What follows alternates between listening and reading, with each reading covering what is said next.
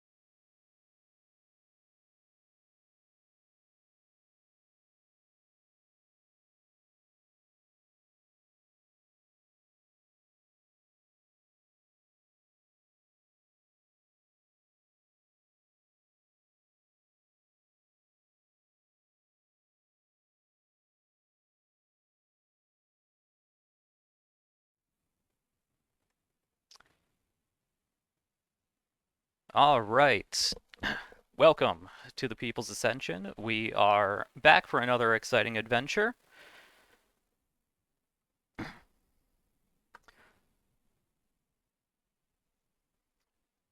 I don't think there's really any announcements to go through, except that the uh, sort of video on demand, our episode from last week, is currently on Twitch through their video on demand. And of course on YouTube that has been uploaded along with the after show. We'll be doing another one of those after this episode, and probably for one or two more. We do have very shortly, within the coming week, we will have our Patreon set up and our Discord channel set up. The Discord is actually linked on the Twitch page, so you can pop on in. It should be set up to a basic amount if you want to get sort of in on the ground floor on it, but that will be released within the coming week. Other than that, we are all super excited to get back into this game. Last episode was more or less introductions and recap. There wasn't a lot of new developments until the very end, but there was quite a tense conversation with a lot of very important people about the state of affairs that the People's Ascension finds itself in, and in particular, our group of heroes. Um, so if you're not caught up, that is on YouTube. Check it out. It was a lot of exposition, a lot of talking, but it sets the backstory if for those who are interested. For now, let's reintroduce those heroes so we can get started. Christian, do you mind kicking us off? Sure thing. Yeah. I'm Christian. I currently am playing the character known as Omen Kiartar. He is a Rom, which is essentially a descendant of ice or frost giants, similar in size and stature to the Goliaths. Not a lot is known about Oatman. He just recently joined up with the guild. He considers himself to be a battle mancer of sorts, a war mage, if you will. But Yeah, that's me. sounds good. Stephanie, how about you say hello? Okay, my name is Stephanie. I am playing a human sorcerer. Her name is Sevgi. Let's see. Barry said she was human. I'm not sure. I wasn't prepared or prepared too much. A sorcerer. You sort of focus on lightning magic, right? So kind of have a Yeah, storm theme. A member of the arcane census from a far off land. yes. Mm-hmm. All right. So we'll learn more about Sevgi as the story goes on. Very interesting character. Taylor. Yeah. Hi, I play Aquila, who is a Goliath. Sort of distant cousins of the From. She is from the far south, where it's actually quite warm, and only relatively recently come to this area of the world. She is a blood hunter. Which in this world is sort of associated with the churches, but they also go through the arcane senses. Um, yeah, and we'll get to find more about her later. All right. Stephen. Hello, Stephen. Yeah. Hi, I'm Steven, and I'm playing Ander, who is a tall, pale half elf, and a very illegal warlock who serves the eldritch being Zadok in his seemingly constant search for knowledge. Um, yeah, as mentioned, like I said, very illegal. So Ander tends to have to hide his abilities from others. Especially fun having various members of the arcane census in our party. And of course, we ended the last episode just after, or sort of in the middle, interrupted by a fire, a very very tense conversation with the headmaster of the guild, revealing yourself to be said illegal warlock. So that'll be fun to pick up It's on. coming out party. Yep. Yay. Okay, Arlene. All right. Yeah, my name is Arlene. My character is Tali. She is a wood elf tempest cleric for Archilage, specifically Saint Lewena, who was the patron saint of elves. And she is basically an orphan elf that was raised in a human orphanage, so she's not sure how to be an elf. And yeah, that's Tali. All The right. youngin'. Yes, very young for a full-blooded elf. Very young. She aged out of the orphan system way too early. Yep, it's a human orphanage. Yeah, they don't know any better. Yeah. All right, and of course I will be your DM. I am Jack, also known as Like Near Levels on various social medias. Very minor presence right now, but growing it along with this channel. So that is all of us. Let's get back into the game now. To start off, I like to have our players do the recap.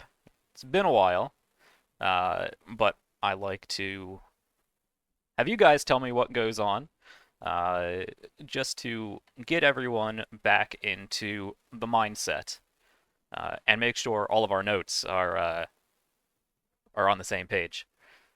So who would like to go over what we did last episode?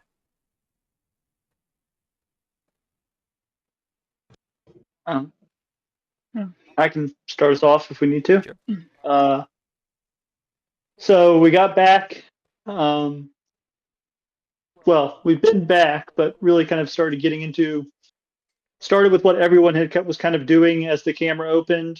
I think a few people were training in various forms. I know Ander was recording a lot of what they had experienced on their last adventure.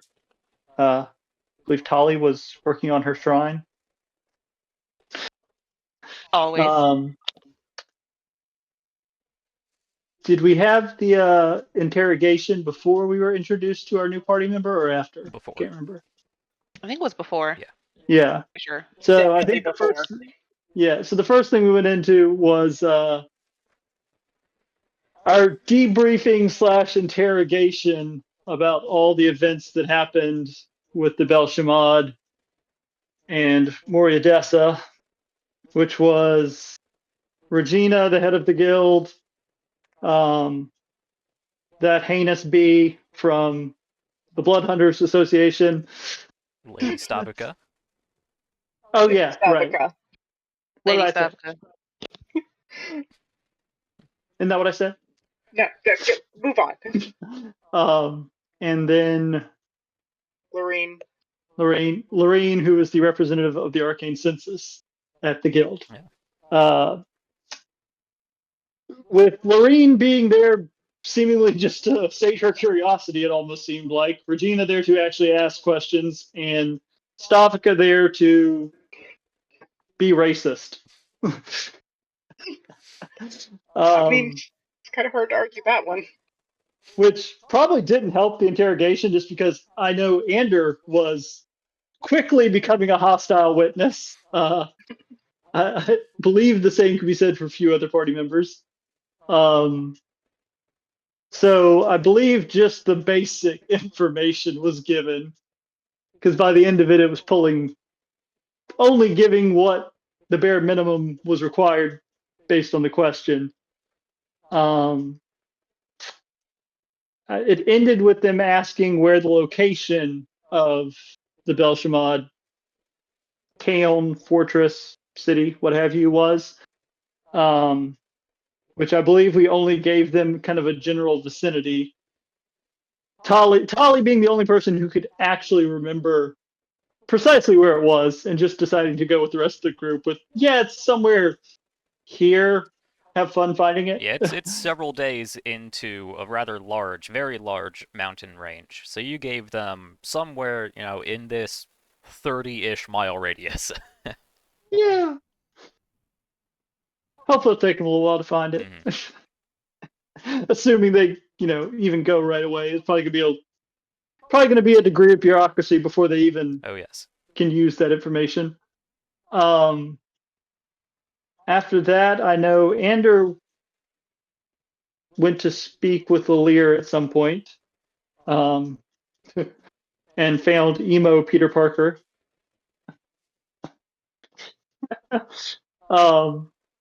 But he left a very insecure child and came back to a much more confident one. So hey, the positive influence of Zadok on display right there. Well, on top of all the other role models that he's had, you to a degree, some of the other adventures at the People's Ascension, Regina, of course.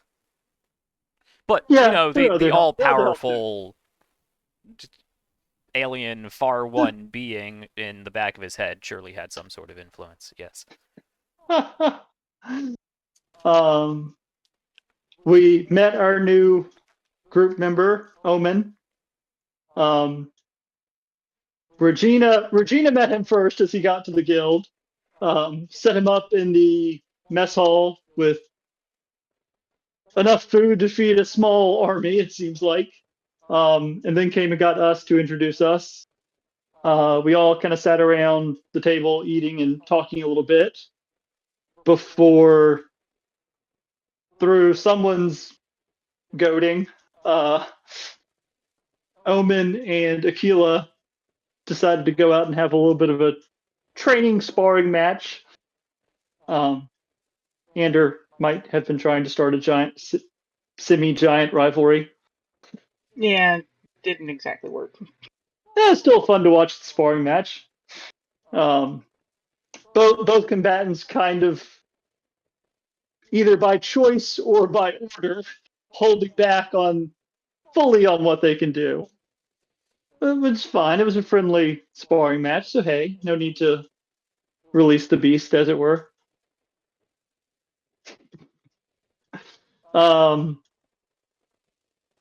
And then after that, there was, as mentioned, the very tense conversation with Regina, where Ander finally admitted to his abilities and what he could do after she has been suspicious for a little while, or at least questioning how the hell he survived this long with no seeming skills. And right as it got to the part where, right as I finally felt comfortable with, okay, maybe this isn't going to end in my death or imprisonment, Anders' backpack in his room caught ablaze for seemingly no reason.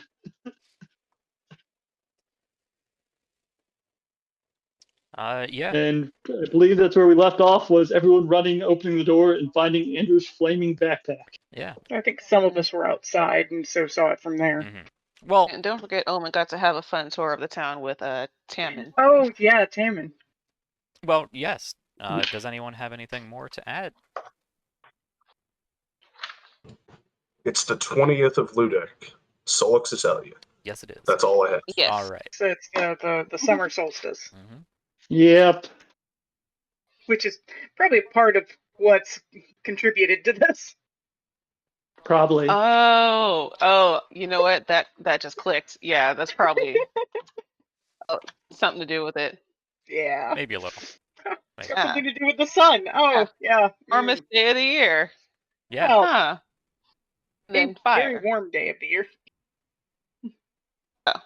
But yeah. Oh, and it's the longest day of the year. That's what it was. Yes. Okay. Fun. Yeah, it was a lot of recap, a lot of exposition, but there was some minor backstory things that we got into. Tali left and was gone for pretty much the entirety of the time everybody else was doing their own thing.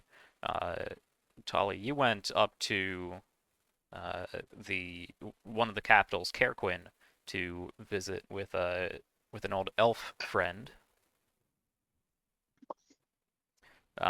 Yes, Yeah. Hadron Ray. Yep.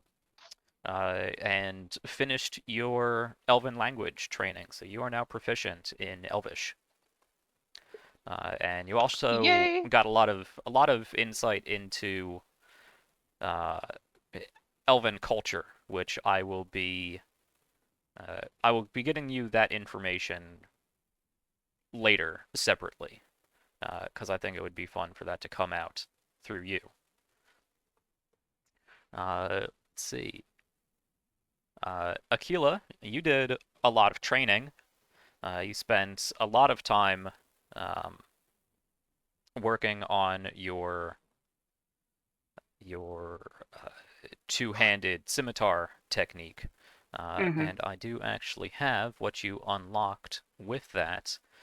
And likewise, I will be sending that to you shortly. Cool. I also did the training with herbalism. Yes.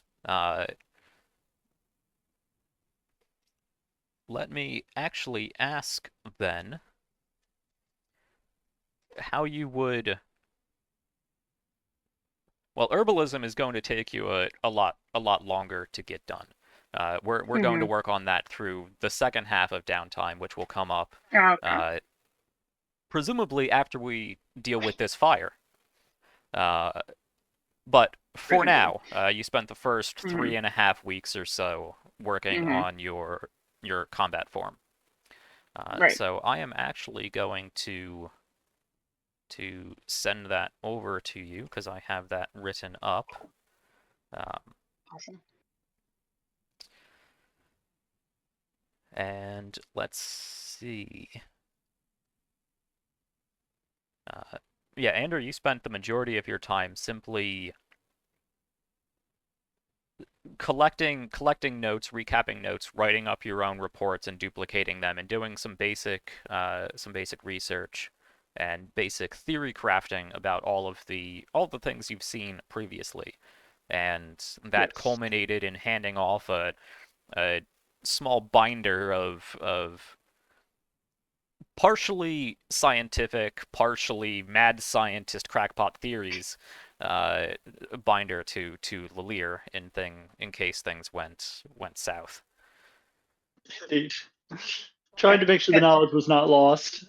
Gotta keep that tinfoil hat shiny. And Omen went on the tour of a town and made a super ADHD speedy kid extra speedy ADHD. And he used that newfound power to play grab ass and steal bread. Yep. I mean, that's what you do when you're a adolescent street urchin. Okay. So, we left off. Sepki did a little training too. Sepki did a little training too.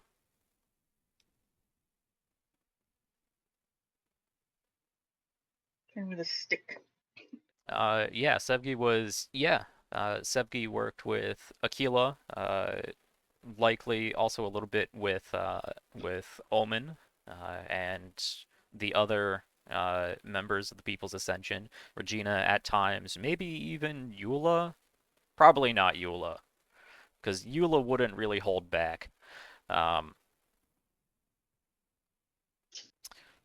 Yeah, but just practicing your quarterstaff form, trying to get a little more martially competent, but also doubling down on your lightning magic and going far outside the city walls and just chucking lightning bolts all over the place.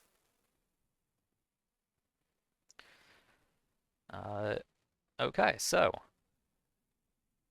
I think that pretty much covers it. Does anyone have any particular insights to bring up? Character headspaces? We're just getting started off, so we don't have a lot to recap.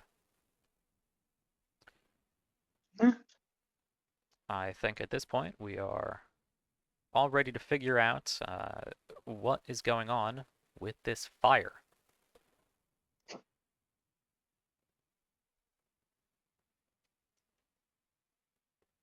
Let's do this. I'm just going to send you this whole document. You will know what is important to you. Oh boy. There it is. Okay. Or at least presumably you should. I hope so. Okay, so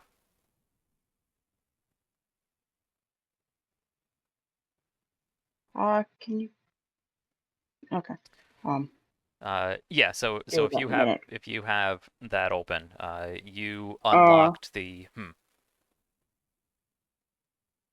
Actually, I don't have Word installed on this computer, so if you could convert it to a different format, that would be great. I will simply tell you what you have unlocked in that case, and we can go over getting you that information in Sorry. a solid form sometime else. 'Cause I'm not Word going to worry costs about money. doing that. Okay, you unlocked what is termed the writhing viper stance. Hmm. You are an adept at this stance now. There is the possibility of training with this further and becoming a master of this stance. This is something that you have come up with partially on your own, partially through researching, weapon technique manuals and treatises, Mhm. and with the help of your sparring partners and whatnot. Mhm. But you are now an adept at this stance. It does require you to wield a short blade in each hand, whether that be short swords or scimitars or any other like similarly designed small Mhm. bladed weapon. Okay. Any two light finesse slashing weapons, basically. Mm. Um, Okay. So that comes with a stance that you unlocked. As an action, it takes a full action, but as an action, Mhm. you can drop in and out of this stance. It gives you a -2 penalty on ace to AC, but a +1 Mhm. penalty on all attack and damage rolls. It Okay. also allows you to do a savage press once per Mm. round as a bonus action. You can once a round, if you use a bonus action to attack with a light finesse melee weapon in your offhand, so if you use a bonus action offhand attack, Which, your yeah. target has to succeed a strength or dexterity saving throw or be pushed back 10 feet, and you can choose to move with the target if you would like. And you also learned how to help turn attacks that you dodge or parry away from into your own blows. So when a melee attack misses you, as a reaction, you can make a melee weapon attack against that creature. Oh, damn. Okay. So even though with this stance you only get a +1 to attack and damage rolls, you are making several attacks per initiative pass per combat round. Yeah. Okay. And that will continue into the master version of this weapon technique if you choose to Yeah. pursue it. Okay. So I will get you that information later, but feel free to ask me to Yeah. ask me to remind you if in combat you would like to know more about what's popping up Yeah. there. Yeah. No, I can get it on other computer, just not on this one. So I'll deal with it there. Okay. Cool. You're now an adept writhing viper. I know. Why does it have to sound kind of sexual? What? What? Just anything writhing sort of starts to make it sound a little. Eh. Sure. Get your mind up Okay. together. Look, shut up. Well. But yeah, Viper, fun. Yes. Very fast, very fluid, and very aggressive fighting technique. Yeah. You forego a lot of defense and a lot of the poise that you would otherwise have in a more traditional fighting stance, and throwing yourself 100% into offense, into a flurry of attacks that is designed to really incapacitate your enemy before they have a chance to strike back. Okay.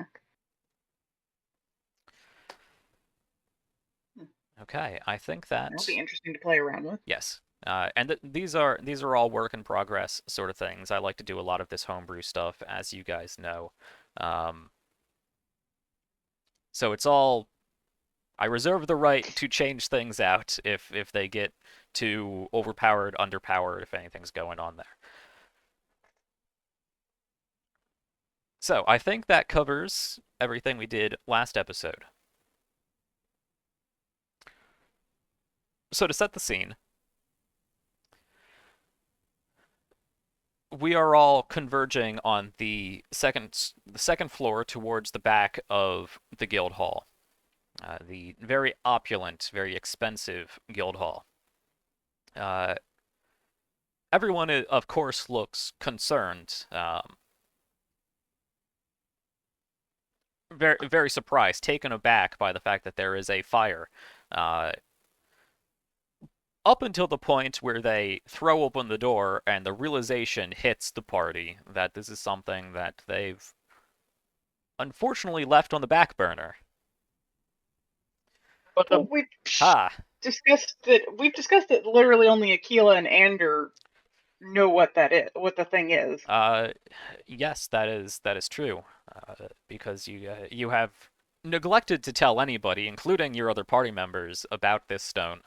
There seemed to be so more pressing matters at the time. that is true. So I suppose it is only Ander and Aquila that have this moment of revelation. The rest of you are just freaking out about why Ander's backpack caught fire. But other than that, everyone should be in a fairly decent headspace, except perhaps Aquila and Ander. Aquila going through the suspense of waiting for her judgment as somebody who has failed one of the core tenets of her Blood Hunter order. And Ander, who was just having a conversation that could lead to his death or life imprisonment. But that was interrupted by a much more pressing matter. Fire. So, these rooms at the guild hall, they are very simple, very small. Even though the guild hall itself is a fairly big building comparative to the rest of the buildings in town, and very well built, very expensive, it was also designed to house a number of adventurers at a time. So you're looking at a room that's 12 feet by 15 feet, something like that, which actually is a fairly decent sized room. You guys got some of the first suites, as it may be. You're not doubling or tripling up in a 10 by 10 little room. But you also haven't spent a lot of time, a lot of extended time in any of these rooms, so they're not particularly well furnished. You have a simple desk and a chair. You have a trunk that you keep your possessions in, and of course the bed, maybe a few little knickknacks that you have left lying here or there. I suppose the first question is, since you've been sort of on vacation, or at least staying at the guild hall for the last 4 weeks or so,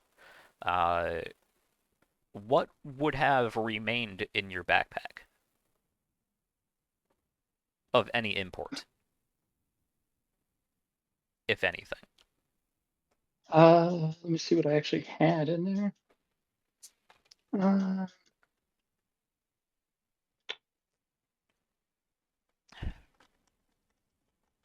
Fortunately, all of the notes that you were taking are on your desk, because you've been spending a lot of this time reviewing them and copying them. So all of those are out of your backpack. Any of your writing supplies and whatnot. Your own tome sort of doesn't matter, because you can just blink that in and out of existence. But anything that has remained in your backpack It and also is probably would flammable, store. going to be a problem. Yeah. So there's a damaged cap of water breathing. Probably the gloves of swimming and climbing would have been in there. Just because, like, adventuring gear probably would have been left in there so that if we needed to go at a moment's notice, it's all kind of ready to go. So, So like your climbing kit? Oh, you have the climbing kit, actually. Oh no, everybody got one for when we were climbing the mountain. Yeah. I believe that was the case. Bedroll and blankets are probably packed up. The winter coat. The thing I'm real concerned about is the dwarven blasting balls would have been in there. Oh. Oh boy. Okay. You're the one that wanted to set my crap on fire. Let me I mean, let me Oh. pull if that it up. helps, Let me Tolly pull would that have up. used her create food and water Oh, spell as man. soon as she saw there was a fire. I don't know if it's too Yeah, late maybe for that. don't burn my stuff, Jack. Well, maybe you don't You've leave already- an angry captain fire elemental in your backpack for half a year. I'm never doing anything me, nice right? for anyone again. Yes, I hear you. Okay, just making Yeah, sure because but I someone mean- was giving me issues earlier. Those blasting caps. Yeah. Where are those? That was a while ago. Yes. Okay. All right. So I mean, is pretty much all my stuff is gone now? Any magic items will survive. The gloves and the cap, they're fine. And They're the gonna boots. be. Yeah, I figure I'm wearing those probably. Oh, I hate Yeah. So the cap and the gloves are fine. They're gonna be a little scorched, but the fact that they are magic items help protects them from fairly mundane damage. Over an extended period of time, in fire like this, they probably would be destroyed, but you guys got here fairly quickly. Yeah, these blasting pellets are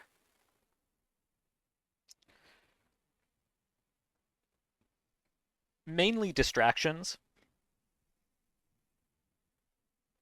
with a small amount of sonic damage just from the volume.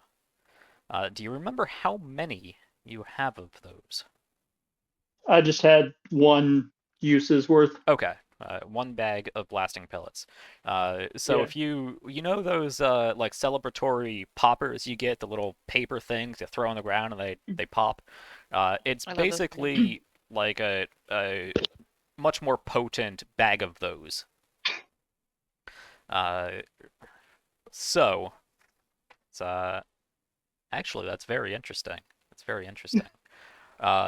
So as you are running up there, we'll get to initiative shortly. If it comes to that exactly, but I'm just gonna put this down here.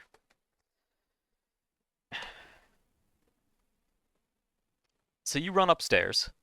The party runs upstairs. You all converge on the second floor as you are running towards this room. You throw open the door, and you see in the center of this small room Anders' backpack ablaze. The fire is beginning to spread to some of the nearby areas, but seems to be particularly spreading towards the window at the back. And you guys have actually seen a number of fires, so you can tell that you have seen a number of fires. You can tell that the spread of the fire without any sort of accelerant provided is strange to have the trail of that fire mainly heading towards the back of the room and towards the window, whereas it's not spreading out evenly. It's also very hot in this room. And as you throw open the door and you find this occurring, that bag of blasting pellets goes off. Fortunately, it only covers a 5-foot square, and you guys are back at the door. This was at least 5 feet into the room, so it's not going to bother you. But it does explode in a cacophony of thunderous micro explosions, which definitely does bother Aquila and her much more sensitive lupine hearing. So I will record that on my end. Doesn't do any damage to you outside of mild discomfort. But as that happens, there is the fire flares in intensity. And there's a low rumble, the sort of campfire crackling that normally emanates from fire is accelerated, and you get that more roaring campfire sound of a much larger fire. Any immediate reactions? Create food and water spell. Okay. How much water does that Specifically create? the water. A lot. 30 gallons. 3 gallons. 30 gallons. 30 gallons. Okay. Yes. And 45 pounds of food. It says and. I don't know if it'll let me choose one or the other. But I will let you I mean, forego the food. You are using it to create Okay. water. Cool. Okay. All And then right. she can control the water if she wants to. Yeah, that's what I was thinking too. Can if I need react to her creating the water? With that happening, I'm going to say everyone has to roll initiative. Okay, our first initiative roll for the day. So, Everyone? yes. Wait. Let's see here. So if you can, Ooh. I believe you are all on in the lobby page on here. So if you could click Okay. on your mini and then roll your well, some of you have already rolled initiative. Sorry. Let's see. I also Turn. don't have a mini on that page. That Jack. is Yeah. true. I did make you a character sheet at like 1 a.m. last night. So we can get your Yes. character moved over at some point, but it's not important right now. I can add you guys on the turn order. I always forget to do that. Let's see. We need to add Whoops. Tali, and we need to add Alman. Tally 0. Did we get a roll from Oh. Sebi? Not yet. Okay, let's see. Tali, you had a 20.14. And Alman had a 20. They're bringing up the rear as usual. Well, that's what happens when you have a negative dexterity modifier. It's Yeah, also just a trash roll. I was going Well, to say, that's true. Jack, how is that? How is that going to work for initiative ties for me specifically? What is your dexterity? Is it based on dexterity? It's based on for dexterity. me? Oh, okay. Then it won't ever matter, more than likely. I mean, Because my initiative isn't based on my dexterity. It is based on my intelligence. well, I believe you add your intelligence modifier to your initiative, Right. but it's still based on dexterity.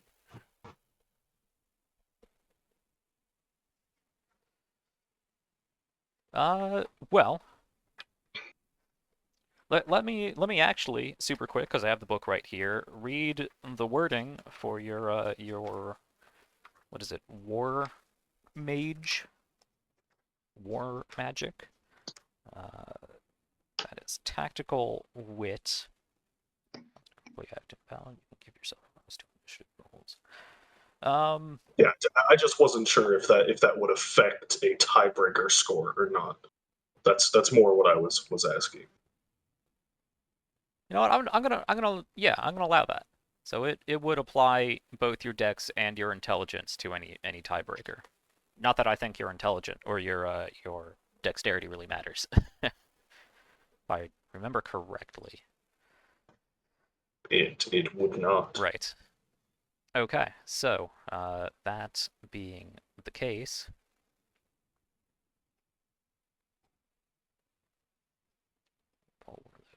there.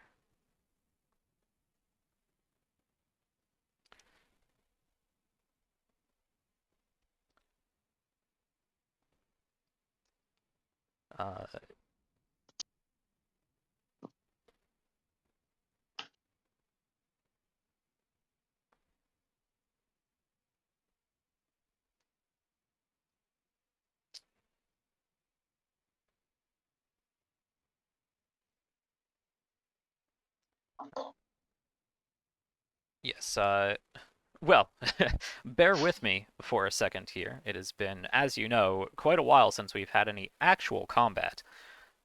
We completed that last adventure without really a final battle. Yeah. Yeah, it's been a Okay, so minute. that would put Omen above Tali. I'm just gonna call that 20.2. Sepki, did you roll? Okay, yeah, there you are. You're at the bottom there. Yeah, I rolled. Let me I add rolled. that.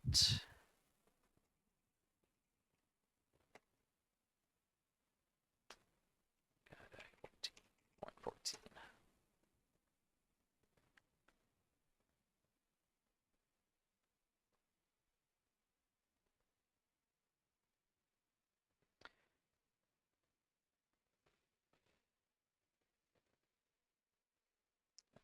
To move this to the appropriate layer.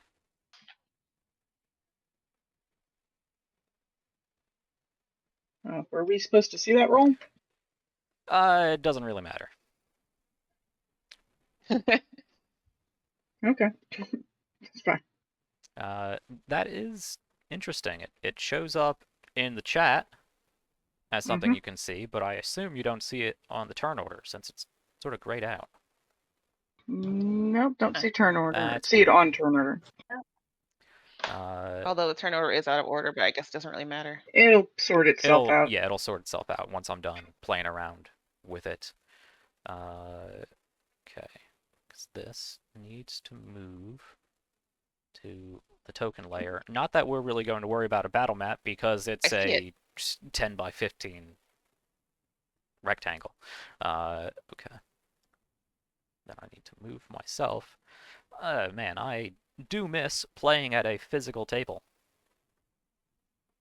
Yeah. All right. He's a biggin.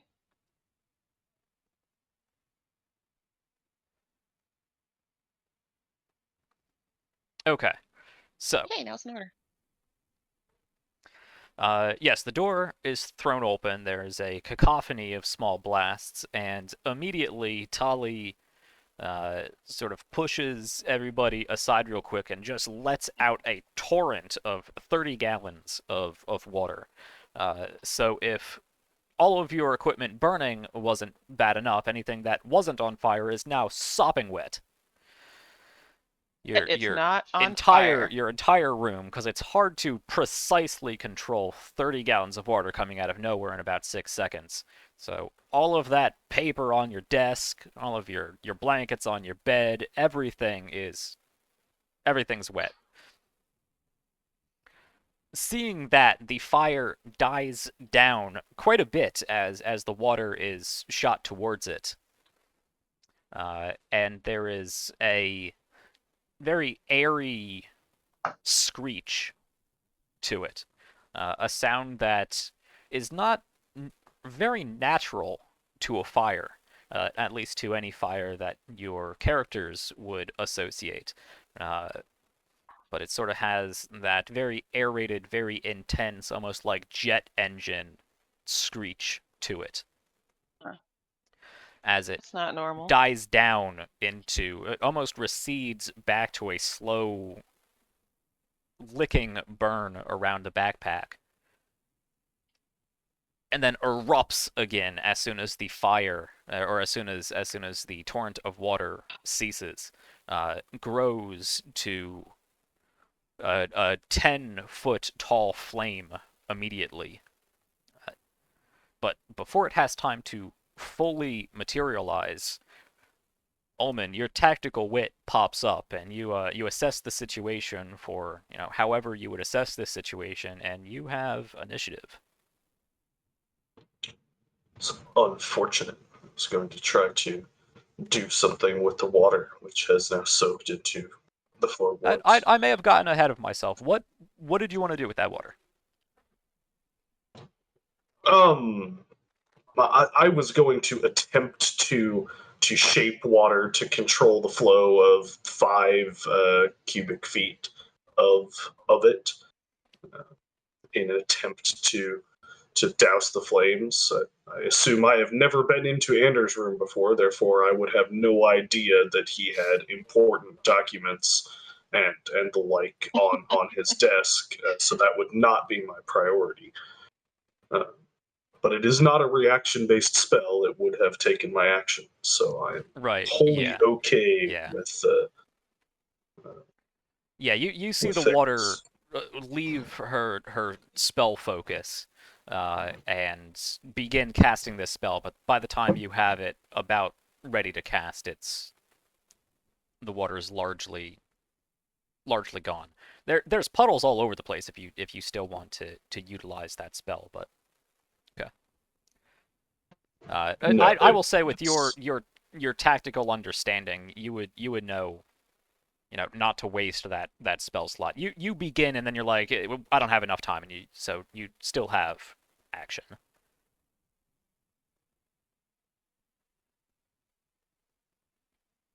Well, let's see.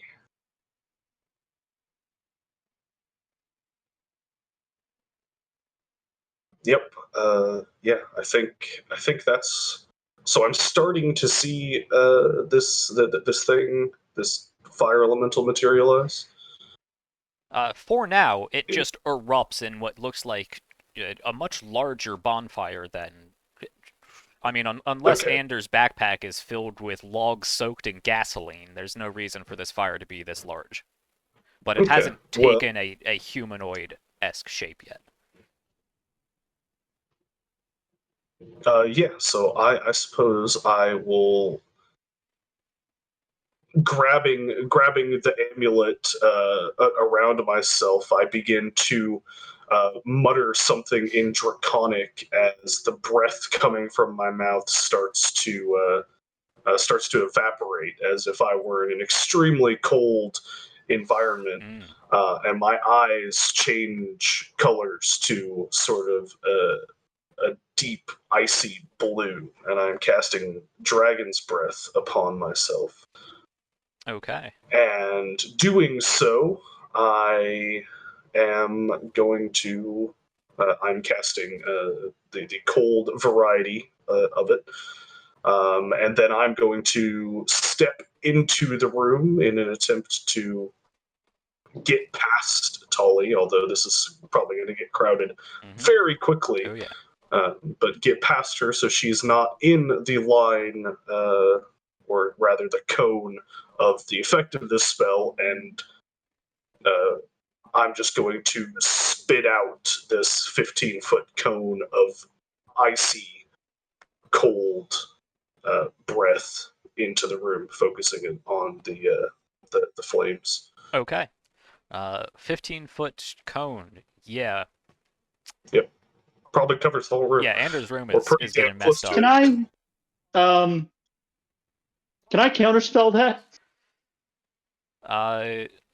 Dragon's Breath is a spell, right? You could counter that. So strictly speaking, the bonus action is the spell. Right.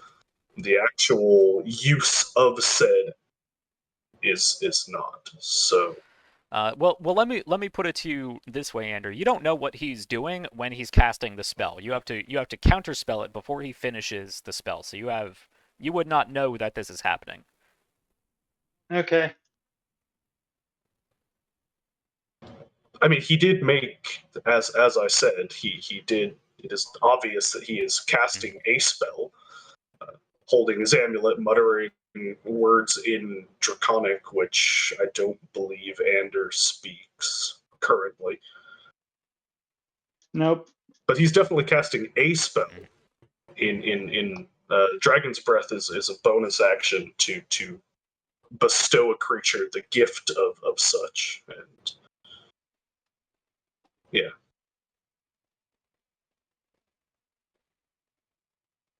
I'll leave that up to you guys to decide if that's something. I'm not casting it subtly, so.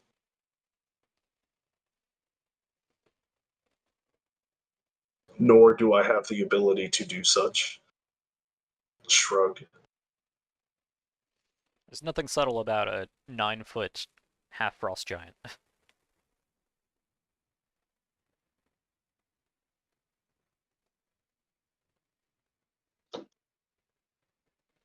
I mean, since I'm at the bottom of the turn order, I'm not going to be able to prevent anyone else from doing anything either. So I mean, counterspell is a reaction, so you can get that off. I know, but it's either you would in Anders' mind be like, I'm not letting anyone cast anything after that, or wait and see, and by then it's too late.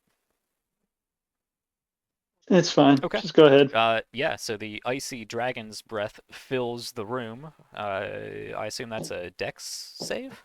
Yep. Dexterity 14. Okay.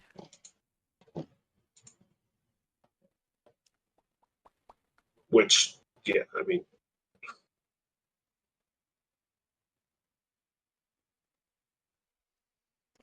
Yes. That's a 21 on its part. So it makes the dex save. Not that there's a lot of room to maneuver here, but since it is a cone in a very small room, you can see the fire largely moves away and actually closer to you and gets out of the brunt of that cone, sort of hiding parts of the flame under the desk and chair and bed. But a portion of it does definitely take some of this frost breath. Okay, 13 rounded down to 7, so I round up. Okay.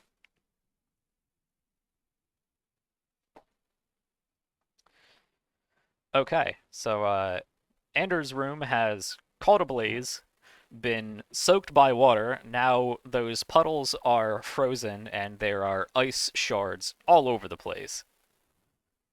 The bed is ruined. Anything on the desk is largely ruined.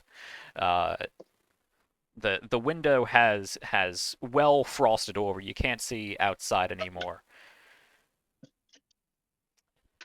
And this creature, not that you know it's a creature, you very much suspect it's a creature because it's not behaving as a normal fire. This fire entity does recoil back towards the backpack, almost as if it was forcefully pulled back into this spot, and begins flickering in and out a bit before it flares up again.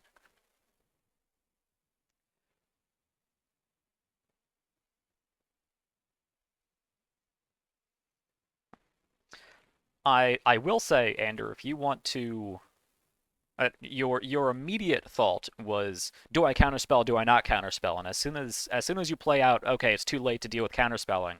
I will say, if you want to use your reaction, you can shout out and proclaim if you want to try to stop everybody from just going nuts on your backpack. Well, now that all my stuff is probably destroyed. I mean, it was already looking pretty bad. Again. feel Yeah, bad I'm for shoving. I mean, my plan was to shove past everyone and try and put a stop to all of this. That can happen when it's on your turn, but as a reaction, if you want to just shout a quick message, or if that's not in your headspace right now. I mean, it is, but like I said, I was trying to get into the room because I'm also going to threaten that damn elemental. I was trying to prevent combat. I mean, I guess for the time being, just shout, everyone calm down.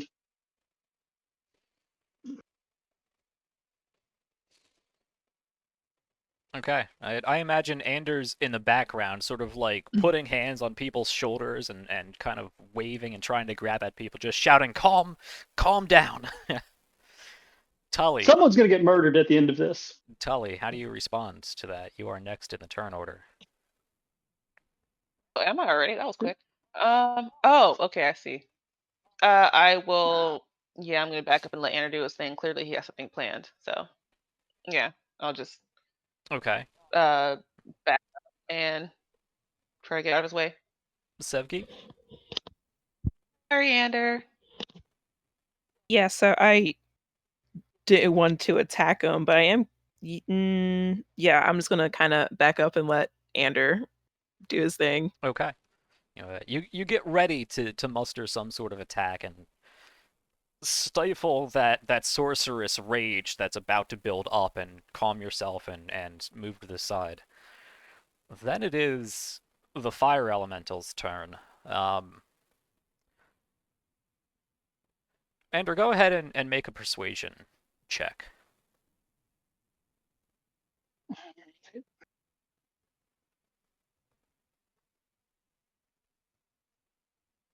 Hmm.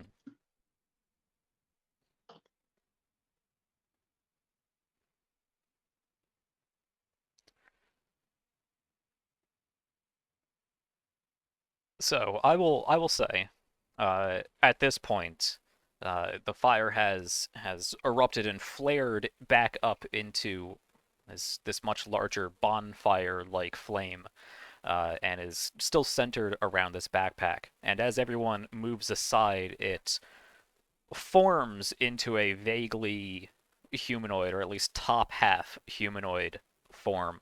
The flames split apart and create these long arms that end just in sort of flickering, waving, fiery fingertips, and the top portion kind of narrows and wraps back, and you can see brighter spots in the flames that create a sort of mouthpiece and what resembles very long, drawn out eyes. And it looms up, as I said, a good 10-foot tall flame at this point, which is licking at the ceiling, really. The ceilings are not super high in a building like this, and you can see the surrounding wood is charred at this point, and you can see a black spot beginning to form on the ceiling where it looks like it's about to catch fire. And the elemental looms there, and it sees some of the people move out of the way, but Alman is still there, and has been the most recent to provoke it. You can see the flames already beginning to melt away at the ice shards that have overtaken Anders' room. And it sort of twists its way to look to the side of Alman. I was sort of off to the shoulder. This is a creature that actually does, by a minor degree, exceed Alman's excessive size. Kind of twists out to the side and looks back over at Ander, and you can see there's a recognition to Ander and there's a recognition to Aquila. And it begins to make a series of natural fire-like sounds, but in an unnatural order. It crackles and roars and dies down and hisses for a bit, and then you can see it reconsider and begins speaking a language that I believe only Aquila understands. Giant. Well, the other giant. The other giant would understand too. That's true. You have two half giants now. That's right. Because if you remember, there was of course a language barrier, one that was overcome largely by Aquila, because this creature does not speak common. It speaks giant because it was a giant's slave. Does it not speak primordial? I know. I thought we did primordial before. It speaks Ignan. Oh.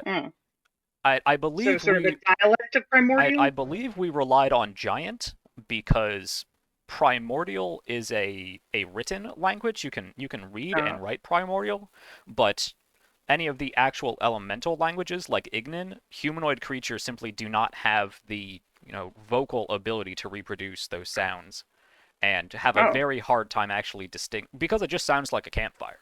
I mean, how are you supposed to differentiate the very minute changes in what a fire sounds like? So we relied on Giant. Okay. Yeah. Don't remember that, but neither. But it's been a while. It's been a long while.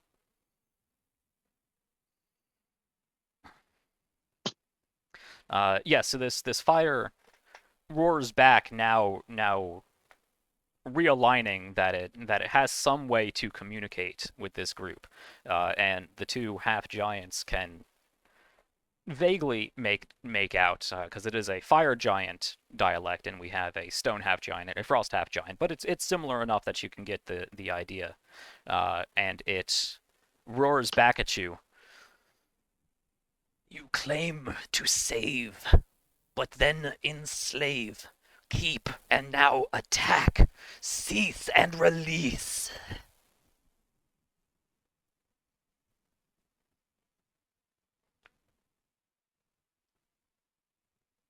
And it does sort of loom closer to Omen.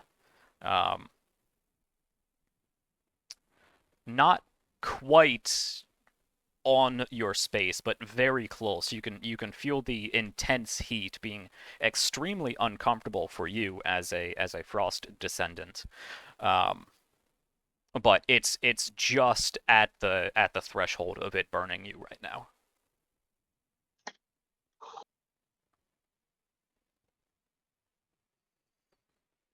If nobody is immediately attacking, we can drop to a less initiative-based narrative sequence. But right now, it's only Aquila and Omen who can understand this creature. Considering that before this happened we were training, Aquila's probably holding wooden weapons, so attacking's not really a great idea. So, no, I'm not planning to attack it. Well, whereabouts are we? And I assume it's Aquila's go now, and then Andrew would act afterwards.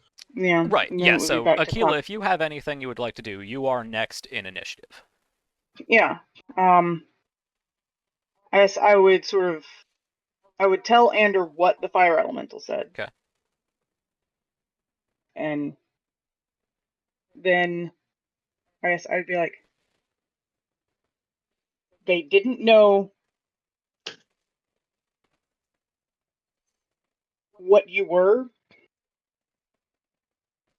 and they were trying to stop damage from happening.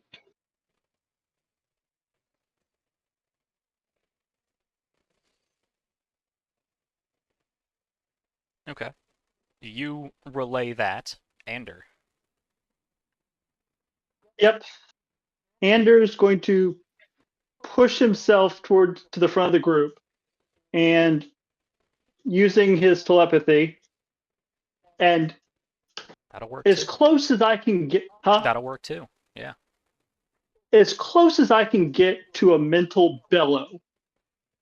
Like just as much force as I can put behind it. Calm yourself before I chuck you into the bottom of a damn well. I haven't enslaved you. I haven't forced you to do anything. But portals to the fire elemental plane aren't exactly just sitting anywhere you look. I'm working on it. Make an intimidation check. Yeah. Crap. I don't suppose we can be there helping. You're trying to yell down an Oh, enraged. That's fine. Oh. Okay. Yes. Perfect. I am Man. pissed right now, so The So doc's helping. you are proficient in primordial, right? yes. While you don't understand Ignan itself, you can tap into that understanding of primordial, and since this is a purely mental link, you can better align that with it, and you bellow that out, and you can see the flame has a physical reaction to this. It blows back as if hit by a strong wind, and you can see a flare in the eyes as the eye-like shape goes wide, and then it does actually begin to simmer down into a slightly smaller form. Um, still a large creature by definition, but more of a sort of coiled, more defensive sort of stance to it. And it stops and it looks and it shifts in the air a little bit.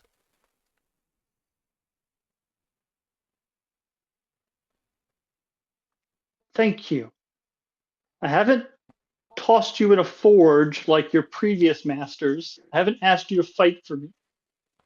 But trying to break you free from that gem without destroying you, and in a location that's not surrounded by snow or other unpleasant elements, is proving difficult. You try to kill after you say save. When did I try to kill you? You take to Other than when you... cold. Much cold. Sorry, So I thought in the cold. gym you... Admittedly, that was not pleasant for any of us, but that has been the only place I've been since I picked you up. I didn't think you'd really want to be free there, obviously. I had planned on working on that now that we were back home. Still feel, even in cage, cold, near kill. Well, I'm sorry, I wasn't aware of that. If you had spoken up, I would have tried to have done something to prevent that. Instead of burning my room and all my possessions. Trusted, but not rewarded.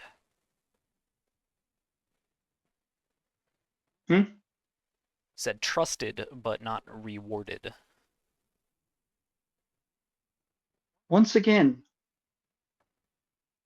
was not aware that you felt the cold through the gem, and I haven't forced you to do anything since. Your previous masters threw you in a forge and used you as a glorified flame. I am flame. Need warmth. Need fuel. At least Now that their purpose here, weight and cold and death.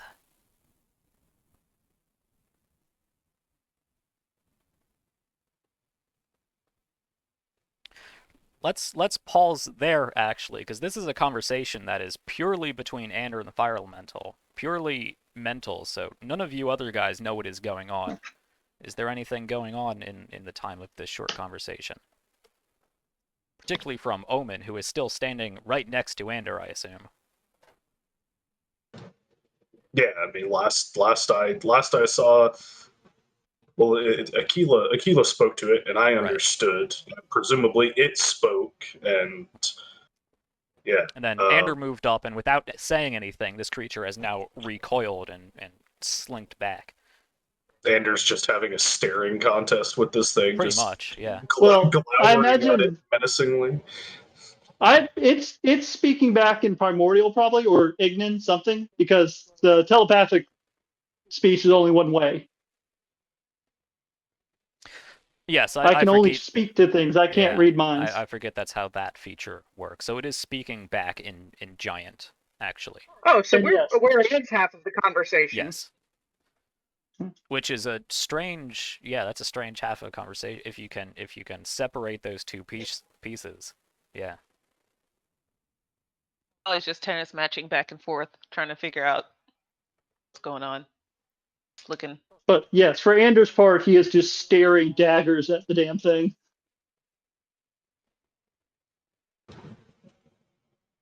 So are we keeping this creature as a pet?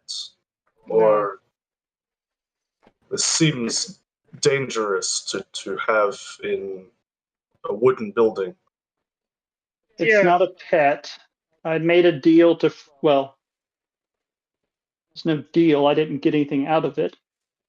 I agreed to free it. It had been imprisoned and enslaved by fire giants we met earlier. But unfortunately, finding an active volcano and a way to disconnect it from a gem are proving more difficult than I initially expected. Well, disconnecting it from the gym wouldn't necessarily be difficult now, because Tali could probably break that, but she was Yes. not in any capacity to do so at the time before. Unfortunately, the environment and the means have not been at the same time. I would say at this point, Regina comes barreling up the stairs with a large bucket of water sloshing back and forth. You can see Loreen trailing behind her, and Rennick and Bost coming up with other smaller buckets of water. We're probably blocking the whole Yeah, I doorway, mean, though. the whole hallway is blocked up by all of you. Perhaps we should get outside.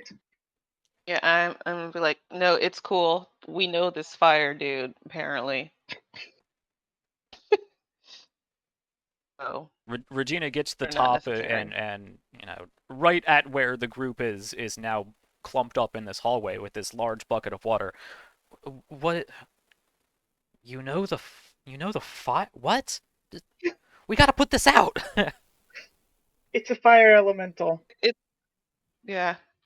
And you can see Loreen's pale, very golden blonde haired head peek up over Regina's shoulder. An elemental? No.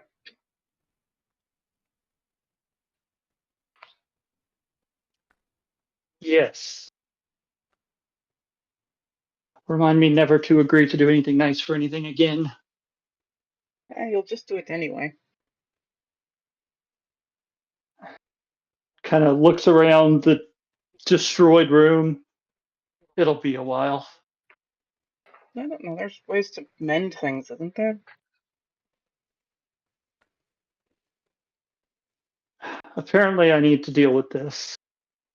Yes, what of me? Want free, want heat.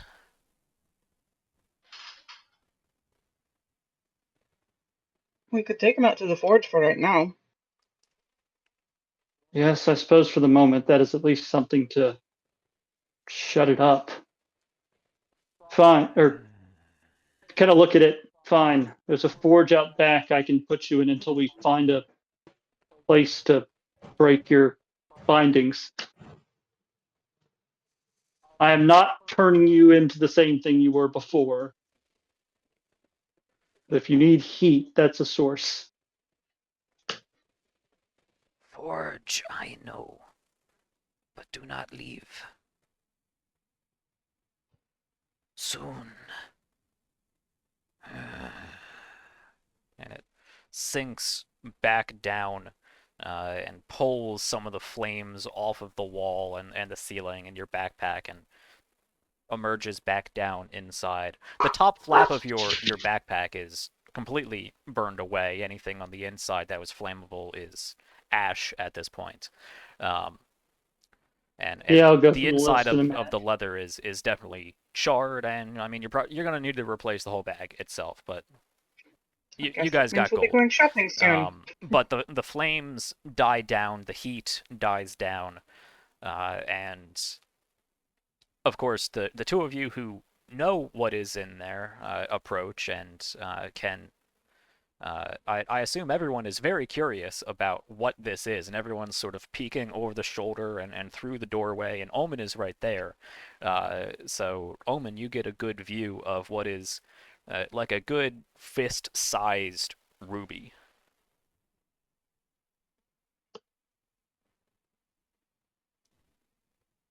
I'm gonna walk up. Would you like me to Right. take it out? You have a lot of things to see if there's anything salvageable. Deal with that in a minute. All right. Use probably some scraps of the backpack to grab it because I'm guessing it's probably hot. Yes. And probably stomping downstairs. Ander is bristling at the moment. Okay. I'm gonna look to Regina. Is it wise to move this thing outside?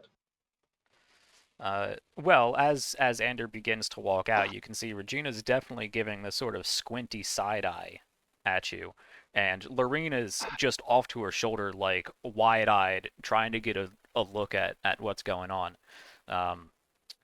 Regina does reply to you, Omen. I, Hearing the Lorene? question, I assume I heard that as I was passing. Yeah. I'm taking it to the forge. I'm fairly certain it'll do less damage there than in a wooden building, as we are now seeing. Lorene speaks up. Yes, I suppose it would prefer that. Make sure you let Habrick know. Yes, How did you... When I'll did answer. you... I can answer those questions so he can go ahead and get it out.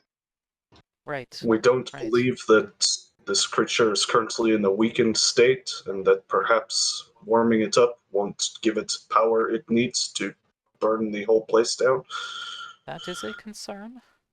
Yes. It wants to go back to its home. Or someplace like it. I gather this much. I'm simply concerned about everyone's well-being.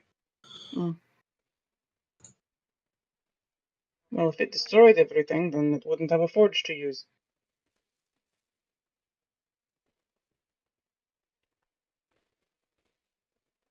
Is it bound to this crystal somehow? Mm-hmm. It is.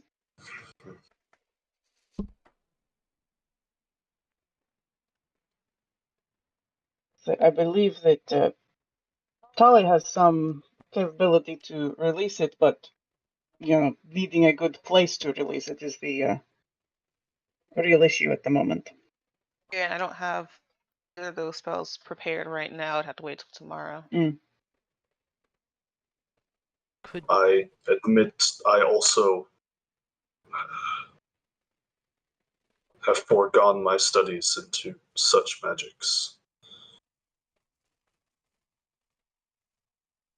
Tali, can you make more? Actually, she didn't see that. She looks around the group. We should keep an eye on this.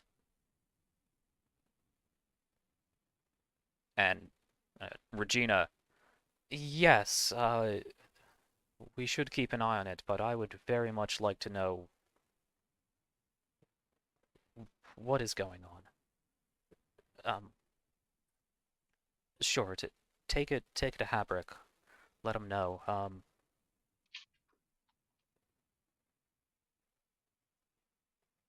Oh, I assumed Ander had stomped off while Yeah. Aquila was explaining stuff. Yeah, I thought so yeah, too. and as you go, she definitely holds that kind of very suspicious look as you stomp off with this creature.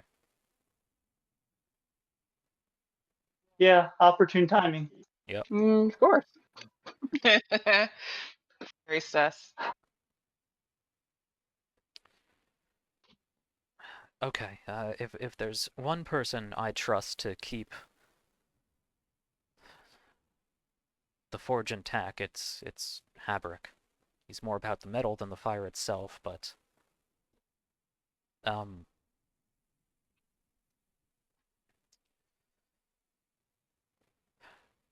she looks back to the others who came up with buckets, Rennick and Bost and Lorene. Um, can you keep an eye on all of that? I'm just gonna need a new room. Yeah, as people start filing out, she sort of walks over to the open door and peers in the room, and that's going to be costly. Sorry. So Ander has walked off. Is anyone joining him down at the forge with Rennick and Lorene and Bost, Habrick? Or do you guys want to stay and talk with Regina? I mean, I think I volunteered to stay and talk with Regina. Tali's gonna try and start some sort of cleanup process, considering she's the one that made the mess. Well, you're not Or the only helped with the one. mess. Didn't start the mess, but I finished the You're mess. about a Okay. third of the mess, let's be And, honest. Because there's Uh, the fire elemental and well, you I mean- and Omen. Sevgi? Well, yeah, either way, Tali's gonna help clean up. Yeah.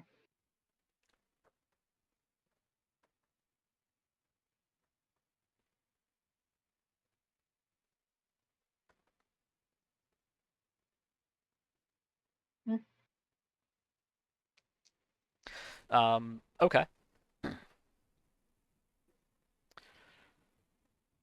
Yes, Tali, you go into his room, and it's a disaster. There are clear scorch marks. The floorboards, much of the floorboards are, especially in the center of the room and heading back towards the wall, will need to be replaced. They're going to need to be pulled off and new floorboards put down, which is a bigger repair for the second floor than it would be the first floor. But easy enough, I suppose. Material damage. I mean, he took the remnants of the backpack. You can see there's just a pile of ash where it burned a hole through the bottom, and you know the remnants of anything flammable, and probably a number of other non-flammable things fell out of the backpack as he picked it up and wrapped it around this crystal and stomped off. The chair didn't catch fire, but the back of it is blackened and crisp. The desk was untouched by the fire, but all the paperwork on his desk is useless. The paper is wet. The ink has ran. I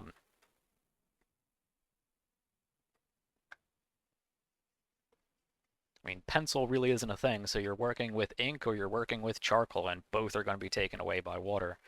And if that wasn't bad enough, these sort of crumpled up, soggy paper lumps are now frozen. Any of the ink wells were blown aside by the force of the water and the force of the ice breath. There's frost covering. Actually, most of the frost has been melted off by the fire of the elemental, but the window being glass, going from very hot to very cold to very hot again, is cracked. It has spiderweb cracks all along different parts of it. His bed, I mean, his mattress is going to need to be replaced. I mean, and it was a nicer mattress than what you would find in town. It actually did have probably wool in it to provide some support. It wasn't just a straw mattress. So that's an expense. That's not really repairable. He's gonna need new blankets. He's gonna need new pillows. Probably need to repair one of the actual bed posts that was closest to the fire elemental.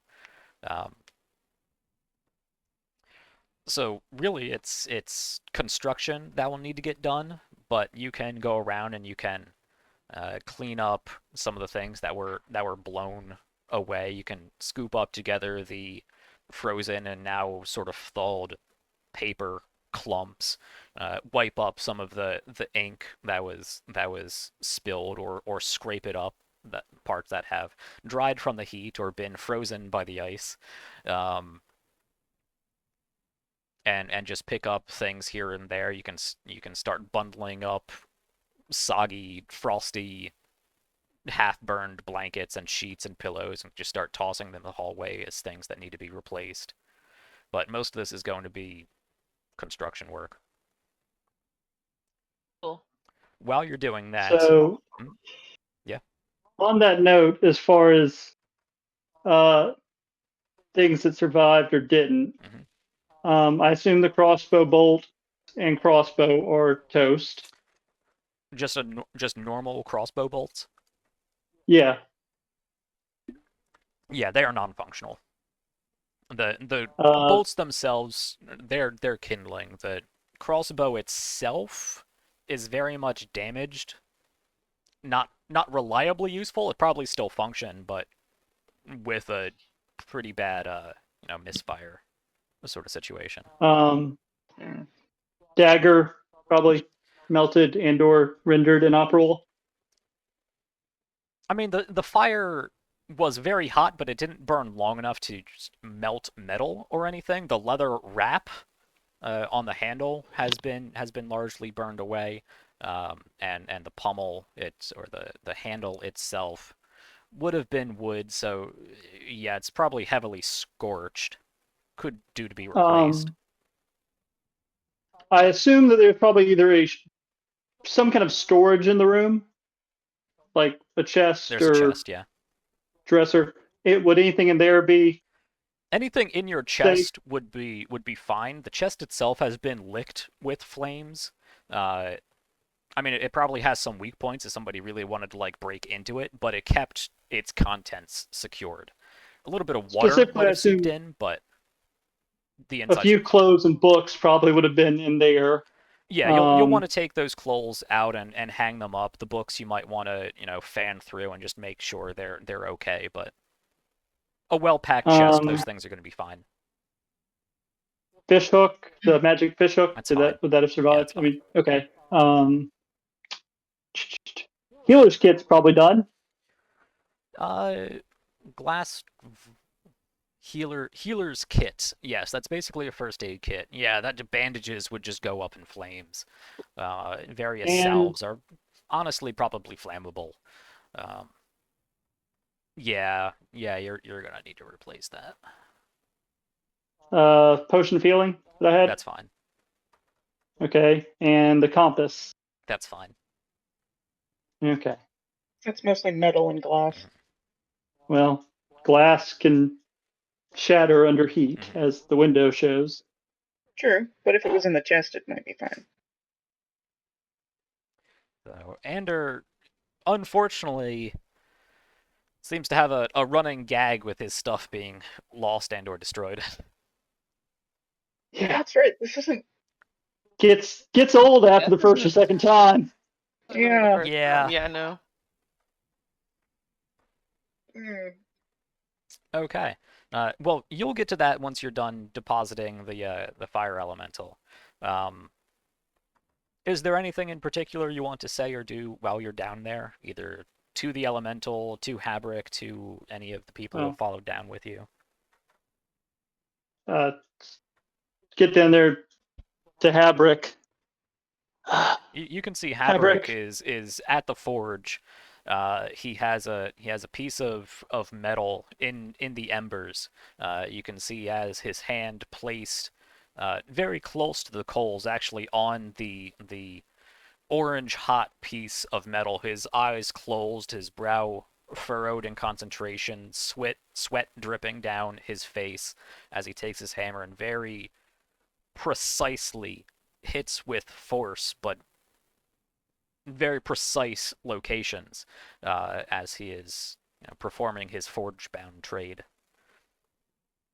So you go up and you try to address him, and he doesn't respond until you sort of nudge and push at him, because his mind is now inside that red-hot piece of metal. very much like how you would need to focus through Retina. But you sort of tap him on the shoulder and get his attention, and his eyes open up and he blinks and he turns to you and takes his hand away from the burning hot piece of metal. Ender, hi. What can I do for you? Not really working on anything in Yeah. particular here.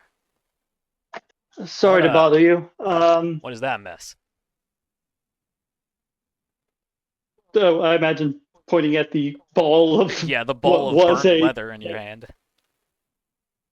I'm not really a leather worker. And I mean, it looks Yeah. like you've had plenty of fire with was that the related to, yes. is that all right? Do you mind if Sorry, go ahead. do you mind if I borrow your forge for a day or so? Sort I of have a looks you up and down. I mean, you're welcome to give it a go.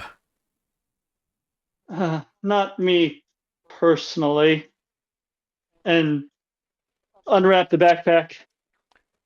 I have a friend who needs some heat, as it were, and just kind of drop the gem into the forge. His eyes kind of go wide and questioning. What? And at this time, yeah, there we go. I assume it was going to come out. From the gem, the fire elemental erupts again, spreading across the coals. This is a rather large forge. Something large enough where he could have assistants, and actually probably does have a number of apprentices that work along with him and switch in and out throughout the day. And this fire elemental just erupts, and Habrick actually does stagger back a bit and pulls his hammer up just instinctually. Like, what is he gonna do? Smack the fire with a hammer? But just instinctually, and just whoa, oh, what is? Sorry. Because first it just looks like a fire, and he's like, how did, what? And then the face shows up. What the? Oh. What? It's an elemental I promised to free from that gem. And apparently he's getting impatient and needs heat. And that's when the train of other people following you, Lorene first, and Rennick and Bost come trailing out with their buckets of water. Lorene's like, "Oh, don't worry, it's an elemental." She's got a book with her and a pen, and she like skips up to you guys. All right. Sure. Is it friendly? Well, kind of grabs the piece of metal with his tongs and kind of pokes at it. If he would like to be free, well, I guess I can't. I'll kind of mentally sort of don't destroy anything to it, and then go, if it would like to actually be free, it will hopefully keep from causing any problems. And then mentally say the same thing to it. This language barrier is difficult. I swear to God, me and it talked before somehow. It's been. I thought so too. It's been a while. Maybe not. I don't think. I feel like we agreed that as is written in a book somewhere, that all of those Ignan, Aquan, whatever the other two are offshoots of Primordial, and therefore it's a rudimentary understanding and ability for a not elemental to speak such languages, because we also spoke with the Zorn to some extent. They That is true. definitely didn't speak That is giant. true. Yeah. Yeah, that sounds familiar. Did somebody have tongues though? I thought somebody had tongues. Mm-mm. No. Mm-mm. No, Andrew just knows I would primordial. probably be the Right. only person that would learn that, which is kind of not necessary considering I awakened mind. may have changed my interpretation of primordial since then, which, as I've said, I've reserved the right to do. If that messes with builds, we can discuss that. But I mean, Oh. speaking sounds that earthquakes and fires and waves make is not something people can vocalize with our vocal cords, and therefore it doesn't really make sense that you can communicate like that. Presumably, a magic user could manipulate things to be able to do Well, such, but That's where tongues comes in. And that's fair. The problem is that it now takes something that I was able to speak to and makes it not You can speak to it, but it can't directly speak to you. Yeah, it changes the situation we're in, but not by a degree. the problem. By a degree. It's not D&D has a super tendency to thematic gloss one. over language problems with the whole common situation.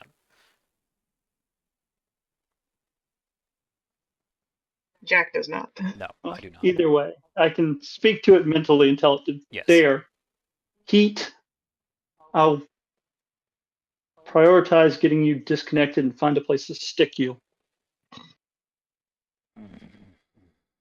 Just Or to Havric. kinda It growls should at be you. well behaved for the time being. If anything, it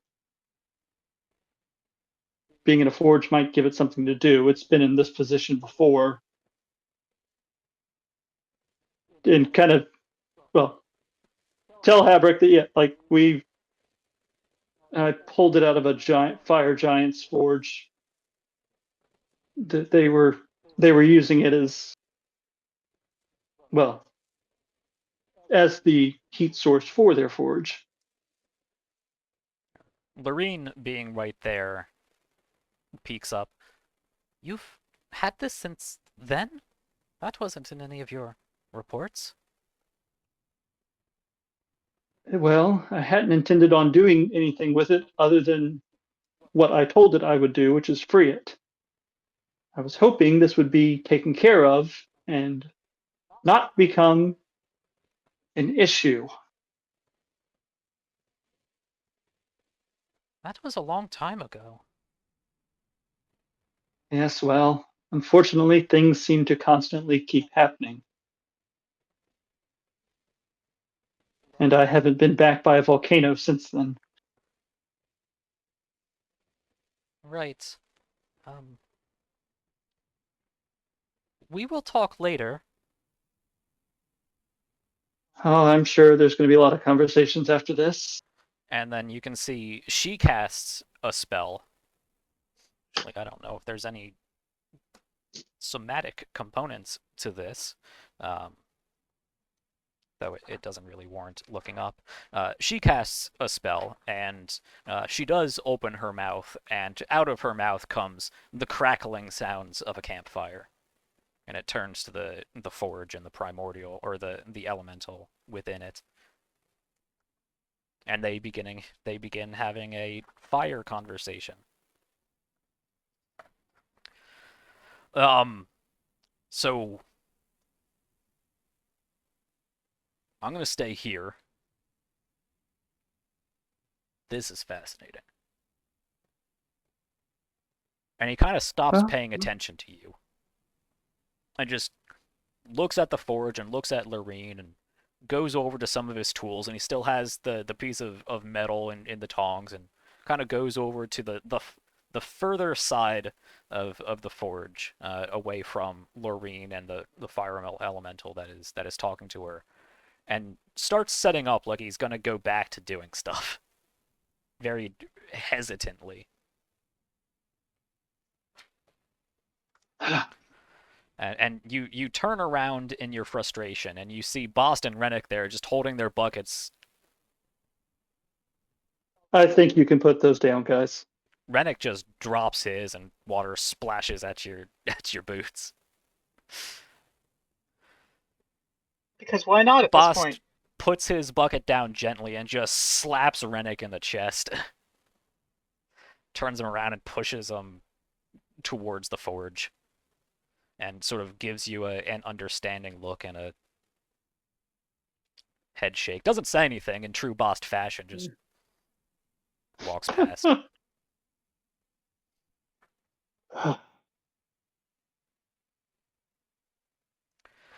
Inside, Regina has taken presumably just Aquila. I don't know. Mm-hmm.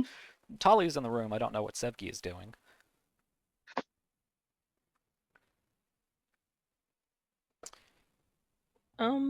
I guess she's gonna help clean up too. Okay.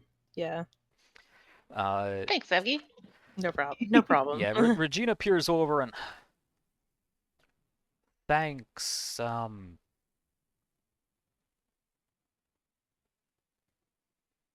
Thanks. Just to you two in the room, and just turns around. Aquila, No problem. Mm-hmm. my office? Yes. She proceeds back downstairs. And Akil follows. Heads into the office. Mm-hmm. You can see, of course, her office is not covered by elemental disasters, but is a disaster zone all of itself. Pieces of paper all strewn about the floor, stamp sets. Some of the inkwells have even been knocked over, and in the process of her just in frustration, desperation, boredom, just tossed everything to the side. So her place is a mess too. She walks around the side of her desk, pulls out the chair, and just slumps down hard. Waves for you to take a seat or not. She just shrugs. I'll sit down. I assume Ander will be right back in, but I believe my first question is, what the fuck? Well, that was a fire elemental. Right? I got that. Why? Why? All right. You how? remember? When? Where? I was getting there. You remember when we went to race and we told you how we went under a mountain and it turned out to be a volcano and there was a fire giant? You remember that thing? That thing several months ago? Yeah, I remember that thing. Yeah, that thing. Well, in the forge that the fire giant was using, there was the fire elemental, and it wanted out, but we couldn't get it out of the gem that it's in at the time because Tali was almost dead. I remember that. So Ender promised to find a way to release it and a place to release it in, and unfortunately, we've had other things going on since then. And none of those things have taken us near a volcano, at least not an active one. Right. All of that makes sense. Except why it wasn't brought up several months ago. We've had an incredibly powerful arcane object with a flame being sitting upstairs for the last month, plus however long you've been here in between your various excursions. People live here.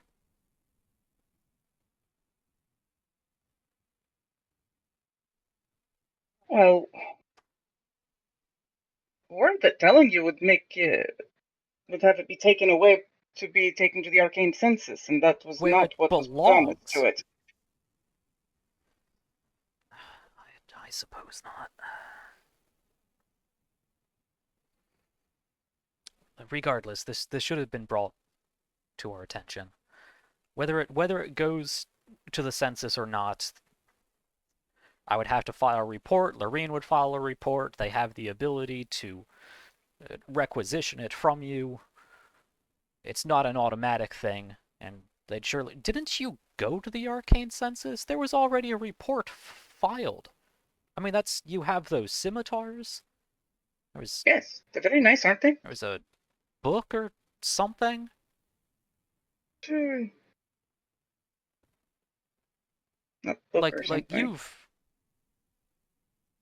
I thought this was dealt with, and you've had an arcane object like that you neglected to tell the census about?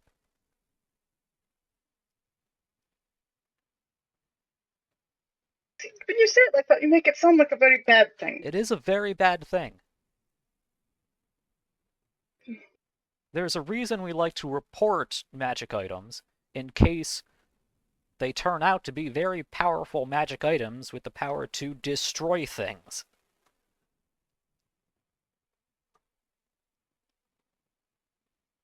Have we reported Tolly's bagpipes? No. Are those going to explode too? I don't actually know. Let me know when I get to the office, Jack. Yeah, because I'm about to. But you were talking to Havrick for a little bit. That's fair. Yeah. That's fair. But no, you are right that we did not follow protocols.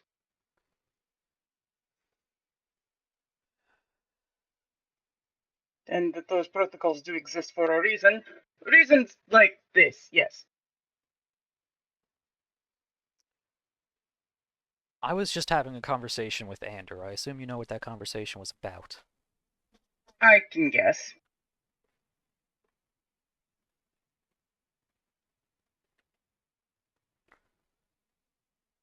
Well, that's a much longer conversation, and this is when Ander stomps back into the guild hall. You can see immediately to your side, because the doors are open, and her office is right at the front of this building. You can see inside, talking in a not approaching angry, more of the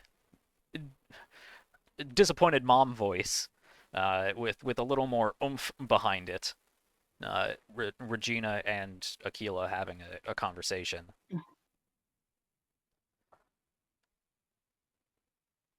I suppose I'll make my way to the office because I'm sure you get the what is your passive perception? No, his it perception's not is 15. Yeah. that's not the terrible one. You do catch the tail end of that. You hear your name and something about a conversation. Your ears kind of burn. The expression is. Head on inside. Yes, Ander, please join us. Just kind of slump into the chair. I assume Lorene is having a field day. It would appear so.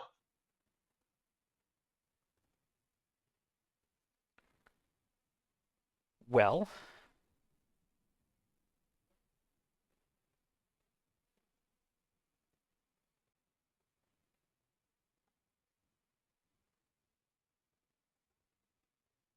Is that a well as in like prompting me to speak, or as in she's going to finish that thought? both? You're unsure. She pauses. She's unsure.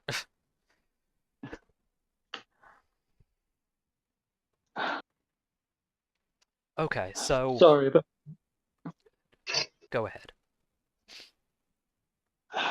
My apologies. As I'm sure Aquila has mentioned how we picked up that creature. I had hoped to deal with that quickly and get it free and behind us, but there always seems to be some larger looming threat than a single enslaved creature. And frankly, I was hoping, since I wasn't trying to exploited as it had been before, it might just sit tight and be patient. But apparently I'm not that lucky.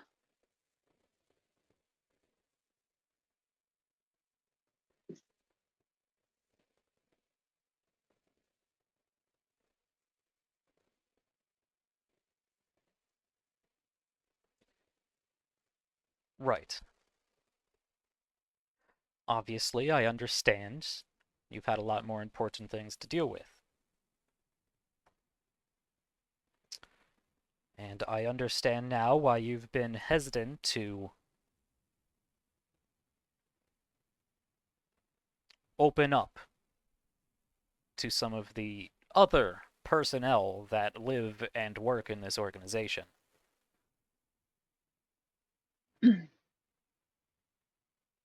But this didn't need to be entirely on you, nor should it have. I was just discussing with Aquila here how, as she pointed out, there are protocols for this very reason. Reporting unknown, powerful, dangerous, arcane artifacts. Well, to be fair, I wasn't really thinking of it as a magical item so much Thinking of as it as a being. it's a sentient creature. Which is worse. Far more dangerous than an object with no mind of its own. If this is true, if it's a being that was enslaved, kept in a stone. I mean, I understand we don't have the best track record with accepting non-standard races, but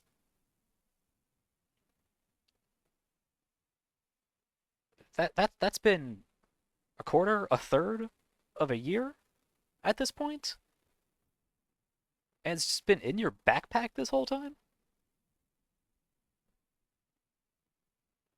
I was hoping the opportunity might present itself at some point to deal with the situation.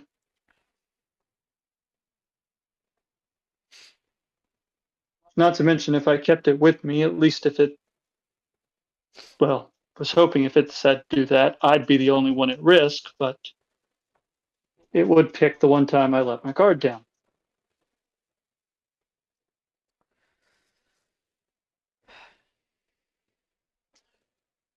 We'll have to bring Lorene into this conversation.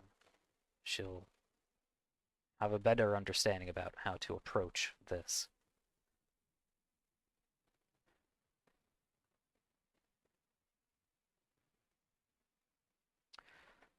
Not concerned about the property damage. That can be dealt with. We have the funds to deal with that, though we will need to have a discussion with the larger group in total about the non-standard and largely unpaying jobs that you have been doing.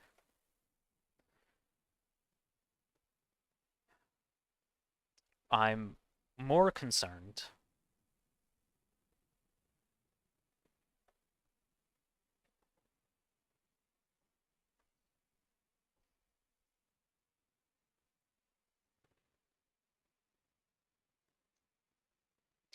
I don't know what to do with you.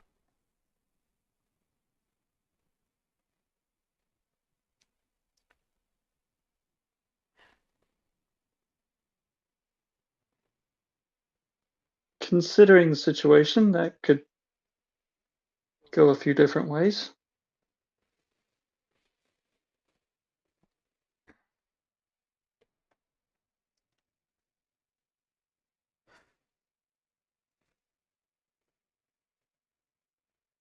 Is there anything else about your exploits in the past year that you would like to bring to my attention?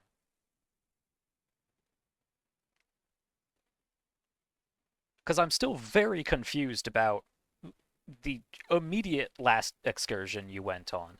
But apparently, there's more explosive matters that need to be dealt with. There seems to be a lapse in what you've been reporting.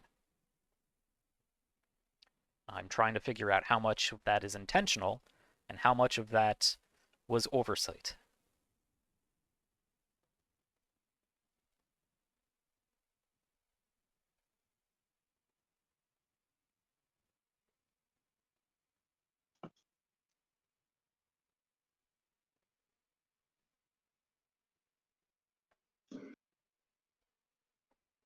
Trying to think actually of. Yes, I don't think we brought anything back that's explosive, except other than that.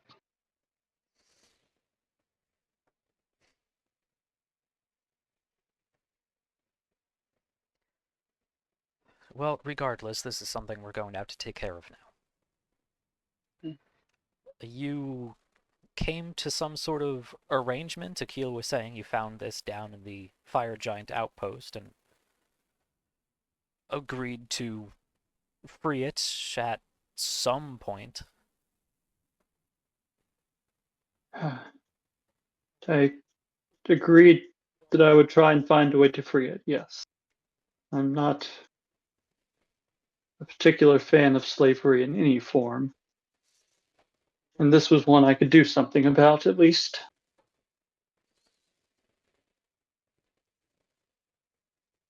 But at the time, Kali was out of commission, and our attempts to dispel the effect or the connection with the gem seemed to be doing more harm than good.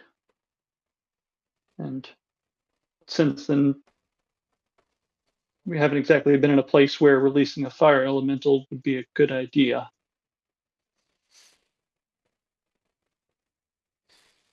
I had planned on trying to find a location while we were having some downtime, but Did you close the door when you walked in? Were you in the mindset to do so?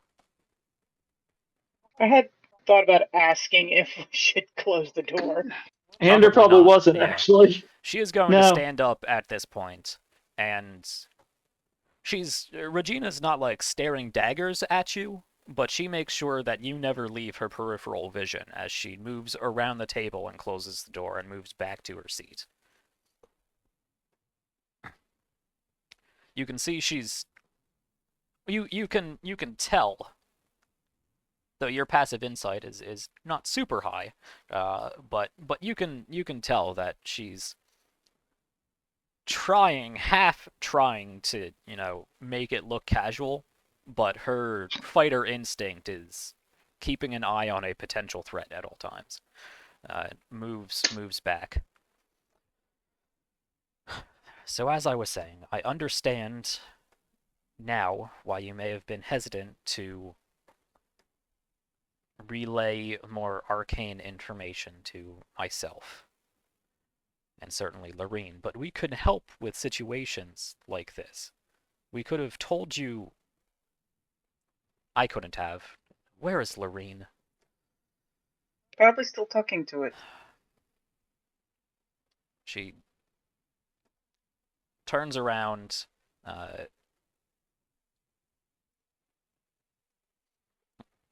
Yeah, the window in her office doesn't open. Like, it's a big window. She turns around, looks at the window, drops her head a bit and just huffs. Shatters a pane of the window and screams out, "Lorene!"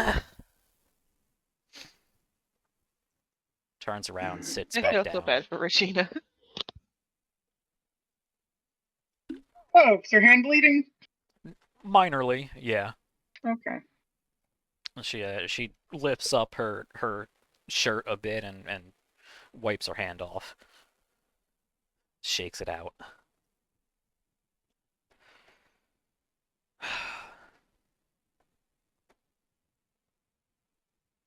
She'll be here in the next minute or 15.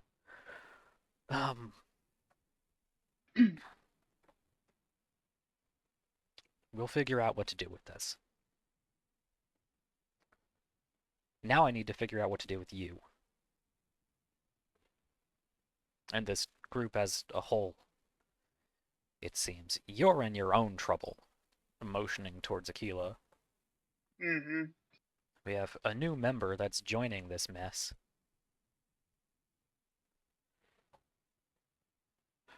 Speaking of new member caught up in this mess, what's Omen up to? He probably followed the fire elemental outside and is keeping an eye on it, making sure it doesn't decide to consume the power of the forge to perhaps make itself more menacing. Yeah, so he's keeping an eye there to try to diffuse a situation should a situation arise. Okay. Yeah, so you have a front row ticket to Lorene speaking Ignan back and forth with this living flame, which is quite unusual. Rennick is enraptured in this whole conversation. Not that he really understands it as a conversation, but just the whole situation in general. Habrick does actually sort of begin working on something and just turns to Lorene, like, expecting her to say something if it's a problem. And you can see the fire elemental, while it's having this conversation, actually sort of slinks off a portion of its flame over to where Habrick is working and really throws some heat into it.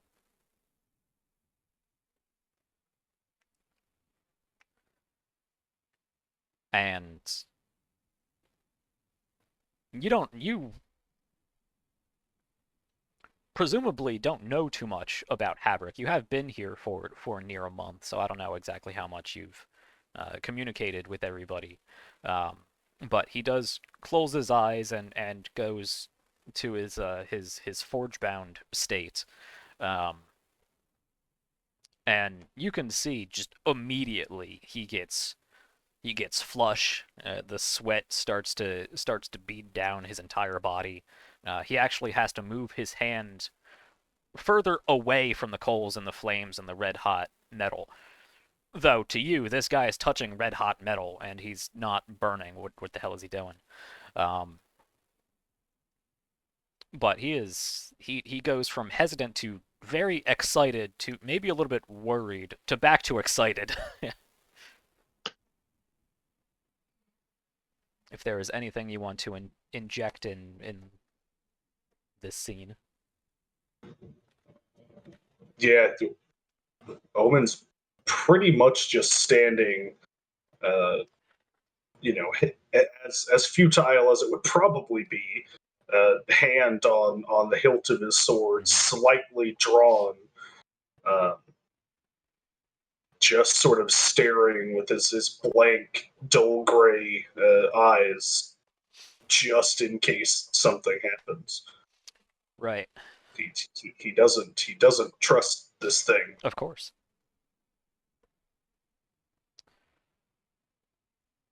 Okay. Back inside, then.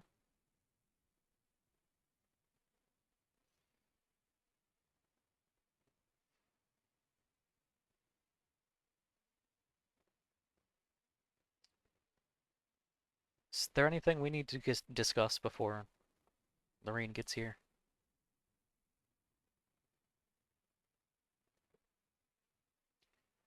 I will refrain at the moment from involving her in our ongoing discussion as much as possible.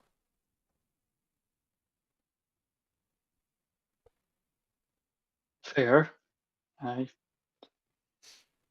was fully expecting to end that conversation and chains are dead, so I suppose I'm still ahead, as it were.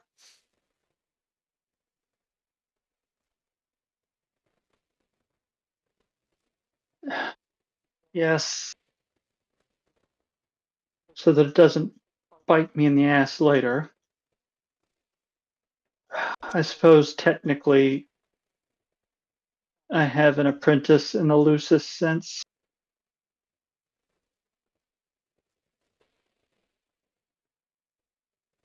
The doc, the being I mentioned, made itself known to Alir.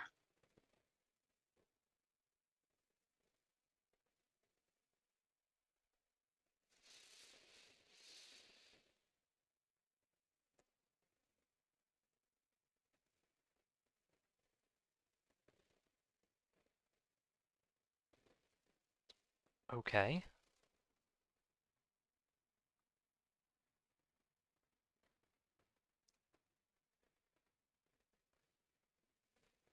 Is he involved in this current situation? He was brought back around the same time. No. No. Okay. He has no knowledge of this. So I suppose that conversation will have to include another person when we get back to it.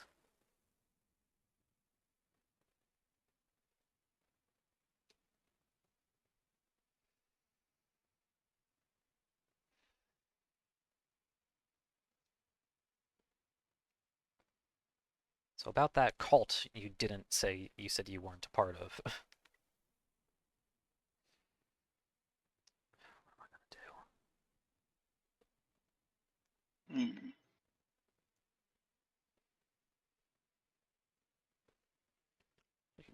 Turns around again and shouts out the hole in her window for Lorene again.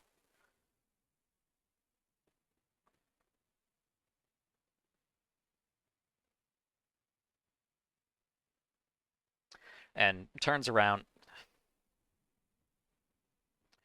Don't go anywhere. Sort of looks over to Wasn't Aquila going to. and back to Ander and walks past again, opens the door, steps out, closes the door behind her, and is gone for a little bit. You've been recruiting people? What? You've been recruiting people? Recruiting is hardly the term I would use.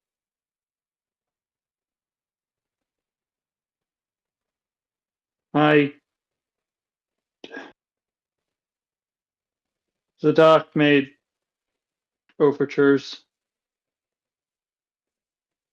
and the boy was not an idiot. He realized that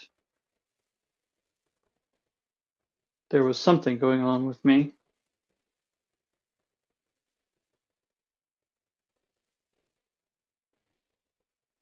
But as for actively recruiting, no.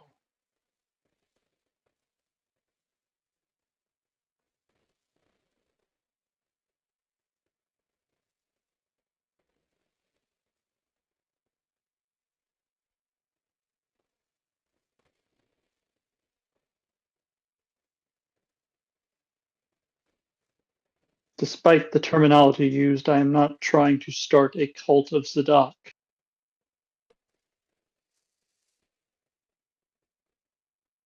Well, if you want to get into strict definitions of cults, you kind of already have.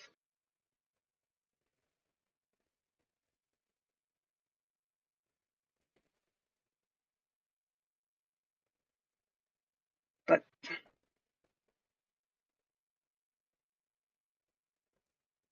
Well, at the how am moment, I I'm sup- more concerned with the Hmm. flame being outside.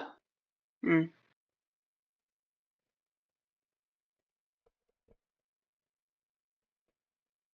How am I supposed to just stand aside when you're bringing in more people? Well, then put a sword through me and end my suffering. If I really wanted to do that, I would have. But you've been...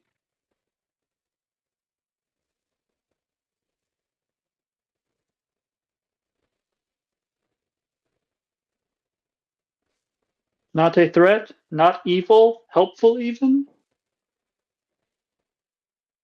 Yes. You have been willing to put yourself in danger to protect others. I have seen that more than once. And that is what made me hesitate. Even though, by strictness of orders, I should have turned you in ages ago. I don't want to.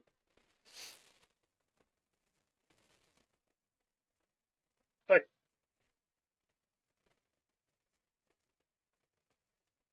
don't know how I'm supposed Well, to then, keep standing aside for this. well, let me put it this way, because frankly, I'm having a bit of a rough day. Yes, I'm aware of that. Kill me, turn me in, or stop asking the question. I am tired of having to prove myself every single day. You saw how Regina looked at me now, like Yes, I'm I going saw to that. attack her at any given moment.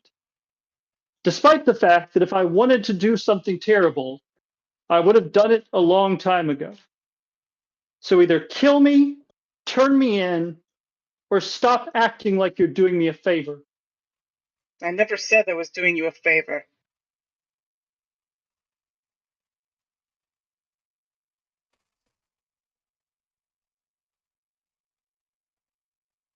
Or I can just disappear.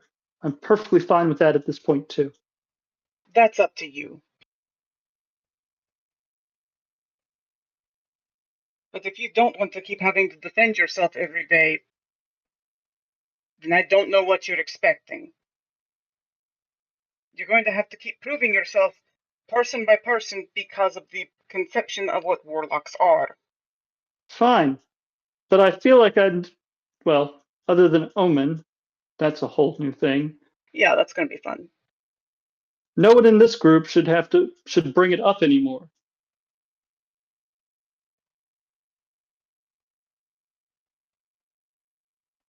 You either trust me or you don't. And if you do, I don't know why this subject keeps coming up.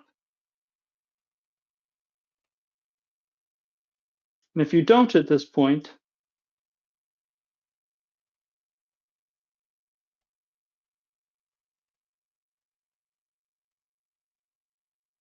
You make it out to be so easy.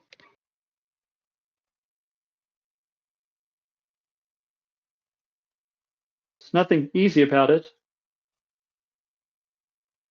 No, you make it out like it is a binary choice. It's not. The rest of the world seems to believe it is. Since when am I the rest of the world? Well, that may be. But if, as I said, it's more a case of make a decision at some point. You keep acting like it's still something in the air. And at this point, I feel like it's been long enough that it shouldn't be.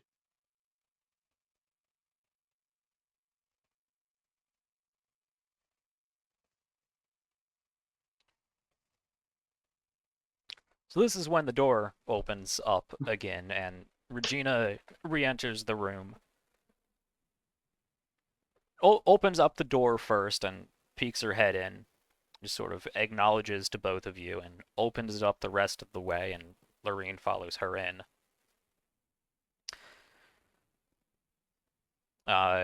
Behind, as they close the door behind her, you can see Mogami and Eula making their way across the hall and up the stairs. Lorene, or Regina, goes back around the desk and sits down, and Lorena sort of follows and stands sort of next to her. So I was just having the most fascinating conversation with this fire creature. He is not happy. He's not happy. I think we figured that much out. Right. So we need to do something about him. Personally, I mean, I think myself and even Haberick at this point, might enjoy having him around for a little bit. I didn't really broach that topic with him. The whole, being forced to work in a forge thing came up. Hmm.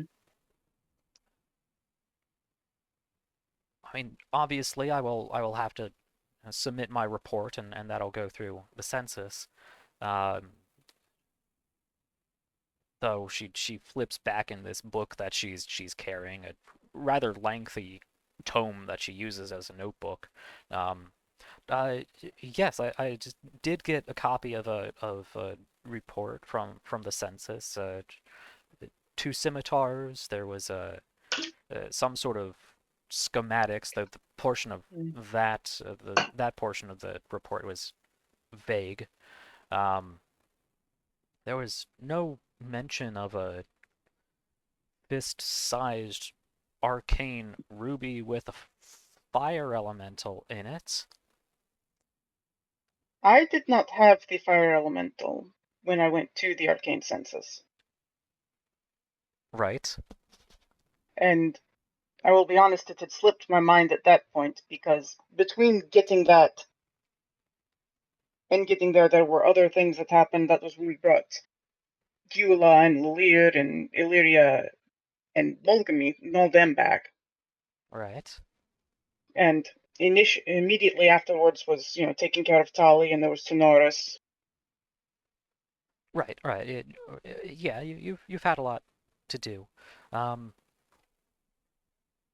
And they seemed more pressing issues right. at the time.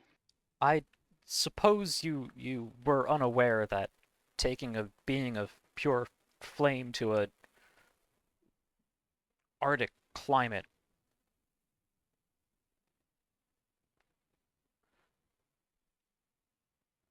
Yeah, it's I was particularly upset hoping. about that.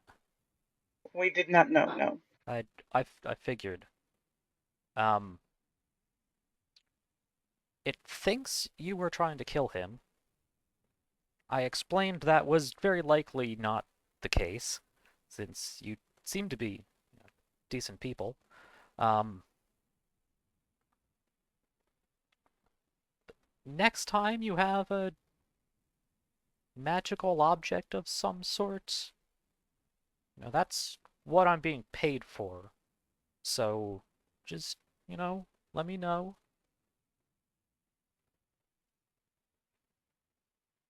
To be fair, as Um, I told Regina, I wasn't thinking of it as an object. I was thinking of it as a creature I gave my word to, and I wasn't sure what the census would do with it. Unfortunately, I don't know enough about how the whole situation it's in works to realize that the gym wouldn't give it some shelter from the cold. right. Um, that does set a rather disturbing precedent, and she sort of motions over to Aquila. Um, you're originally from Estia, correct? That's not far outside of the Aquila? homeland. She's back to Ander at this point. Okay. Yes. Right. I I don't know at this day and age how prevalent Estia is with various hedge mages, but I mean the same laws that govern reporting these sort of situations. You weren't around for the whole Torbold incident. That was a whole thing. So even if this was a creature, a person even you gave your word to,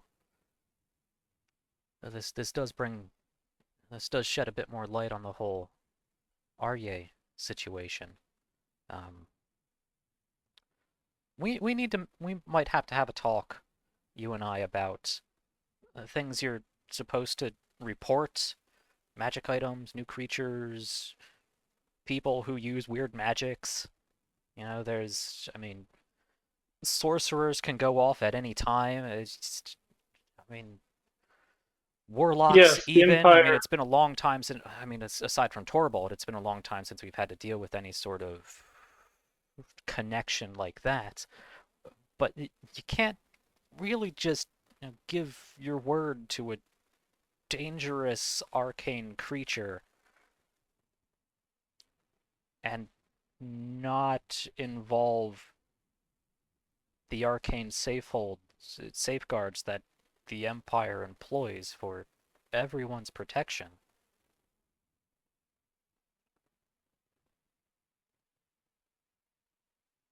My apologies, but considering the Empire supports slavery, I wasn't sure how they would do with a creature that was enslaved in magic. Your track record for open-mindedness about new things is concerning.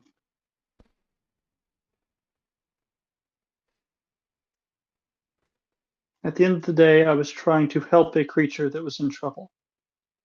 I've learned my lesson, and it'll be a while before I do it again. My apologies. Well, I don't think that's necessarily the point behind this story. The lesson here.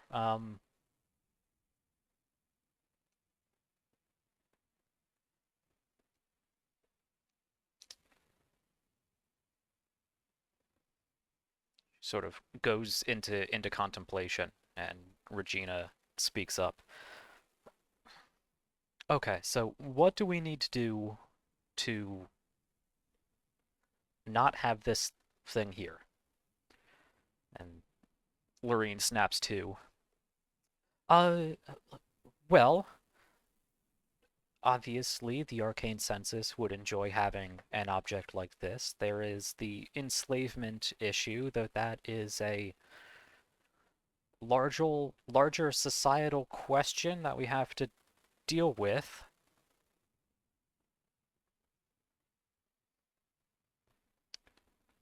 I usually am not forced to really get behind a political stance like that. Arcane creatures largely fall out of that jurisdiction.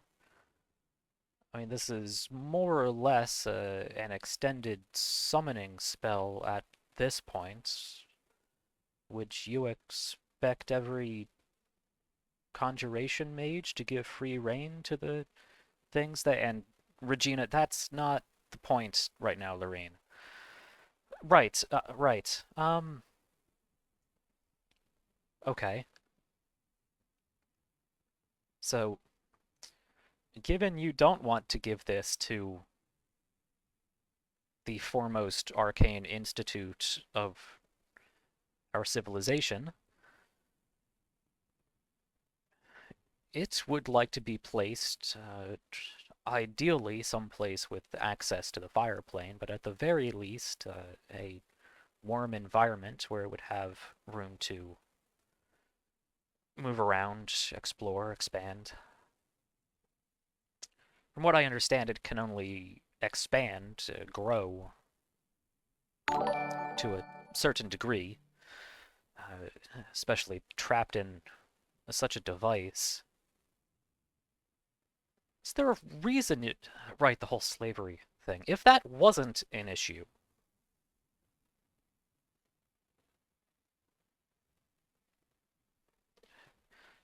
Okay, alright,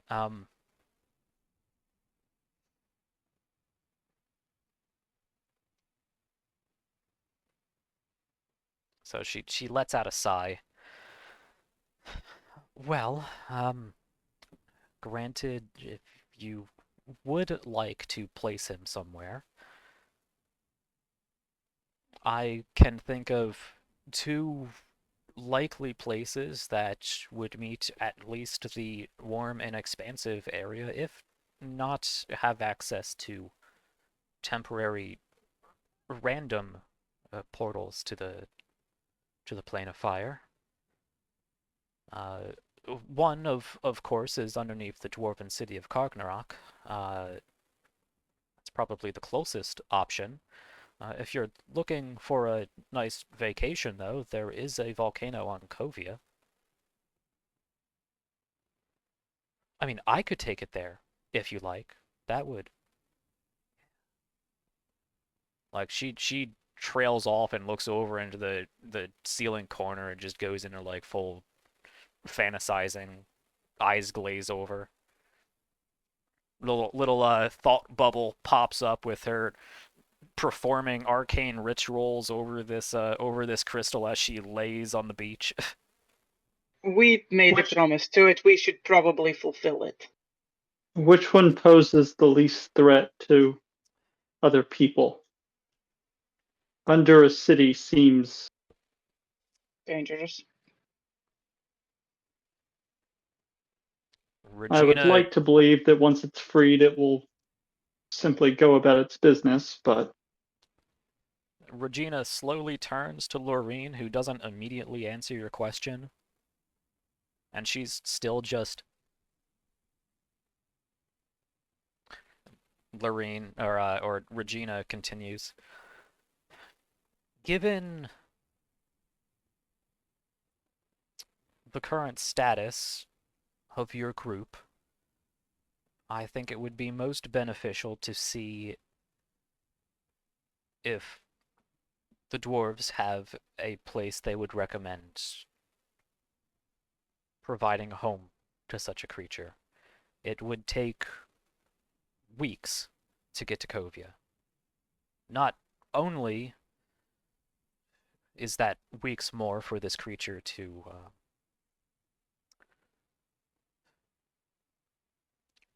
remain kept up,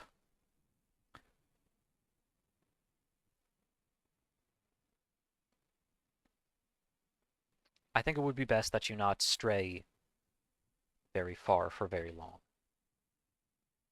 She kind of doesn't know which one of you to focus her eyes on as she says that.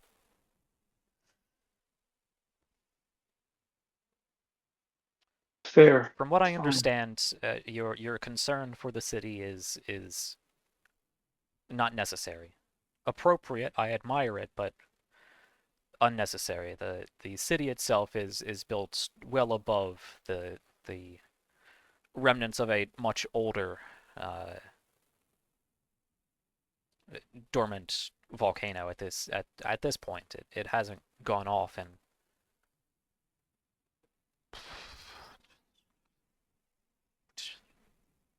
since recorded history. She turns back to Loreen with a shrug, who is still just on Arcane Fantasy Island right now. Either way, I suppose in relation to sitting on top of a volcano, a single elemental is much less of a threat.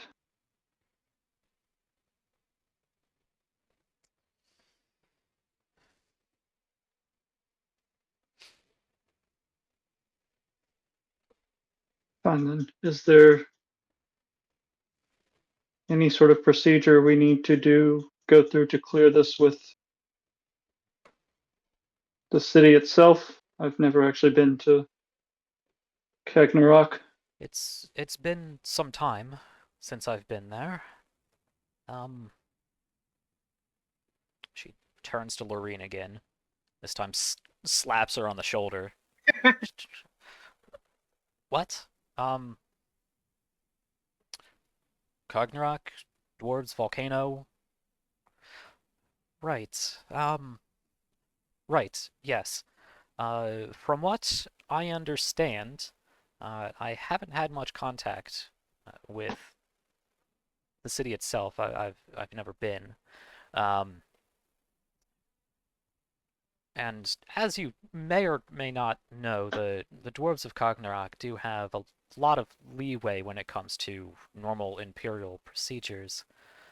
There is a Genovian assembly embassy there, which I'm sure does have an arcane census attaché.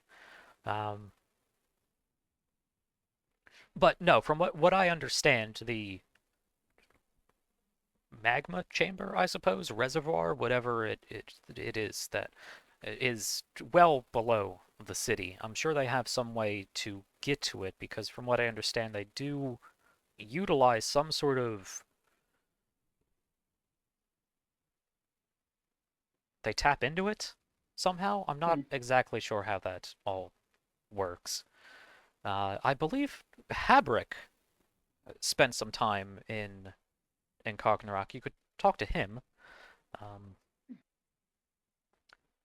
I would, of course, I would recommend going to the Arcane Census there, but if you're going to go to the Arcane Census anyway, and Regina just kind of lightly slaps her again. Right. Right. I mean, you'll have to go there and ask about, I would assume. I could go get Habrick. I'll go get Habrick. Before you Make a go, spell for him. She stops, and R's eyes dart Yeah. between the two of you. before you go, what is the best way to separate the elemental from the gem without harming it? I was counting on Tali's dispel magic, our previous attempts to actually just destroy the gem seemed to be causing distress to the creature. Well, I haven't had the opportunity to examine the object. I could try to learn more about it. A dispel magic would probably work depending on how well it was crafted and how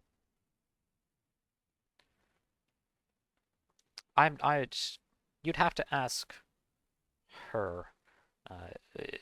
Divine magics work a little differently from what I understand. There's more of a variability to it, I suppose.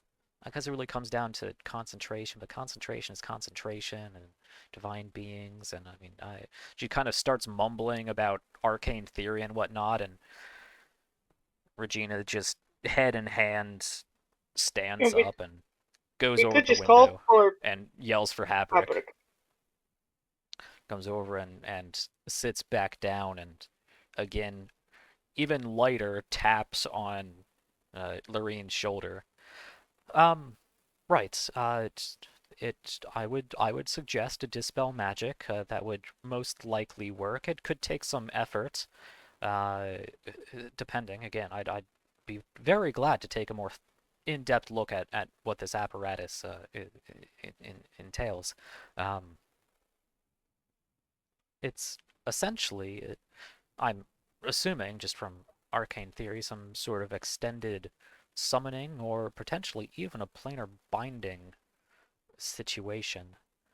The latter would be more difficult to dispel, but not impossible. Shattering the crystal would also probably work, but it might have some dangerous consequences for all involved. Destroying magic items tends to be explosive. And then you throw fire elemental into the mix, and I would leave that as a last resort. Well, glad we stepped away from that path then.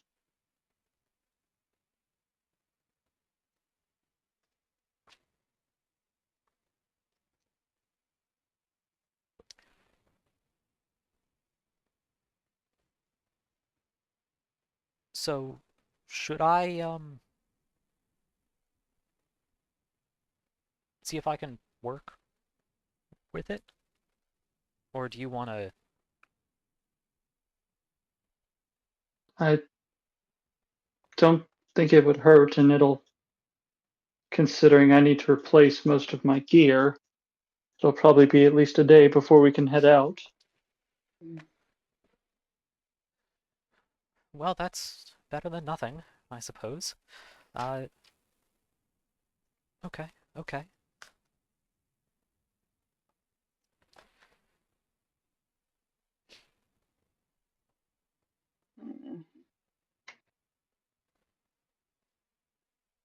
She gets up and leaves the room.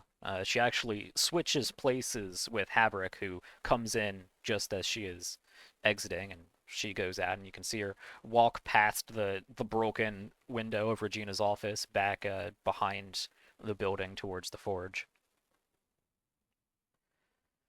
Yes, miss? What can I do for you? That fire guy's...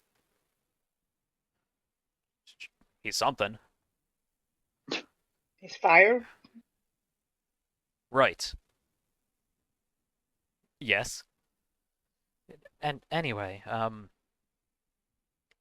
we're thinking about taking it to Kargnorak. It's a volcano. It sounds like a hot place. You've spent some time there. Yeah, I did. After my rotation with the Forgebound, I did stay with the dwarves for a bit to ply my trade there. Made some contacts. Tried to learn some more from them, but they are very very secretive about a lot of their techniques. In fact, if you are going there, I got something for you. We'll deal with that. Right. Yes. So, from what I was told, there's a magma chamber or something far below the city. Yeah, I believe that's the case. They do utilize a form of they do tap into it. Steam of some. They do something with steam. Makes things work. I mean, like I said, I know a guy, and I know a guy, and I would very much like you to give that guy a thing. But he'd probably know at least where to point you.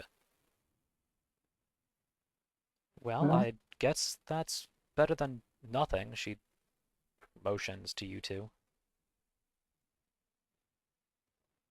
It's at least an inn. Well, it seems like a place to start. Right, let me finish that up. Are you leaving right away? It'll be at least a day or so. Mm-hmm. That'll work. That'll work. All right. Thank you, Habrick. Ma'am? He leaves and likewise heads back. Mm. Okay, I suppose we have a plan. I'm going loose to have to plan, talk to Stavaka. Yes. Yes, you do. She looks back towards Xander, shakes her head, and again, sort of head in hand, just rubs at her cheek.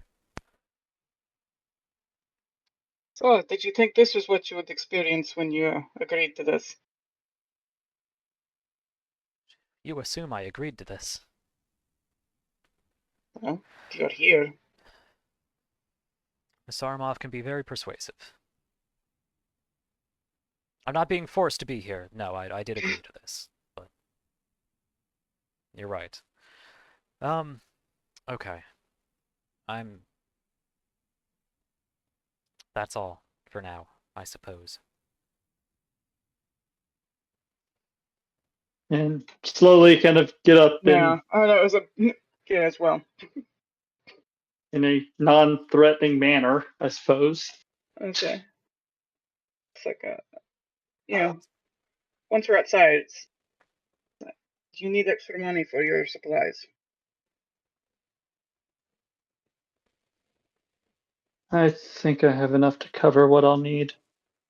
Let me know if you need more, though. Appreciated. Mm-hmm. I'm not trying to short you on what you have. Yeah, Akila's the money hoarder in this situation. No, that is not exactly true. I said it's not exactly true. It's slightly true. Somewhat true. The bank bond That's is in true. your name. It is because Ender didn't want to get it in his name. Mm-hmm. So everyone has to go run into Aquila when they want some spending money. I mean, everyone has some of their own money, Yeah.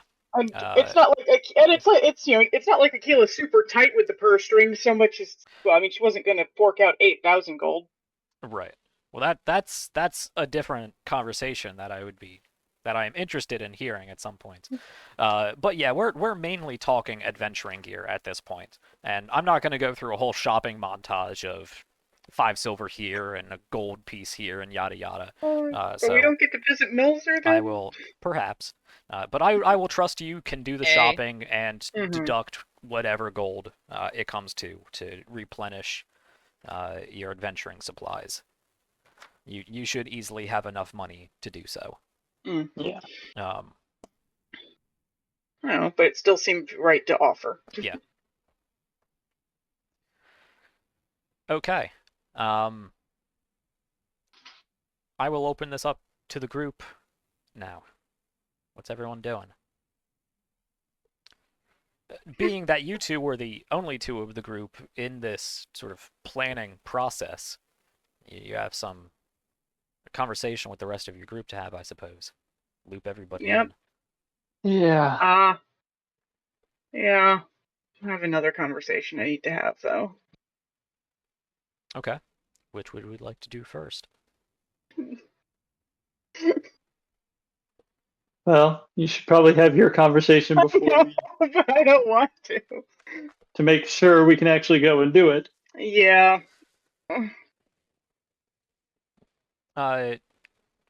Actually, as you are having this conversation, probably not far from Regina's door, she actually does peek her head back out again. Akila, when you talk to Lady Skabuka, I would Mhm. be glad to be there as well. Oh, please do. Let me know when you would like to do that. Probably very soon. Because this is not something that can really be put off. When you are ready, please extend to her an invitation to join with us in my office. Alright. She turns back around. She doesn't close the door, but she leaves it just a little bit ajar as she goes back inside. Anything All the right, well, other that's three of you are doing?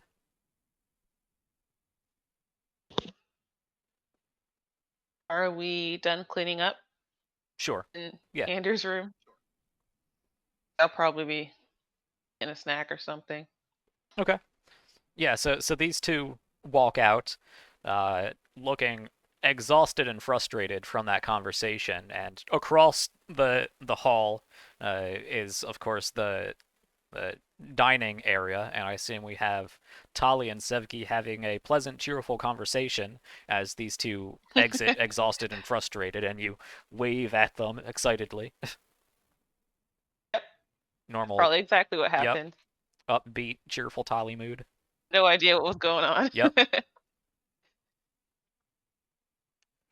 Of course, back outside we have Alman. Turn to Bost. So, does this sort of thing happen often around here? It seems very lively. He looks over at the fire elemental, squints at it, puts one of his big hands on Rennick and gives him a squeeze and motions back towards the front of the building, turns to you and just nods. Mostly with our group.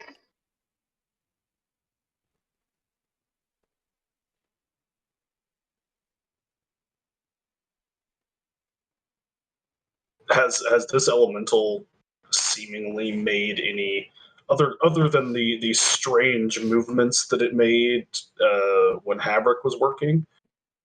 Has it sort of done anything else? Once Laureen left, actually, it did focus its attention over to Habric, and you're not really sure what sort of dance they were doing, but it did seem like they were interacting to some degree, and at times the elemental would pull some of the fire back, and at other times it would get a little bit closer. At one point, you probably are a little bit concerned that it is getting too close. But as you are, like, just starting to pull your sword out, it falls back a little bit more. It seems to be flowing with whatever Habrick was doing. And then Habrick left. And there was a little bit of time before Lorene made it back, and it just sort of stood there and leaned forward in the forge over in your direction. Sort of swaying.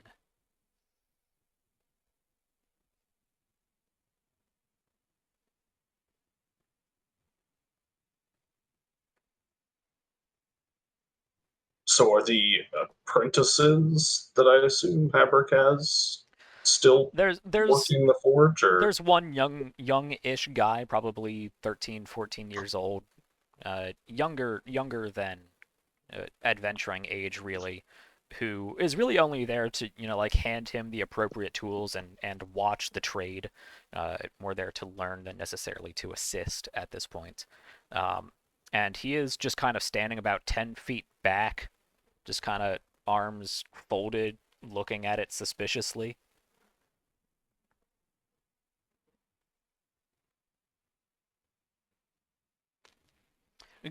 Kid looks like in another couple of years of doing this, he might bulk up into, a man resembling a blacksmith, but right now he's a kid. And there's a 10-foot tall fire creature.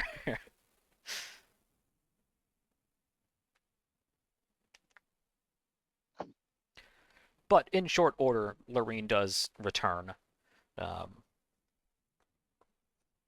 I think Tongues lasts for quite a while. Is it an hour or is it 10 minutes? Not sure. I don't know. But learn that spell. she will recast it if need be, and she will go back to the conversation that she was having.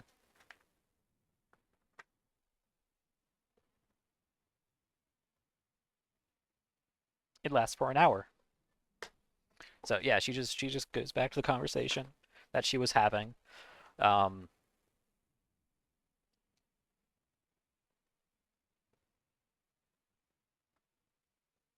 And after a short time, Habrick would come back as well, and you would see as they're having this fire-based conversation, which is spectacular, really, how somebody could make those sounds and understand those sounds. It just sounds like you're sitting next to two competing bonfires at this point. But the fire elemental retracts back towards the gem, and you can see it motions towards the gem, towards Habrick, who takes some tongs and grabs it and moves it over to the edge of the forge near Lorene, and the elemental goes into the gem. And Lorene stands over it and starts examining. She casts another spell on top of it.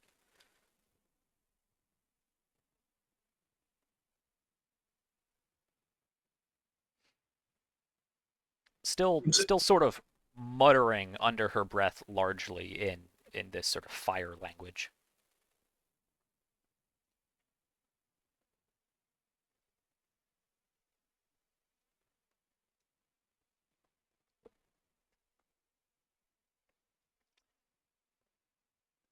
Fair enough. Okay. And that would bring you concurrent to everybody else. Yeah, I'm not. This thing isn't leaving my sight. Sure.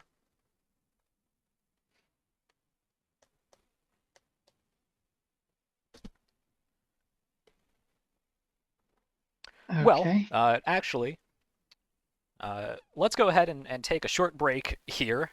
Get everybody, take a load off from all of that, and transition into resolving this situation that got out of hand really quickly. Um, Yeah. let's see. I said 5 minutes last week, and it was closer to 10. So let's shoot for somewhere between 5 and 10. It's 4:52 by my clock here, so let's call it 8 minutes. We'll be back at Okay. 5 or whatever that is where you are. Cool. All right, don't go anywhere. We'll be back. We gotta figure out what this hot mess is. Huh.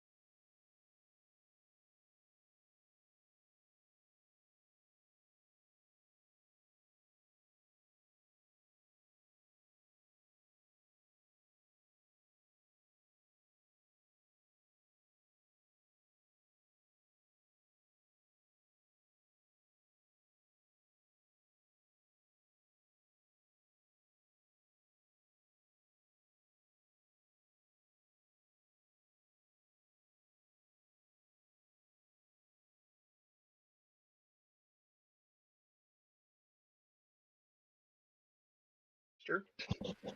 All right, we're back. I hope everybody else is back for some more. See where this goes. All right, so let's pick right back up where we were. At this point, everyone is called up. As far as chronologically, Ullman is staying outside, keeping an eye on this whole fire gem situation. The other four of you, however, you've called each other over into the mess hall and can have that conversation, or move to find Ullman and include him. I'm gonna throw this to you guys. What do you guys want to do?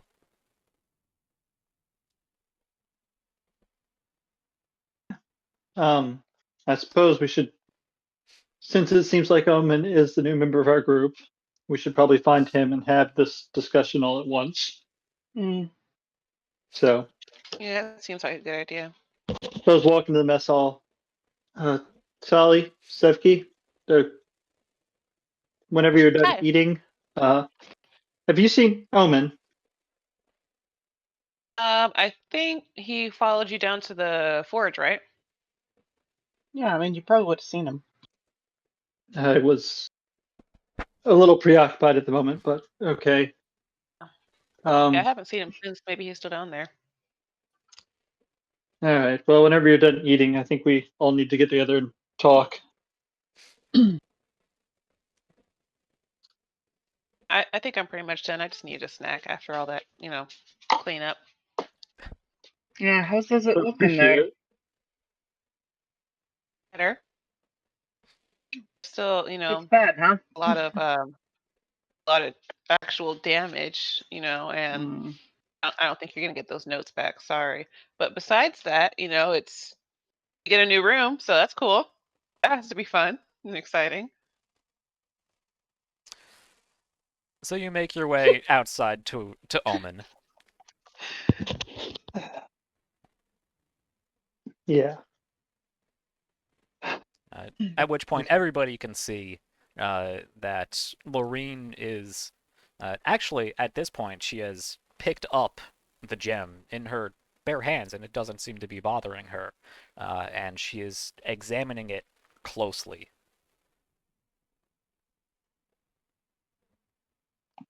Any epiphanies? She does not respond to you. Yeah, fair. We should probably talk to it at some point as well. Yes, I'm Yeah. sure we should.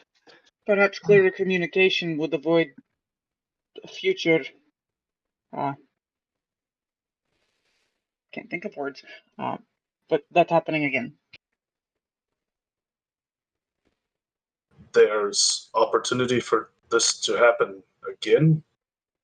Well, we're not going to be keeping it in the forge forever. Well, that's what we came out to discuss, actually. We have a plan. We need to take it to Kargnorak. There's, seeing as how they built the city on top of an inactive volcano, there's a large magma chamber under the city that the elemental could be released into without causing damage and keeping it happy.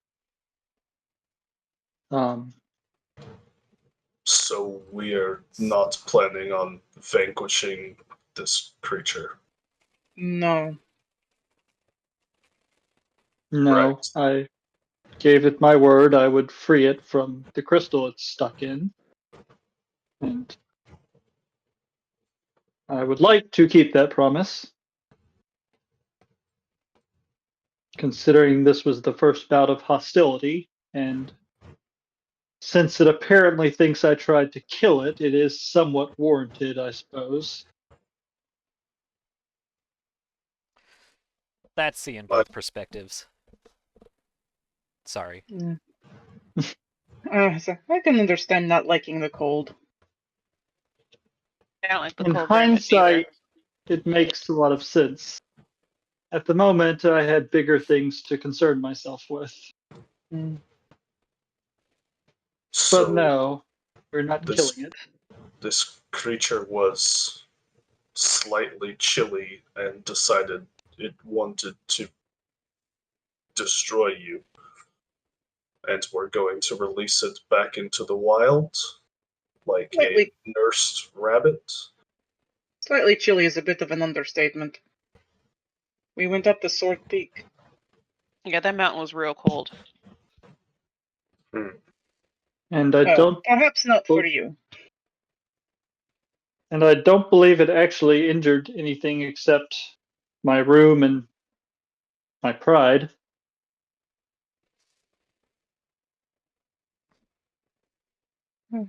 And you don't want retribution for it injuring your pride.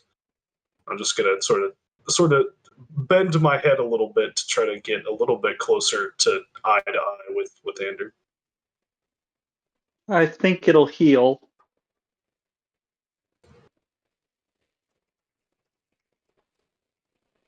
Then no, I prefer to avoid picking fights I don't need to.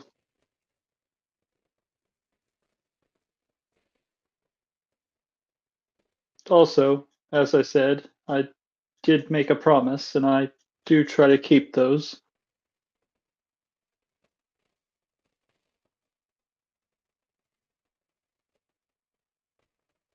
I think in my home country, they would have cut your head off just for thinking that. But that's why I don't live there anymore. Fair. Sure, you wouldn't be the first person who'd, or I'm sure they wouldn't be the first people who'd wanted to do that. It's kind of harsh, though.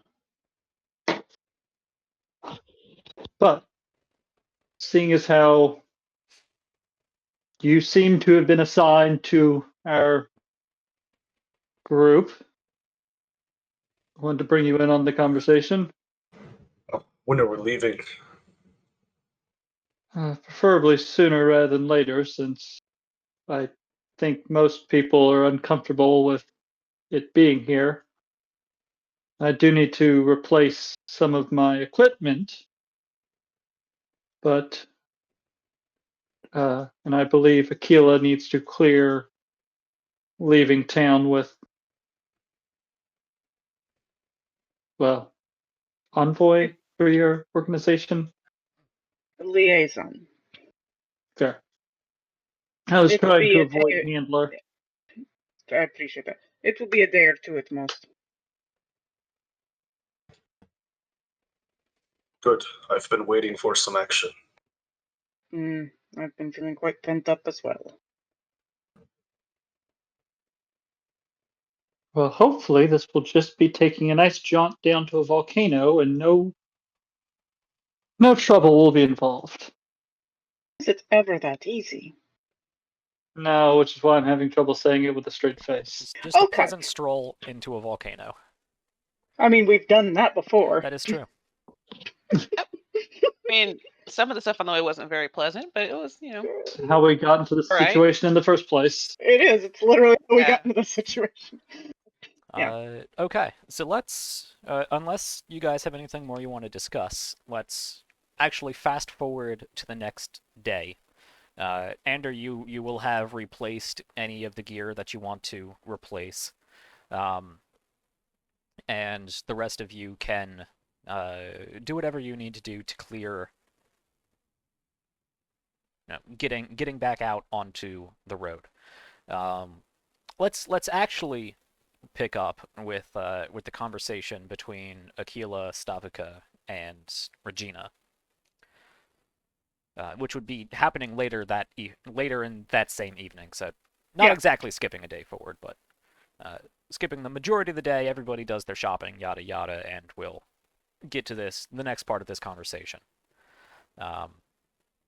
So you go and find Stavika and invite her to Regina's office, and you would have to go up to her room and knock on the door and she opens and you explain the situation. She just kind of huffs. Mm.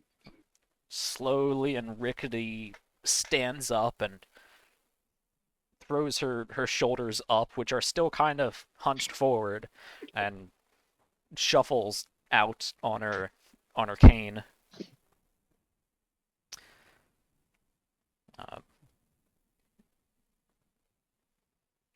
You eventually make it down the flight of stairs and into the office.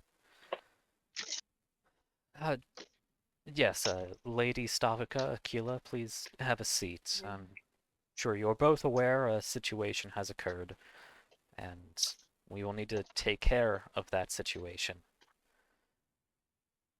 Oh, you are full of situations, aren't you, girl? Which girl? She was addressing you, Aquila. Okay, I Yes. figured, but it's like there's only women in this room. That is true. I suppose I am. I understand that,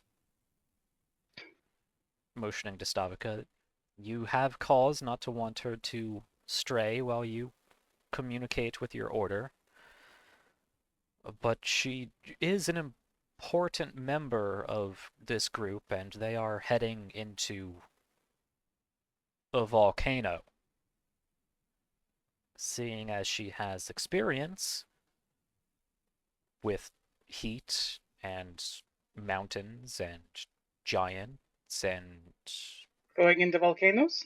Yes, I get it. She knows what she's doing until she doesn't. Sounds like most people. Right. Well, Stavika leans forward and kind of taps her spindly fingers in front of her face.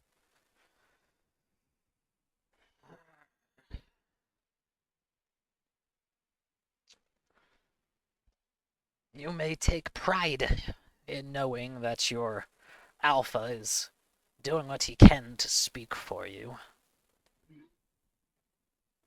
What he sees in you, I assume I will never know. Regardless, this will be a longer conversation.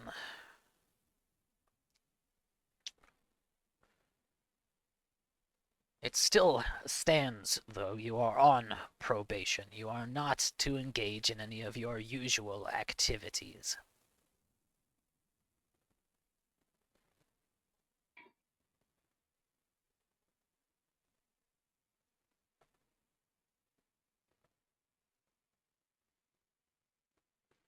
If I There are even no see your exceptions to name that? in a report, it will not bear well on your judgment. Report of what?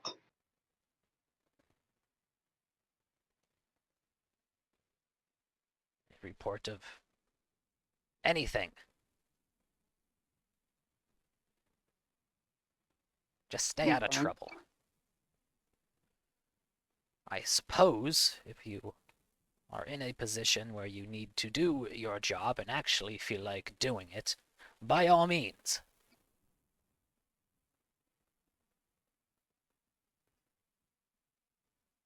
But you are not to utilize any of your usual privileges.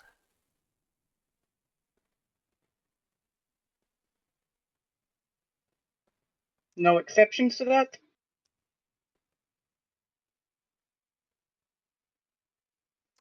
I just told you, were you not paying attention? I am.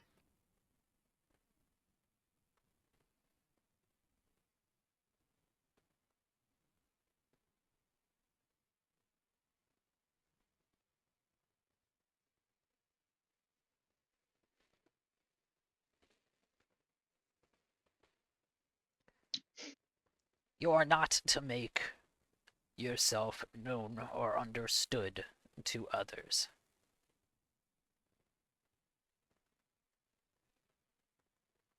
You are not a representative of your order as of now. You do not have our backing. You do not have the privileges that we extend to you. We cannot, however, without a much more drawn-out process, relieve you of your various talents. Hmm. Keep them to yourself.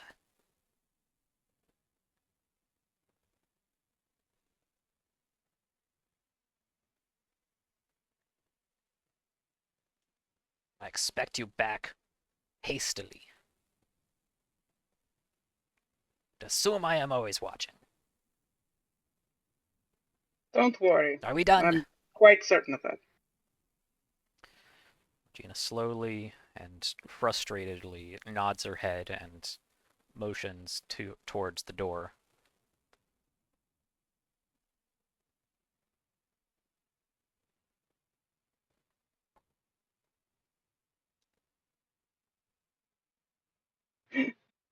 Is Such a Stavka friendly, leaving? likable. Yes, Stavika leaves.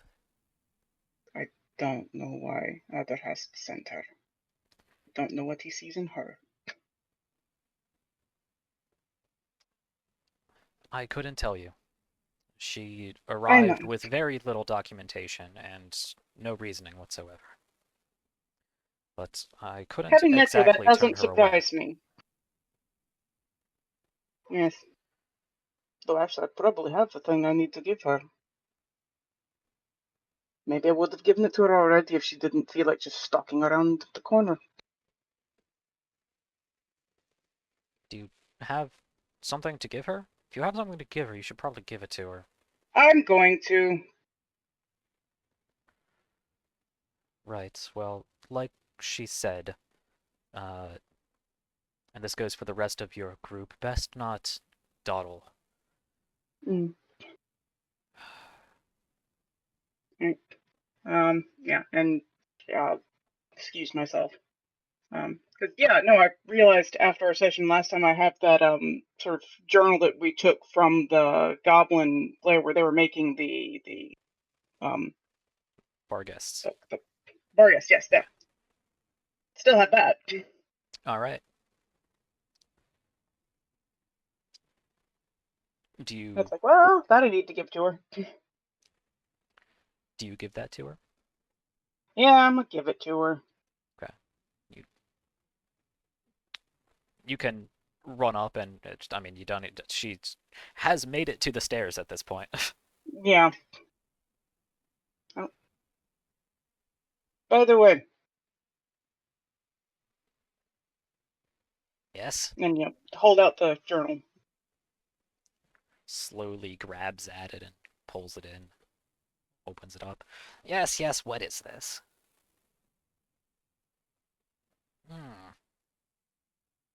Took it from the goblins that were making the bar guests. Good.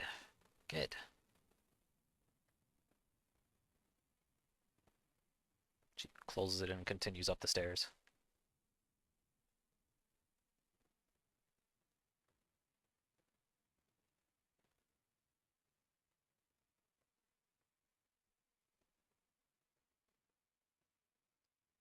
How did you make on with that Medusa body?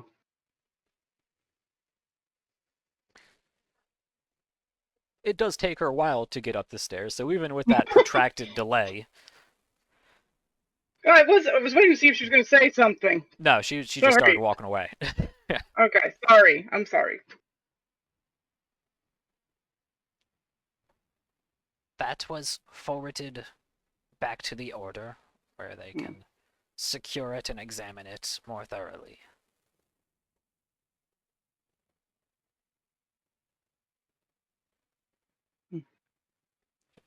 Continues her slow ascent up the stairs.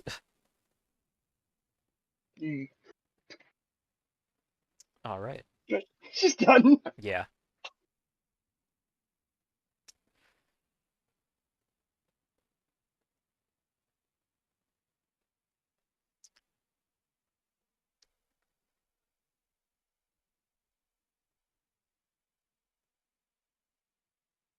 She's such a lovely, wonderful, likable individual. Oh, I don't know why he sent her. I'm sure deep down she has some positive traits. We just haven't seen any of them at all whatsoever. Her bones Or are easy to any of break. them.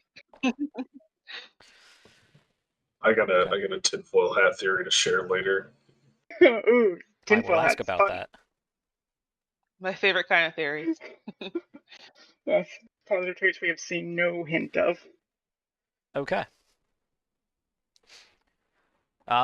Anything anyone would like to do before we skip actually to the next day and getting on with whatever we are doing?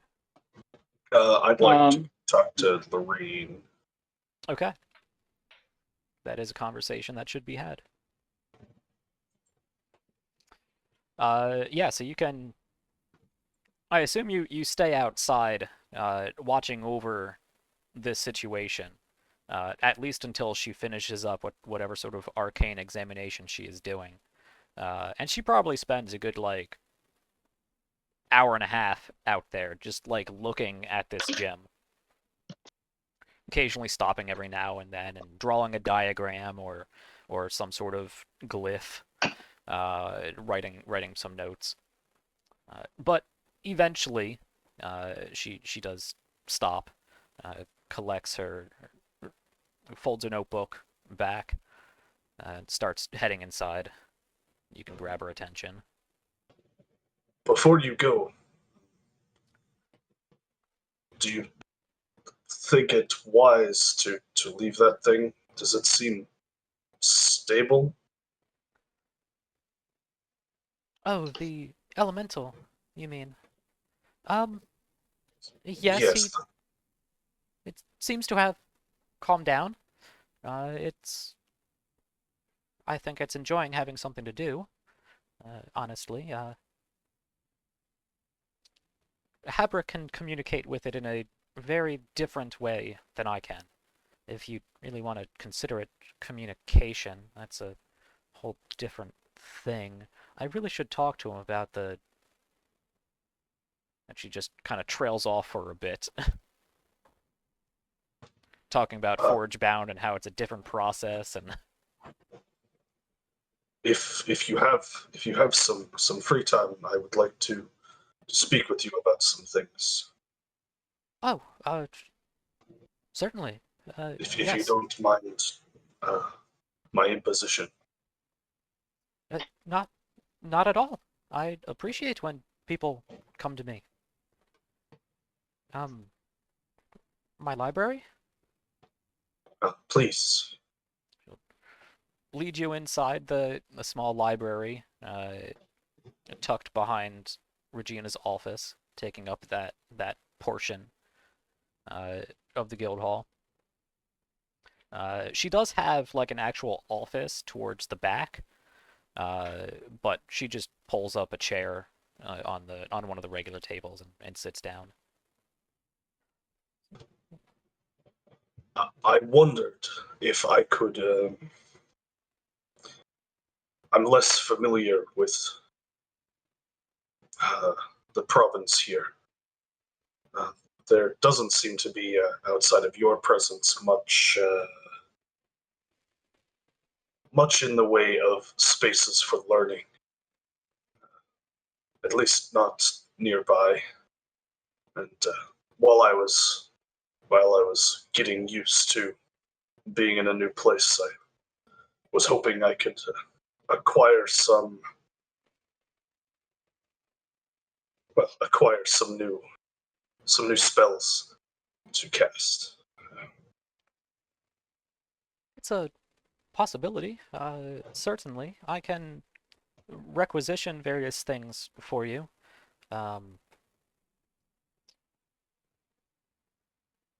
of course, as you know, uh, actually requesting any sort of already completed spell, a scroll of sorts, or any sort of casting implement that, you know, basically does the magic for you, you would need to pay the census for that. But if you're simply looking for research material, I can request a sort of bookshare program. Carquin does have a very nice arcane census campus. Uh, I would have assumed you passed through there on the way here if you're from Rom. I mean, that's the major road. I mean, unless you went by ship, but then you'd have to go all the way down. And she just kind of starts talking to. I have been a great many places, mostly holes. Well, unlike this one, usually far less extravagant.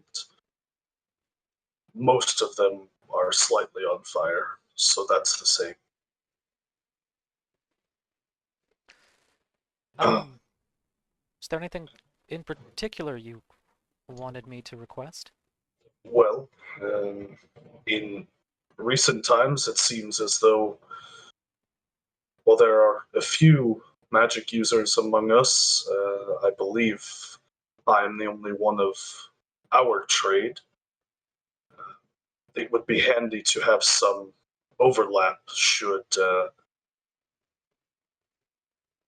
Tolly's god be unable to dispel this prison gem.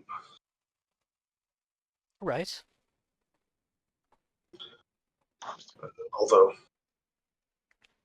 if requisitioning is the only way to get that done from a far off city, it's probably not going to take place by tomorrow. Well, I don't believe. Actually, I don't know if you have met Luteth yet. She actually is a wizard as I am. Different different aspect of the trade. You could see if she may know anything that could help. Actually, excuse me, and she stands up and hastily runs back to her office, and you can hear a few books falling on the floor, the rattling of a desk drawer full of different writing implements and whatnot, and she comes back. No, and unless she's learned it since last I checked, she uh, does not know the particular dispel magic ability. Um,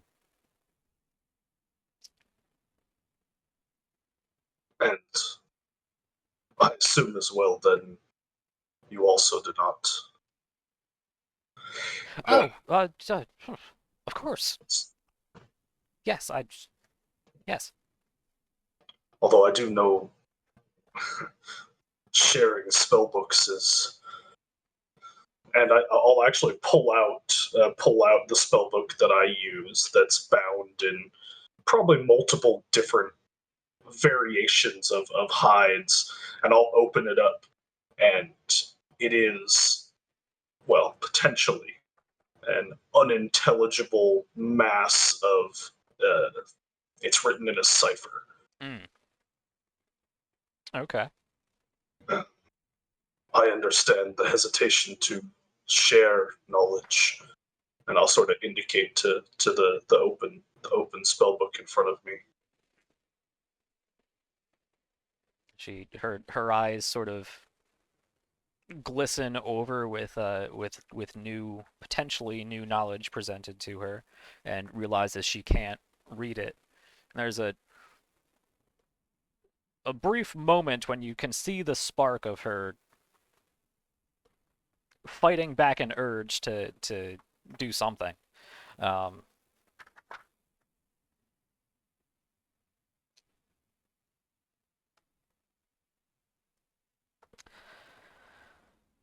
uh, well,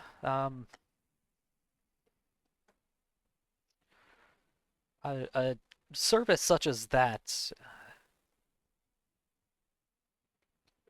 doesn't really come up all that much anymore outside of a controlled situation.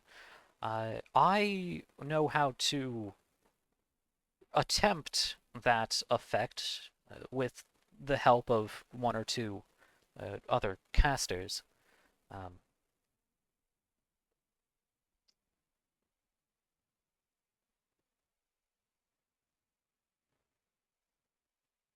So it's a little more disjointed than what I would assume a single practitioner would be able to utilize.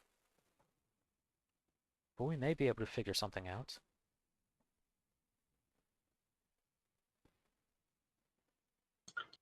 Again, I don't know how much time that would take. Certainly for immediate concerns. Right, I probably think not within the next day, no. That seems to be your timetable currently.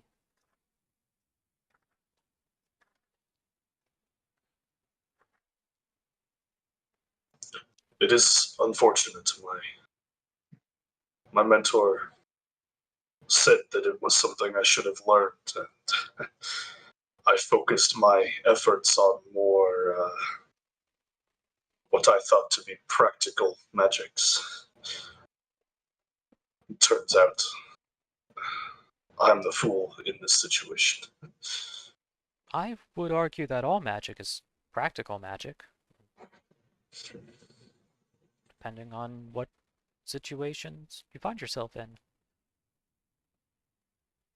I'm not one to leave the safety of the Guild Hall or the Arcane Census Forum, so I don't really have any need for much offensive capabilities, but I would assume somebody of your trade would find that far more practical.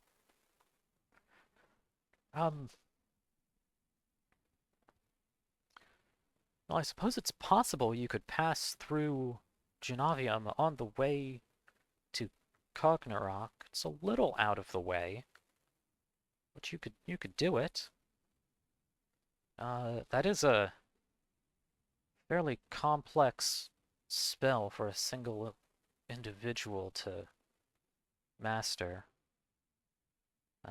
But if there was a place to find it, it would be there. I couldn't speak to its cost without doing some calculations.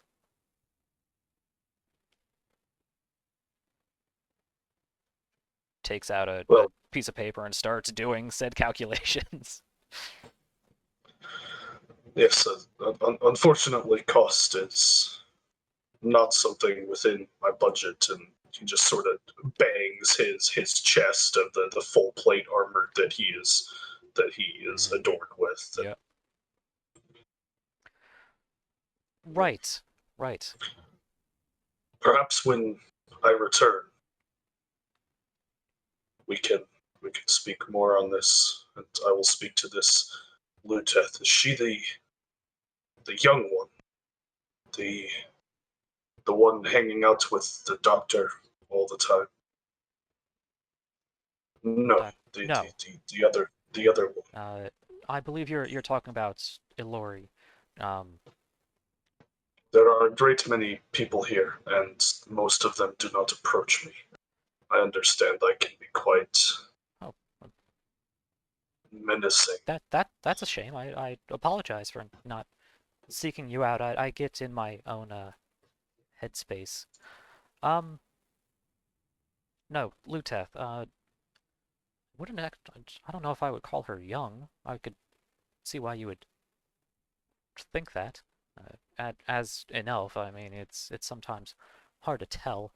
No, Yes, there's a saying amongst my somewhere. people that the only way to really determine the age of an elf is to cut the elf in half. What was the other part? She just squints and recoils at that. And kind of like nervously laughs it off, like that's a joke, right? Right, like a tree or something. Yes, yes, counting the rings of the tree. I get it. Measuring gallons of blood. No, not that. That is giants.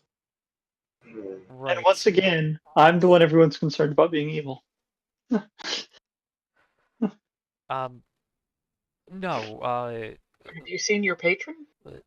Luteth, long blonde hair. Kind of like mine, more yellowish. She has a few green stripes in it at this point. Hmm. You would have seen her I- moving about, but she actually does largely stick to her room.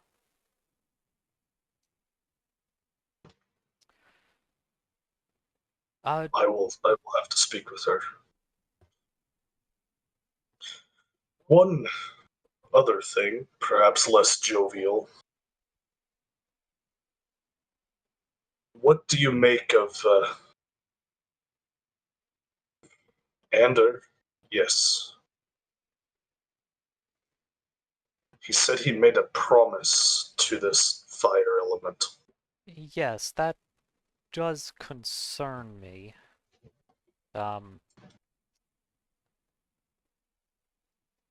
I can admire his forward-thinking philosophy and his political stance.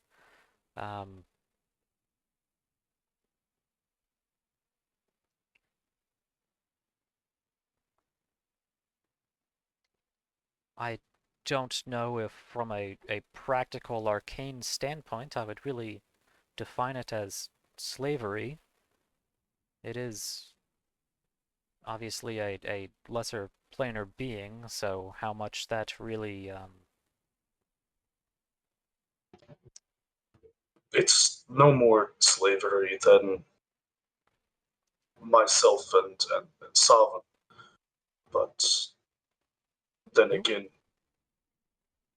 snap my fingers Ooh. and the crow, the raven appears.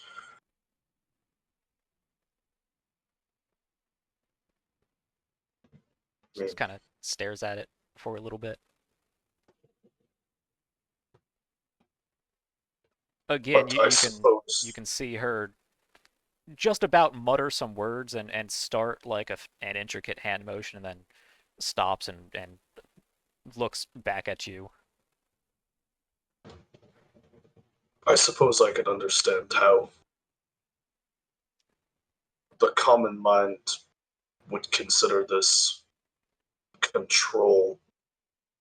For somebody who doesn't know the intricacies of magic, I'm sure he was simply unaware of what he was dealing with. We do need to have a talk about how dangerous certain magical beings can be. We've gone through your paperwork, so between you, Sevgi, and Tali, I will leave it to the three of you to point out if you notice anyone casting magics in a bizarre way. And I'm sure you understand what a emerging sorcerer would look like. Definitely need to make him aware of some of the more archaic and arcane, I suppose, would be an appropriate word for such strange and unfamiliar, uncontrollable forms of magic. Do you not find it odd? He hasn't explained what it is he does to you, has he? I have barely spoken with him, although Yeah, he doesn't talk to me much either. he has said. How did he make a bond with this creature? From what I He can't. understand, he talked to it and came to an agreement. Man But to does it not concern fireman? you how he spoke with this creature? I have learned how to read and write in the primordial language, and I do not know the same incantation that you used previously. My understanding was that Aquila was translating to a degree. That did come up, I suppose. He seems to have some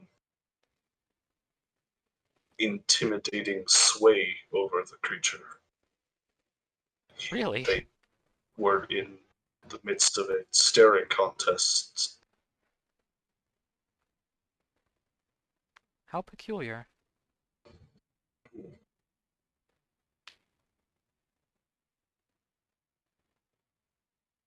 I find hardly anything intimidating about it, frankly.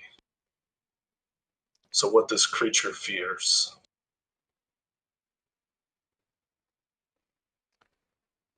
That is an interesting question. Yes. I'm not sure.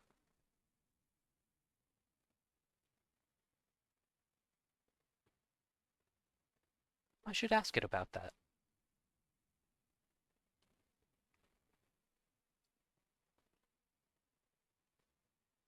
Unless you...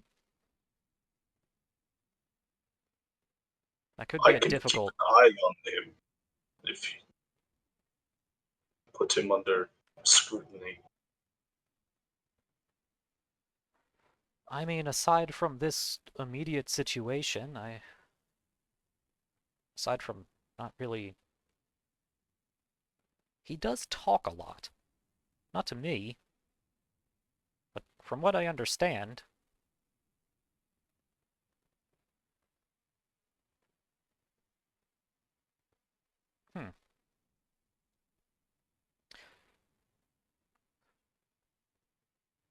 Well, I do certainly leave it to you to keep an eye out for anything strange. I'm sure you know what to look for. Be 2 seconds.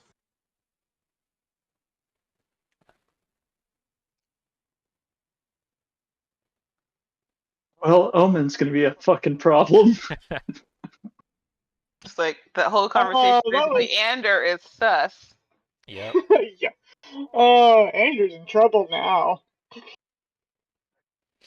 God forbid someone just try to do something nice for a sentient creature. Which I love that. I love when I people are was stuck on a supporting you on. promise. It's like I love when people are stuck on the made a promise with like yes, because I just view it as another mind. Yeah, well, to be fair, it's like Akila also agrees with that sentiment. Which is why she didn't just knock the thing in the volcano then. Let's save that for the after show. Getting back to Alman and Lorene, if there is more to that.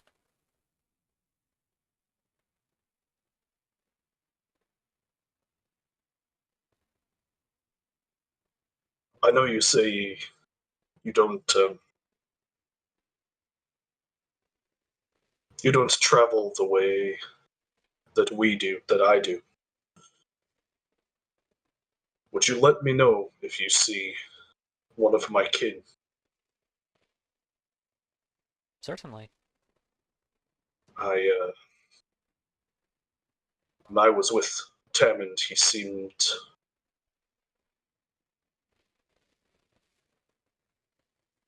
he knew of me, Really? and that's concerning. I didn't know Tammin ever... I thought he lived here his whole life. Though I only just arrived here, to be honest. Well, I say just, over half a year ago, I believe. It's... Huh.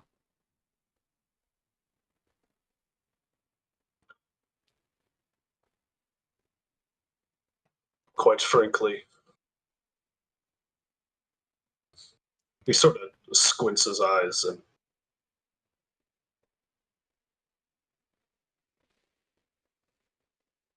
I was on the wrong side of the war and left. I'd rather not find someone. Which do you consider the wrong side of the war?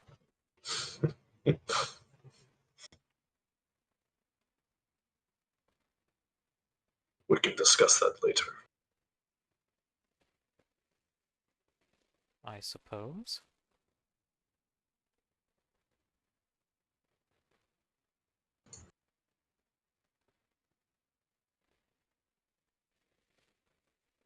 The losing side is always the wrong side.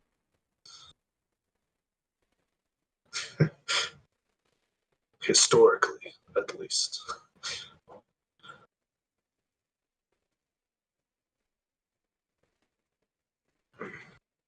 Anyway, if you could let me know if you see someone else, I'd like to avoid them. Well, I did see a few Rom in Genavium while I was studying there, though that was a few years back. And when I say a few, I mean maybe 3 over the course of 5 years there. I couldn't really give you their names, and I would not know if they're still there. They would be hard to pronounce anyway. He sort of grins slightly. I appreciate your time. I think I need to discuss my place in the group. What do they call themselves? What do they call themselves? I don't know. But I think Something to that's a work good on idea. that. Yeah, I'll let you know if I see any of your people, and you let me know if you see anything weird, I guess.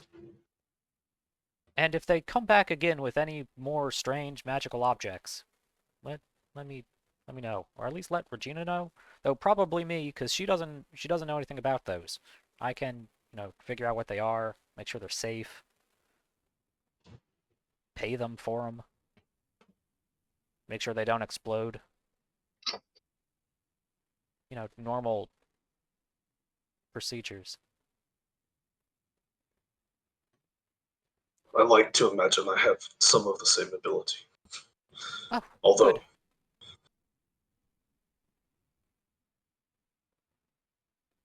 it's written, and he'll sort of fold up his book and put it back on his side. Well, when you get back from dealing with all of this, we'll compare notes if you'd like to. Hmm.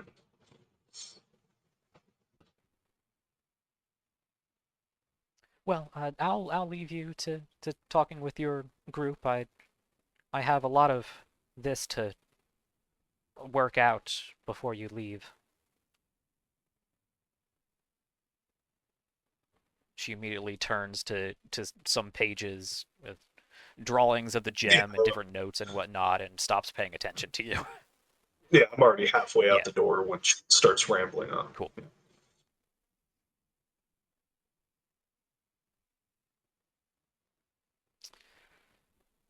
All right. And I suppose I'll look for the rest of the group. I'll try to find Aquila, actually. Preferably Okay. separately. Nope. Okay. Rest of the group. Okay. Yeah, we'll say you guys can convene at some point in the morning.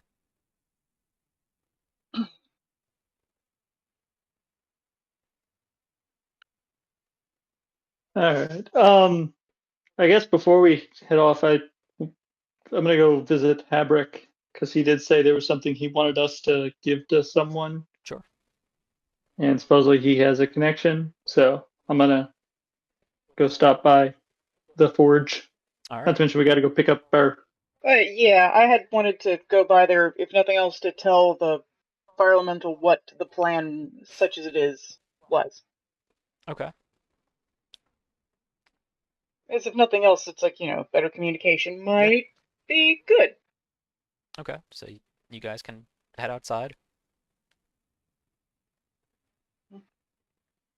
All right. I assume Habrick's work. Is he in his trance thing? Do I have to poke him to get him? He's in his trance, and the fire elemental seems to be continuing that sort of dance that it's doing, providing varying degrees of heating.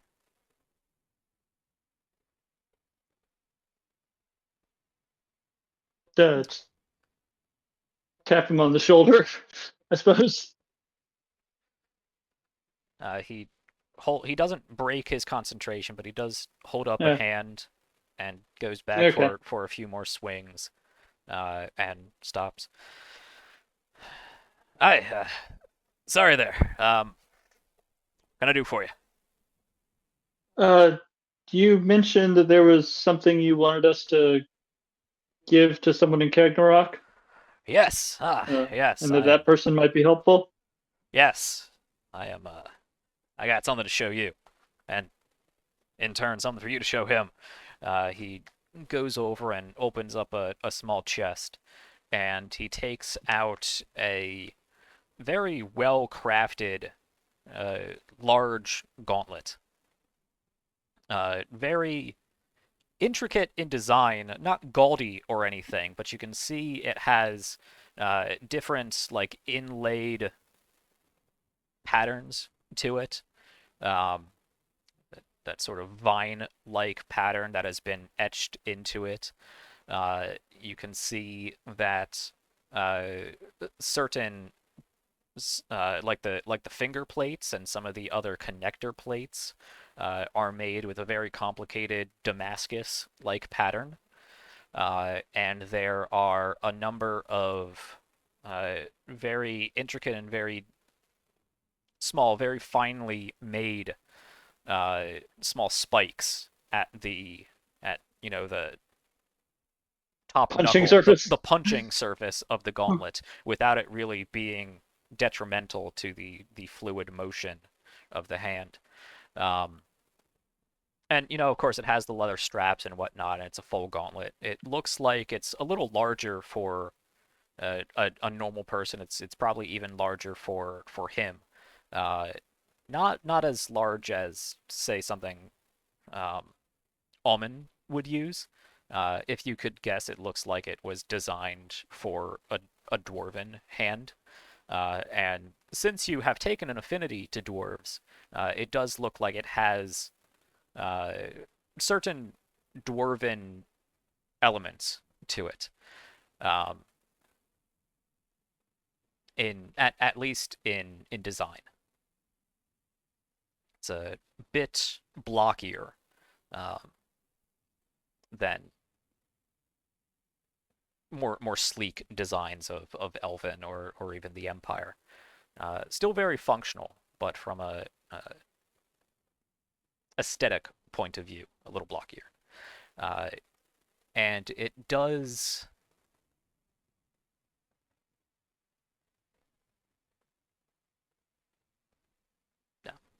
It's just a very, very finely crafted gauntlet, which is about all you can tell from it because you don't really have any experience with armor. But he Nope. takes it out and presents it to you. Well, first of all, I wanted to thank the whole group of you for bringing me back that little book you brought me. Ah, yes. The whole the whole Dwarven Craft notes. Took me a while to really figure all that out. This is my first real finished product with it. I have a friend in Kargnorak who has always lauded the superior quality of his dwarven craft items, and I would like for you to present this to him in my name, and just see what he has to say. We're not going to get thrown out of the city for this, are we? I don't think so. He's not a bad guy. He's not a bad guy. He's got a mouth to him, but he's not a bad guy. I find that could probably be used to describe most of the dwarves I've met. Fair enough. They're a rowdy bunch. Oh, Yeah. My friend Tumak. You'll be able to find him in the Crucible of Ulo, which you really can't miss. It's loud and hot and on fire. no. The central forging district. Very prominent. Can't miss it. Okay. Well, I will be happy to show him your work. Very And good. I'll let you know the reaction when we get back. I'm sure this should be interesting. Yeah, Tumok Bellowswift. Tuma Bellows. Dwarven height, about yay high. Last I saw, real big, bushy, nonsensical, deep orange beard. Usually looks like a mess, but he motions to himself, and he's got soot all over the place. He's sweaty. We're all a mess. Well, to be fair, by the end of most of our trips, we're not much better. So Fair. comes. He'll likely have something for you to bring back. Don't worry about being all that careful with it, though. If it gets banged up or some scrapes, I mean, that's on him.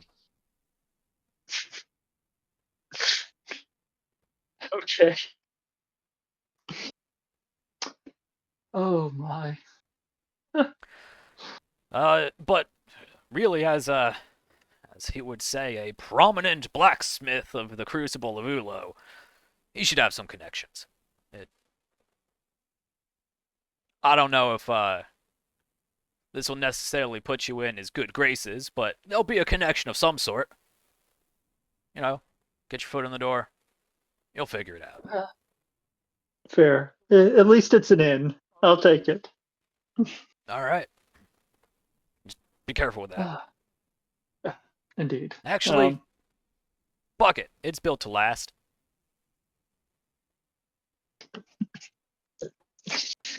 Oh man, I missed talking with Habrick. All right. How heavy is this thing? Out of curiosity. It is heavier than a standard gauntlet would be, but it's just a gauntlet, so Okay. I So mean, do you need me to a few carry it? pounds. Okay. I mean, armor is actually a lot lighter than most people think it is. Mm-hmm. So is Akila out here with me, or? Yeah, she did come to talk to the fire elemental Okay. since she can talk with it by speaking. Fair. Yeah, I was gonna let you have your moment to converse. An average gauntlet looks like it weighs roughly 4 pounds, so this is 5, 6 maybe, just because Okay. it's made of heavier dwarven design. Mm-hmm. Chunkier stuff. Yeah. Okay.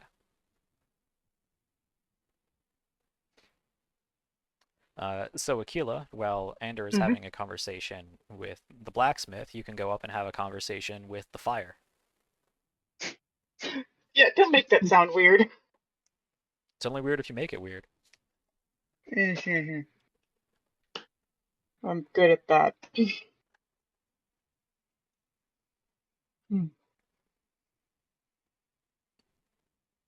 You seem to be enjoying yourself here. Purpose. Work. Heat.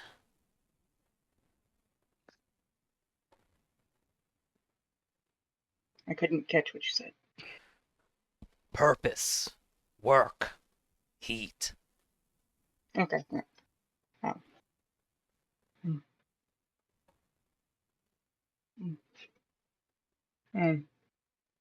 We've been discussing a place to take you. Unless, of course, you did want to remain here. No. Free. That's what I figured, but I thought I'd give you the option. No more cold.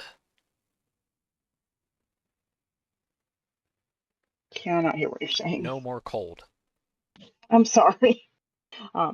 Your sound's kind of going in and out a little bit. Yeah. No, we are planning to take you to a place called Kargnorak. It is built on top of a not completely inactive volcano.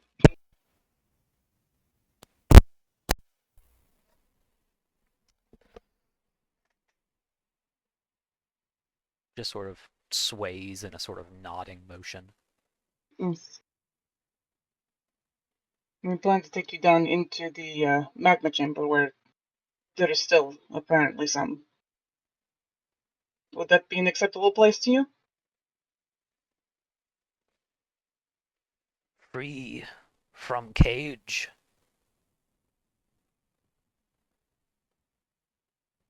Mm-hmm.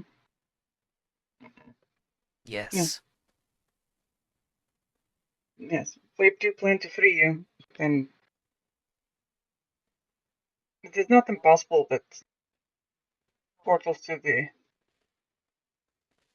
plane of fire might open there, but we cannot be certain.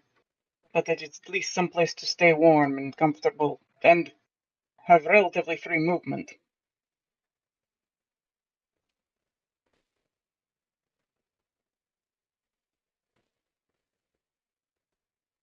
No more cold. No more. No trust. No betrayal. Again. We did not know that you were going to feel that in the stone. Mm. I'm sorry for that.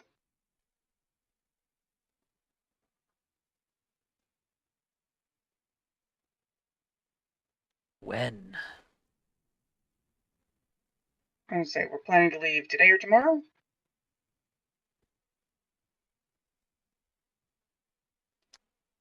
Today, I Yeah. believe. I thought we were all Alright, getting. Yeah. I was just making sure. We're planning to leave today.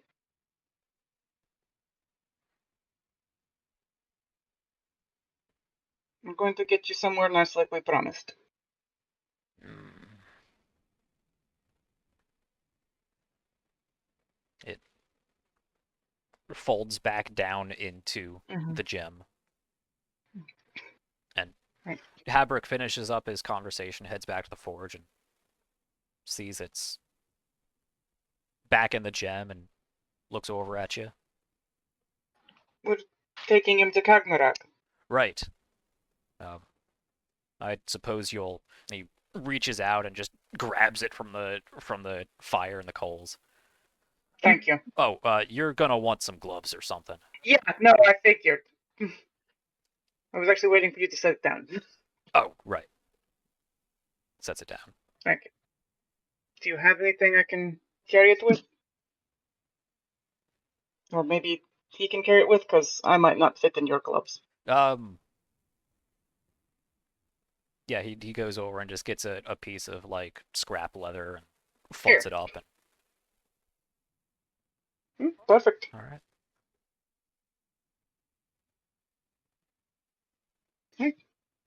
All right. Fire elemental gem going back into my inventory.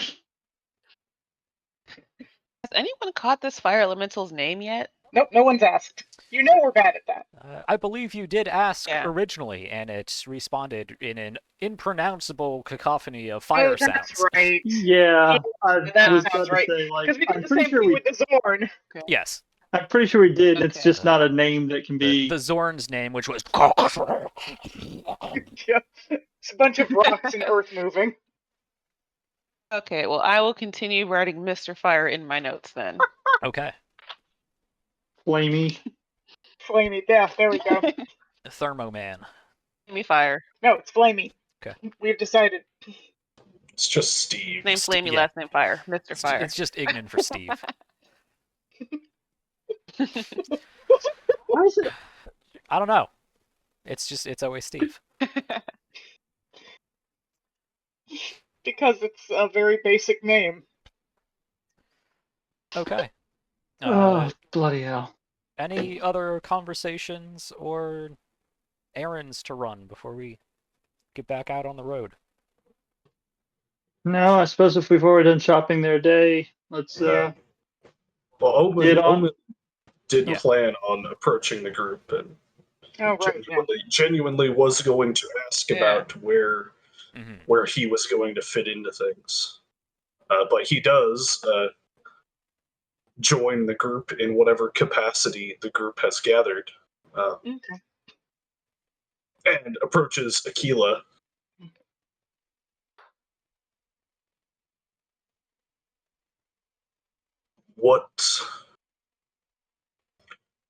What is the battle formation?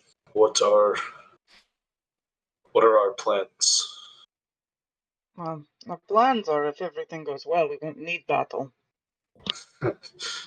Yes, I know. They never go well. You and I both know that it always comes to blood. Yes.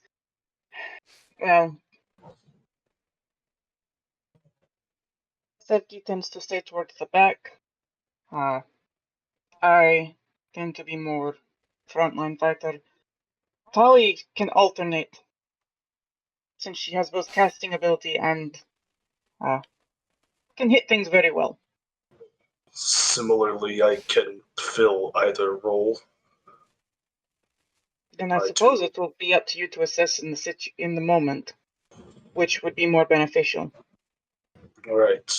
We only have Tully is the only one capable of mending wounds, though, correct? That is correct.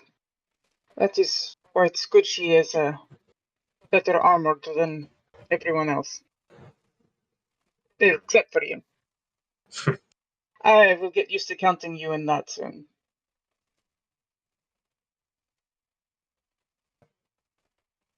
So perhaps I can join you in the front and let Tully support. I would not be opposed to that.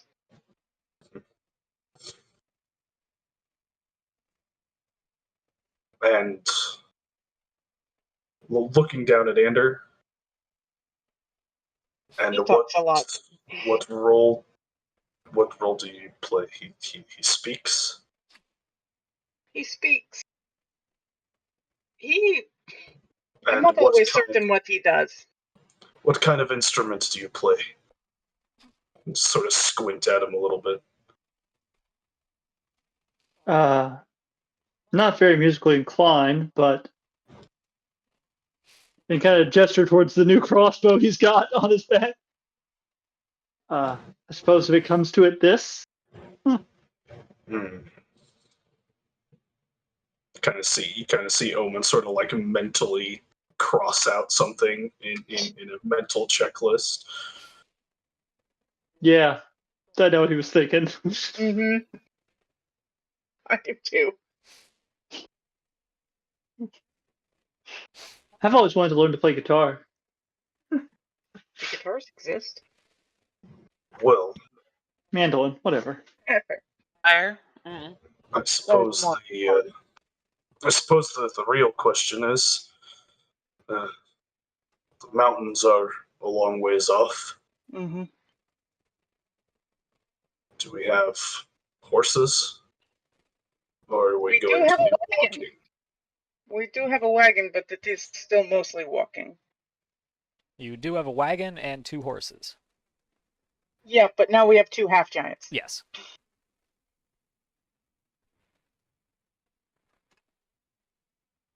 That's a heavy wagon. Exactly. We need 3 horses. We need 2 wagons. Well, should it come down to it, I was trained to navigate and maneuver such vehicles. Oh, well. I'm Yay. quite capable with animals as well. Well, Although that's usually cool. to lure them into a false sense of security before I eat them. That's understandable. And he smiles again. Hey. Yeah, it's like, no, it's I'm like, not gonna that's shoot him understandable. steady. They taste better when they're not afraid.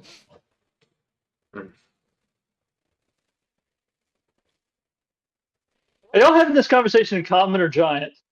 Common. Yeah, Okay. Just in front of everybody else. I know. Huh. Guess it's a giant thing. Not giant. Or half giant Yes, thing. it was supposed to be a joke. Perhaps Oh. your humor doesn't translate very well. Does not seem that it I did.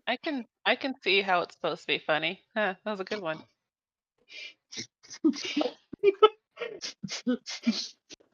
The insincerity and timidness in which that was said was perfect. Oh, I kind of wish that he'd made the elf joke in front of Dolly. Just to see them panic. Just like kind of steps away. Well, I suppose we should get on the road and get this over and done with. Yeah, it is a bit of a long road. We've traveled it before. Quite literally. Hmm. Well, except Yep. Kargnorak. That part we haven't done. That part no. So we're planning to take the road through Whitewood. There is no through. Right, Huh? Whitewood, the town. And Yes. we have a map. Yeah, not Yes. the Whitewood, the but Whitewood. Whitewood. Yeah. No, because the other way requires us going through Lydia. Town Through of Lydiad, Whitewood. yeah, through Lydiad and Genovium. I know. I don't care about Genovium, but it's like, I don't really want to go back to Lydiad right now. Hmm. Lydia would be a little awkward, yeah. A little awkward, I'm guessing those letters A will little probably be bit. getting there sometime soon. if they haven't already. Yeah. We've been there. We've been Oh fuck! here. I forgot about those. Uh-huh. Yeah, Oh, remember? Yeah. I was I didn't I was forget thinking about them. telling Regina about it, but I didn't want to say anything in front of Stavika, so I appreciate I that. almost You would mentioned know. during the interrogation, it was like, nah, I'm gonna leave that one, yo. Yeah. So That's the gonna letters was blow up in really what everyone's the face. letters was really what made me suspect that it's like, oh, everybody dying. Yeah, that's just gonna come out Well, the in letters the and the worst fact that it's like, way. oh, we're sending them out after this big thing happens. It's like, oh fuck. And then Um, everyone's gonna know what happened. No more secrets. Except I thought Anyway. we were in those letters. So Continuing on. when Tammond led me through town, was there a stables or Mhm. some place that rented out horses or sold horses? Yeah. There would be actually in the fairly newly constructed, one of the newer constructed districts of the town, though there is still ongoing construction, towards the north. Yeah, towards the eastern gate. No, that's north. Towards the southern gate.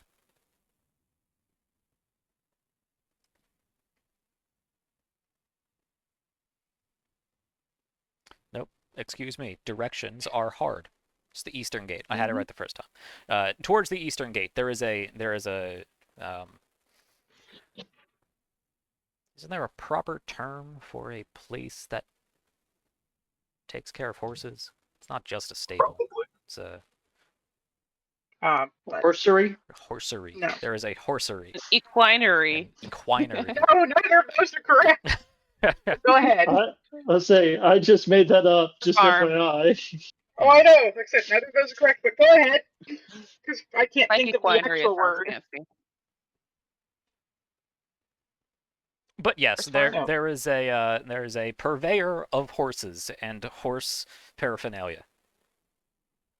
I sell horses and horse-related accessories. Sure, yes.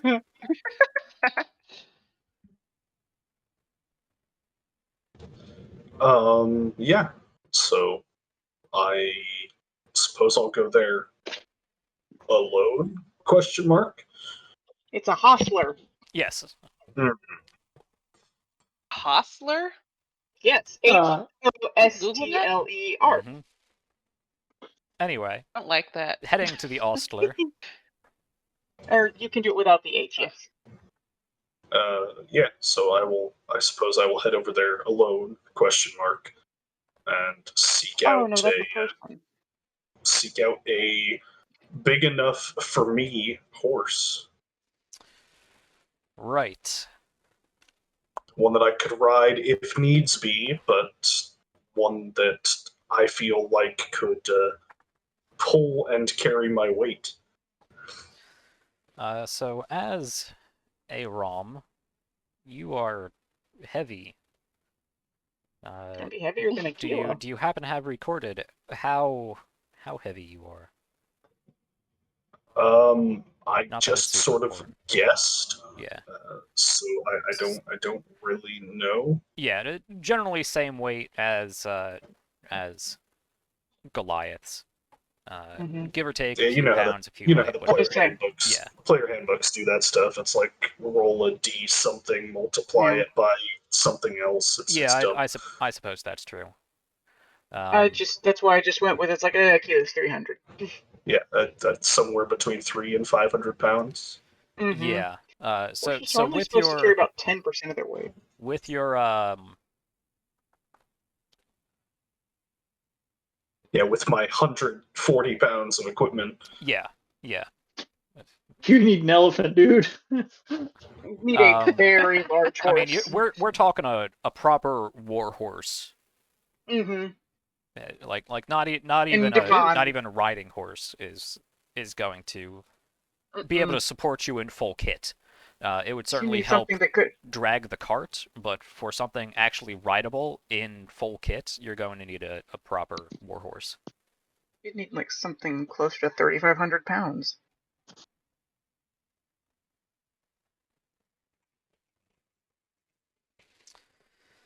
And finding a proper war horse in Dupont. yeah, in Dupont is probably unlikely.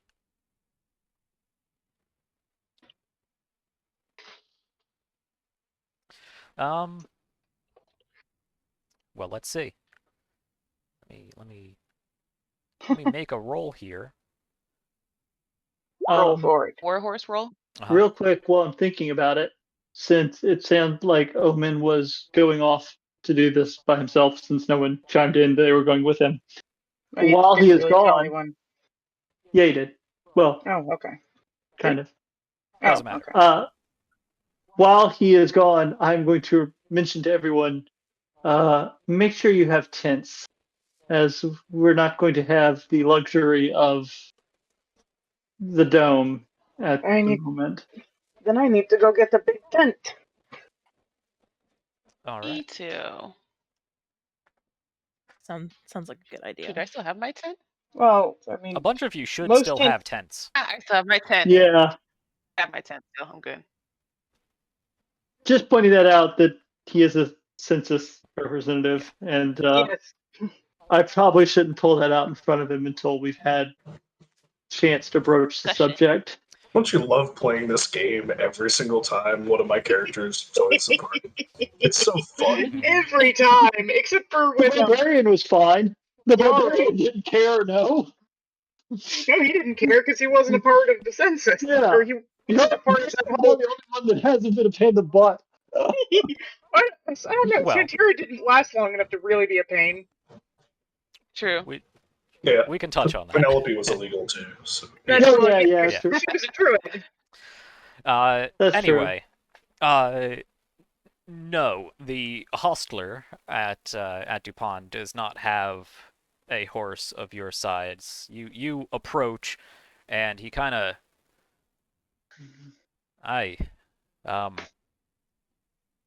no. Sorry.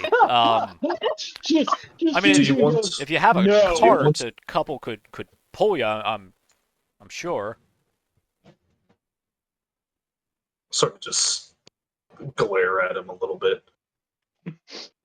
Sorry, I could order one for you. Take a few days to get in. I'd have to requisition one from one of the larger stables up in Carquin, but it could be done, I suppose.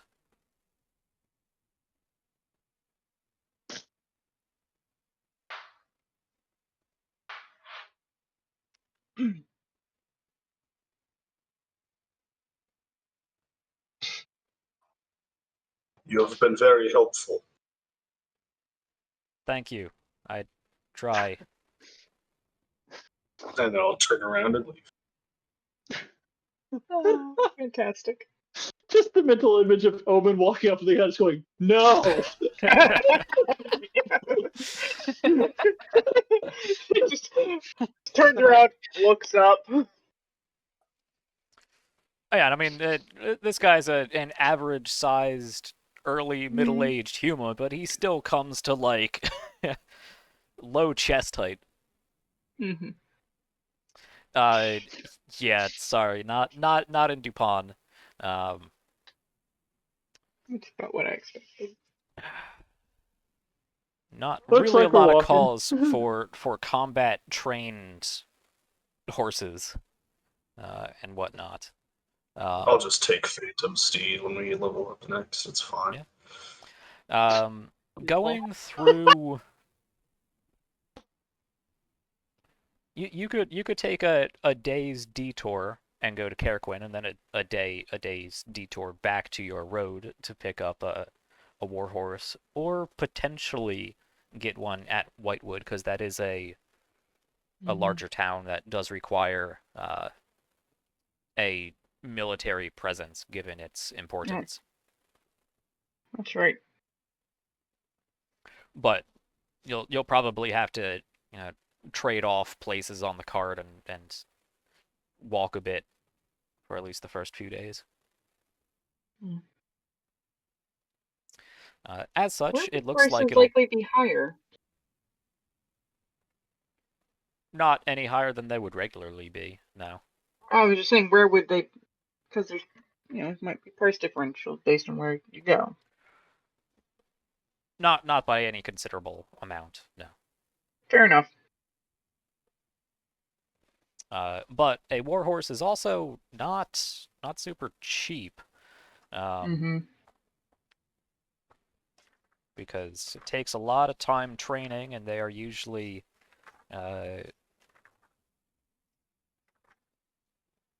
very specific breeds. A warhorse is gonna run you about 400 gold if you want to buy the warhorse. And really, I don't really know if a lot of places are gonna want to rent warhorses. Those aren't really things you sell or you rent with any confidence that you're going to get them back. By the nature of them. Right. Anything else before we head out? I don't believe so. Okay. Let's get on the road then. Yes, it will take about 8 days by foot and wagon, because you are having to move at a slightly slower pace than a wagon could normally move, because only a few of you are going to have to walk at a time, because the car can only handle one half giant and the others of you. I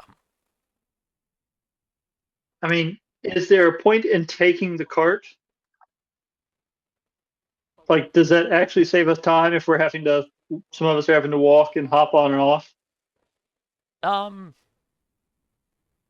Because if not, then it's just one more thing to worry about. I mean, if you're able to switch people in and out of the cart, the people who are walking can walk at a faster pace, because they can walk at a faster pace and then rest when they get in the cart.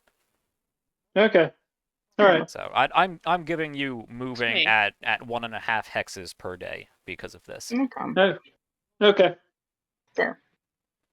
Which is lenient, but I mean, I figure you guys can, as long as it's the more martially focused ones who are walking, you guys can do a short-term forced march and have little to no chance of worrying about exhaustion. And by the time you get to your destination, it's really not going to be a problem.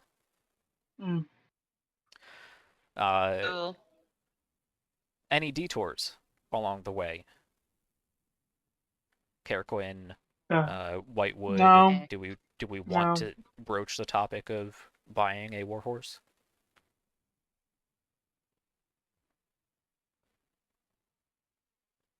I don't think for the immediate endeavor it probably warrants anything. Okay.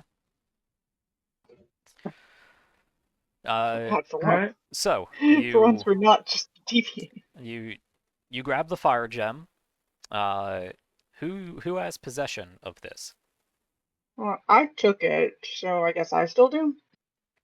It's up to you guys. I kind of I imagine thought you Anders phrased done that with as- it. Oh, I thought it was Either way. phrased as Either way. Aquila basically gestured for Ender to pick it up. So no, it's like no, Akila literally took it. Oh, okay. Then by all means, that's fine by me. Yeah, sure. So it's going in your pack.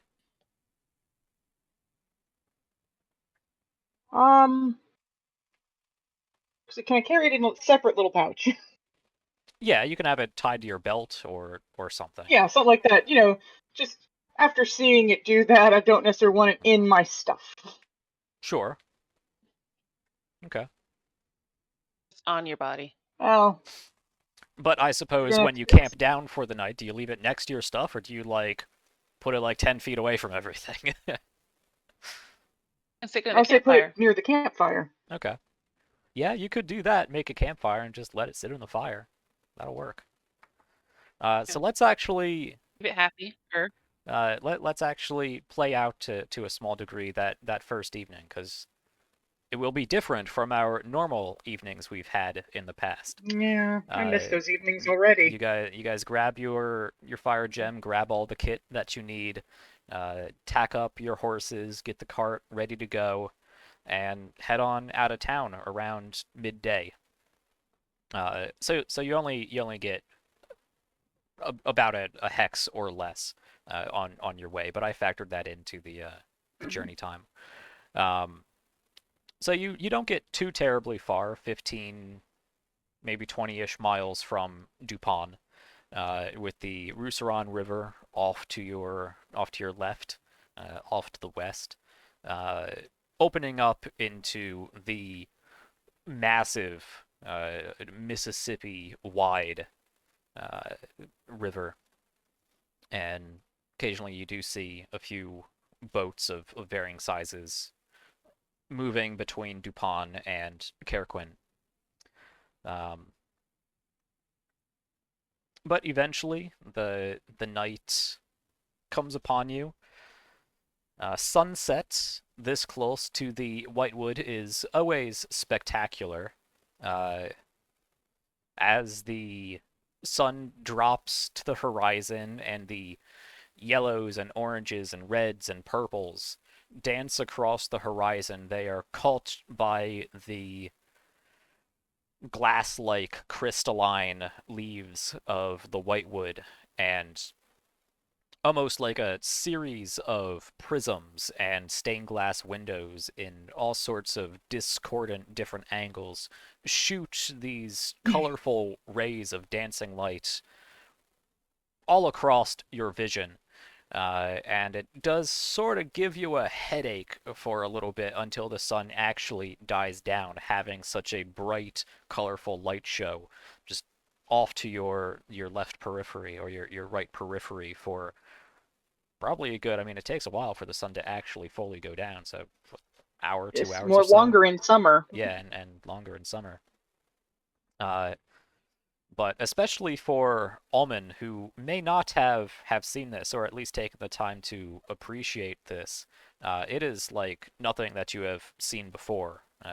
Even dealing with the snow-covered reaches of Romvir, having the glare, the stark white glare of light off of the snow is one thing, but this is multicolored, and dancing and refracting off of surfaces, and almost strobing against the periphery of your vision. It is beautiful, it is enticing, and it is annoying after a while. But eventually the sun goes down and you can find yourself a campsite. This road has seen more travel in the past year since Dupont has sort of elevated its status. To your knowledge, the bandit problem that was a problem about a year ago has not really resurfaced since. There is occasional amateur highway robbery that happens, but nothing that seems as organized as that endeavor. Um, so you guys can find a place off to the side of the trail and set up your campsite, which is unusual for everybody. It's been it's probably been quite a while since any of you have set up a tent. So I imagine, Only been a few Alman. months. I really want to call you Orm, but Alman. Alman, you might notice. What is your passive insight actually? 11. 11. Okay. Oh my god. Thank God for Yeah. that. You're a little concerned that these people, they're having some difficulty just setting up tents, and for I feel like we should get a roll to see if we professional can help. Oh, come on. for professional travelers, it's unusual for them to be like, this goes here. Yeah, that's right, and then I fold that. All right, I got this. I hope you aren't setting up tents on my account. As he unrolls his bedroll and sets his begins to doff his armor for the time being. No. No, it's just been a little bit. Yeah, we weren't really able to set up tents in the mountains. Mm. They were not good conditions. Not technically a I can lie. I know. understand that. That's what Akila tries to do. She tries to not technically lie. It's actually quite pleasant. I was just going to lay and fall asleep staring at the stars. But I suppose if it rains, that would be uncomfortable. He sort Probably. of shrugs and continues to take his plate off.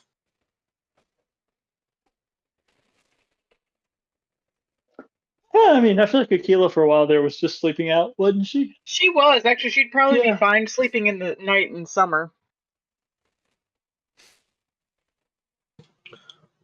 I understand the wound is fresh, but I am sorry for your loss. Appreciate it.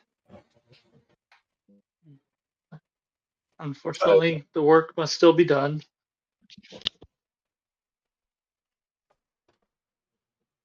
You do it in reverence and almost in spite of their demise. I understand. I've been in this business for many years.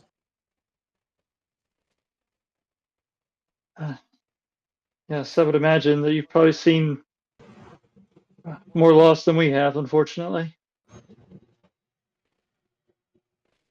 But yeah, it doesn't seem to get any easier.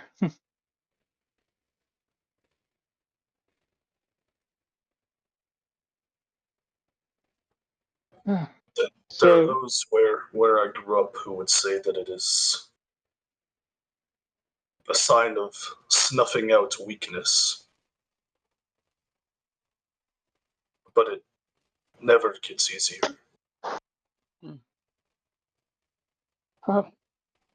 well, Rom sounds like a hard place to grow up in.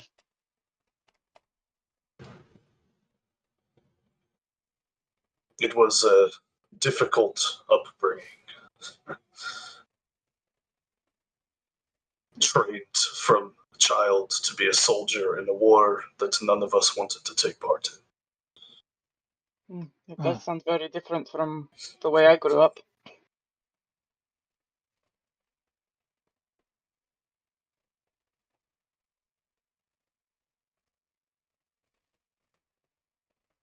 How? I suppose you're not part of the Rom military anymore, considering. Well, does the census the census wouldn't operate there, would they? Mm. You It's a rolled difficult your question to answer. Technically, no. Not really.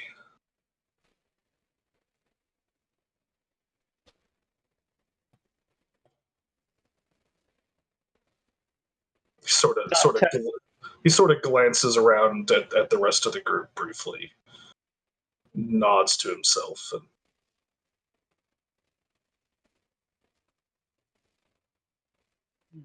And technically one of those things you never actually leave behind.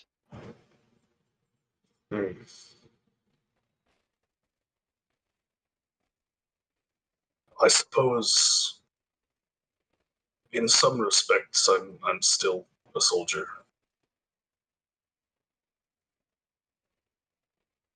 I'm sure that if any of my commanding officers were still alive, they would like nothing more than to put my head on a pike.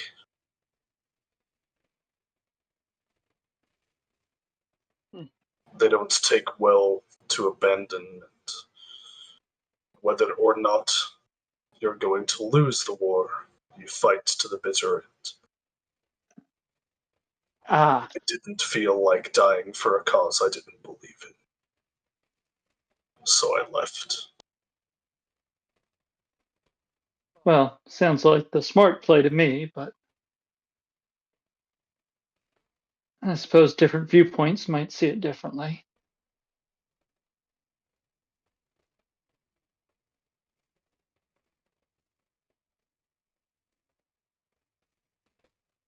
Then again, I would also say forcing people to be soldiers in the first place is probably not the right play, but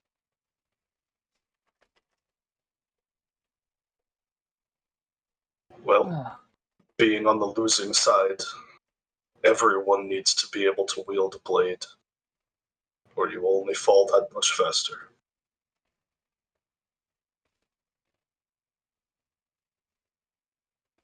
I Or would at argue least- that At least that's my perspective. That's probably not how my elders viewed it.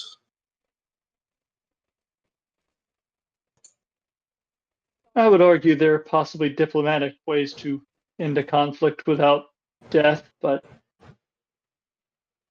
Well, that unfortunately, takes nations. to do that takes the will. And sadly, nations seldom feel the will. If there is will to wage war, then war will be waged.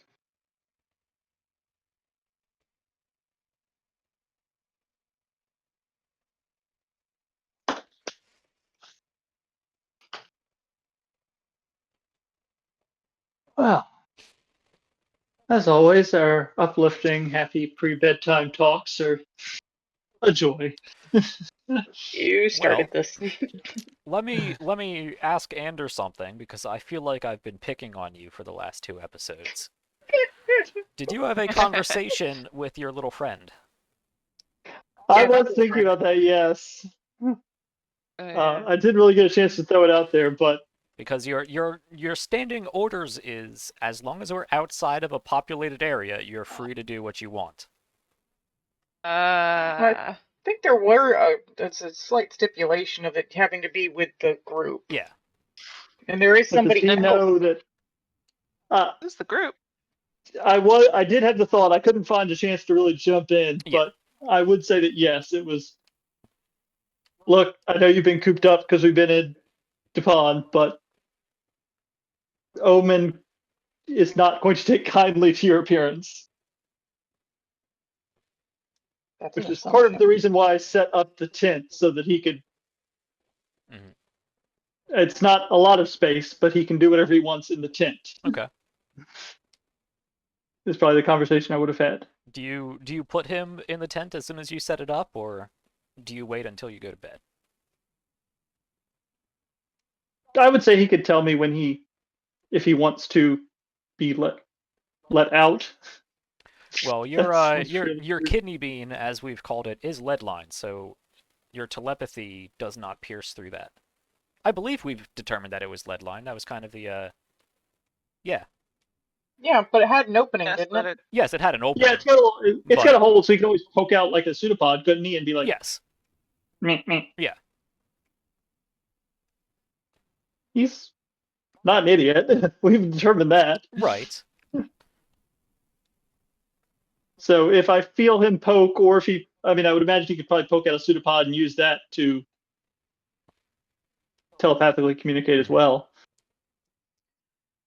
Or does the brain that's well, you can get out of it. Yeah. Mhm. What is your passive perception? 11. Okay, it's not an issue either way. I am a character designed to do too many things. I am not. I'm not passively inclined. Right. Let's say. Okay. Good. So the evening will go by in a much more mundane fashion than you are used to. I assume you have you have rations and whatnot. Do you want to go fishing? Get some Yeah, let's fish? go fishing. Magic fish hook. Yeah. Fish hook. Fish hook. I still What? You have have the to magic get, you skillet don't on have me. the fish So hook. Is there a river? Like, how close is a body of water? About, I don't know, 300 feet that away. Oh, You're right on the What? Rousseron River. I mean, mean, he not right was on, saying but how we could see the ships and whatnot. yeah. I mean, probably not even 300 feet that way. Yeah, I'll say that pretty much the after at the moment that Omen unrolled his bedroll and started doffing his armor, that he would have summoned Savin and had this raven sort of circle the campsite about 80 or 90 feet Okay. up in the sky. Just on lookout? Essentially, yeah, just to stretch the face spirit's wings, so to speak, Right. but also to keep an eye out. Okay. Is that for like just for the rest of the night? He's doing circles, or Kind is of it like sort of. in an? Okay. We should probably Alrighty. still do some watches. Well, I was always fine. I was actually gonna take the opportunity to go fishing and let Redna get out a little bit, but if there's Overwatch, probably Yeah, not the best play. I wanted to make sure that I'm like, yes, I have eyes. Oh, I figured you would just take out Appreciate your you making magic this fish hook. difficult for me, buddy. Okay. I figured Welcome you to were your just new gonna. hell.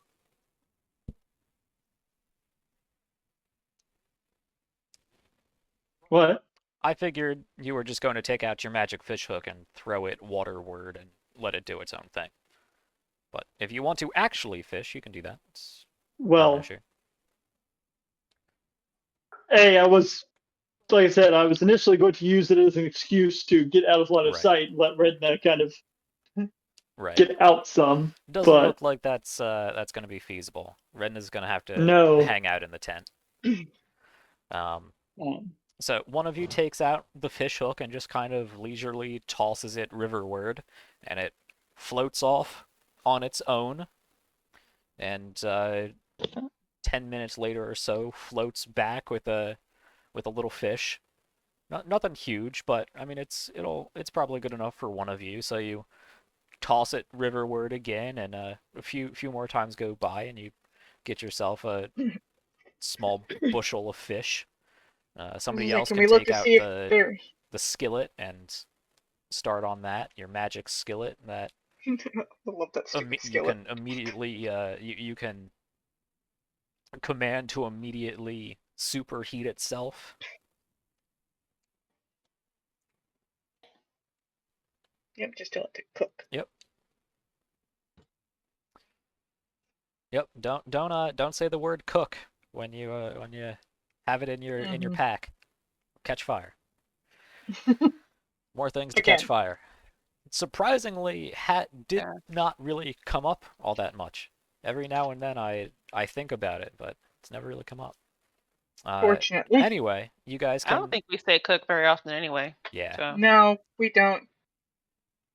You guys can have an evening of fish and whatever other various things you have brought with you as far as rations. And it is a very nice, temperate, if a bit humid and on the hotter side, especially for Alm. Very understandable that he doesn't want to be cooped up inside a tent where air movement is not very good. It's a little warm and it's humid, but it's a nice night out.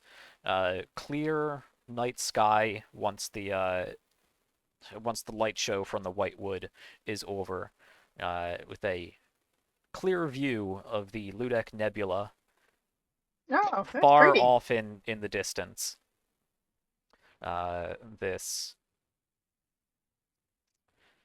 Unfortunately, I'm going to Oh, have it is to pretty. I'm gonna have to go back and look at what of these images are actual nebulas taken from telescope images, and which ones are Hmm. artistic Made up. renderings, because I want to be mindful of artistic license and all that. So I'm going to hold off on showing this on stream. But the Ludek Nebula is a sort of elongated, almost triangle-shaped golden nebula with two almost wing-like hyperboles. Is that the geometric term? Of bright Parabola? blue parabolas. I think Yeah, parabolas. parabolas. Is it? Yeah, Oh, Was it okay. like Hyperbole hyperbole? is- Hyperbole is- is an yeah, that's- exaggeration. yeah. That's a grammatic. That's a literary term. Parabola. Yes. Exaggeration. Yeah. It almost looks like a certain angel we've met. It almost does look No. angelic, Nope. No, it doesn't. Nope, it doesn't look like her at all. but it is not pink. No, That's true. not. Except for Doesn't this look like her tiny at all. little. No, never mind. No, not Ludek. You guys can pinpoint a particularly pink spot in the Lecidana Nebula, but that's a whole other thing. Anyway, night takes you. You rotate out watches every now and then. This is a relatively safe road, and even if you're ambushed in the middle of the night, between the two half giants, you guys can knock people. You can knock the bozo highwaymen unconscious while you guys are half asleep. It doesn't matter. Oh, that last push, the last Yeah. push schmucks that tried to actually take us. Bandits really aren't a concern once you hit like 5th level. Then they're just jokes. No, but it's fun. No, but it was funny. Yeah. It's like, Another really? high intimidation roll for Ander. Oh, yeah, that's Yeah. right. Cool. No, Tully's gonna have the high intimidation roll. Hey, run! Okay. Is there anything in particular you guys want to do throughout this journey? Any conversations on the road? Any more evenings you want to play out? Any stops along the way? Omen's gonna try to get somebody to play dragon chess with him. Okay. Anyone want to Tolly play would dragon totally chess? play that. Okay. Sure, I know. So I'll totally try. He'll pull out a dragon chess set and set it up about sunset every night, Sure. and ask if people want to play. All right. Akila would totally say yes. Tolly will play Honestly, too. Oh, and during the day, Tolly will play I Spy.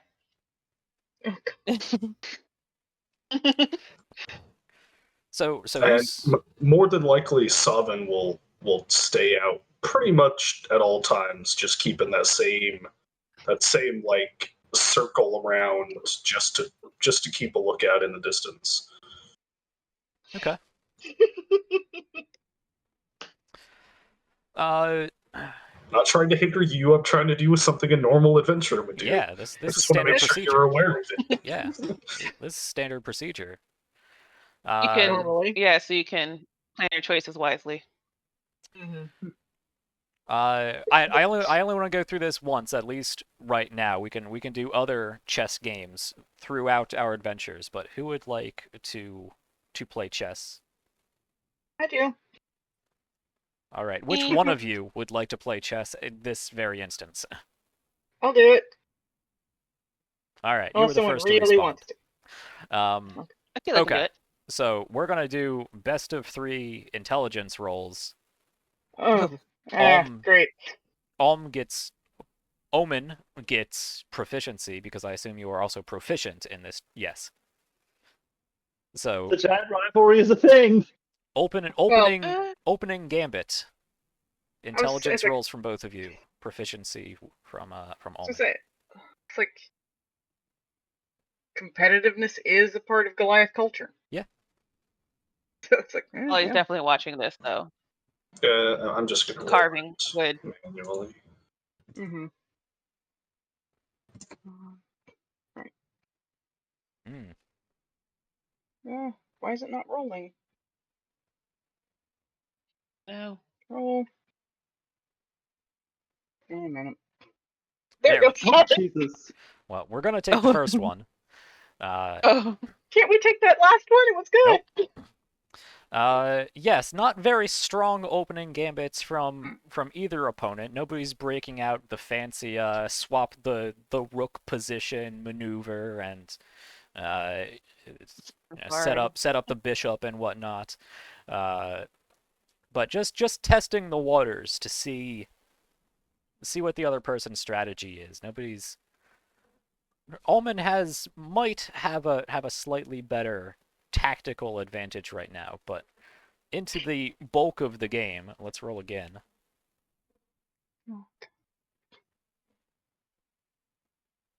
Oh.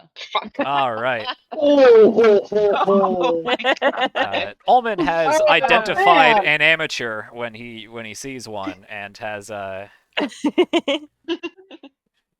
is no longer cautious about where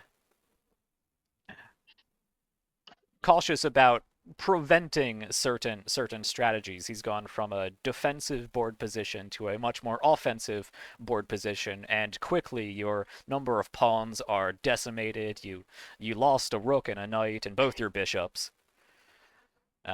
Final gambit. Ullman is clearly in the lead. You'd have to blow him out of the water for this to... Oh. Oh, I'm fucked. Yeah. Oh, All right. Nope. Barely. rolling. Aquila rallies for a little bit, drawing on this competitive nature. Also, Really- probably never played Dragon Chess. Yeah, really diving back into trying to find ways to relate how these pieces move to other more physical games that you've played before, comparing them to some of the positions and I don't know sports ball words. Don't worry, it's okay. Formations Tackle. and various Yeah. plays that you would Down. make when you were playing, say, goat ball. Unfortunately, it is not enough. What? Goat ball. Goat ball is a legitimate Goliath sport. They kill the They throw goat, a goat? they eat the meat, and they sew it up into a ball, and they play goat Yeah, ball. but leather. Look, the only one that I Oh talked my about was the what is it? The sledding down the mountain. Yes. They say sledding. Sleds may or may not be involved. No, it's sledding, but it's designed to work on rocks. It's controlled falling off a cliff. Just Anyway, kind of lean over to Tolly. Why? Control. Why do we hang out with non-elves again? You're only These half people are weird. Yeah, but I grew up in the elven homeland. yes, but She didn't. eventually, Aquila, your pieces are strategically removed away until you are down to just a few pieces, and your king going back and forth trying to find ways to get out of the constant checks that he puts you in. Eventually, it is unavoidable checkmate, and just have to knock it over. Yeah. Well, that reminds me. I found a board game when we were down under the mountain at the volcano. The Azer board game.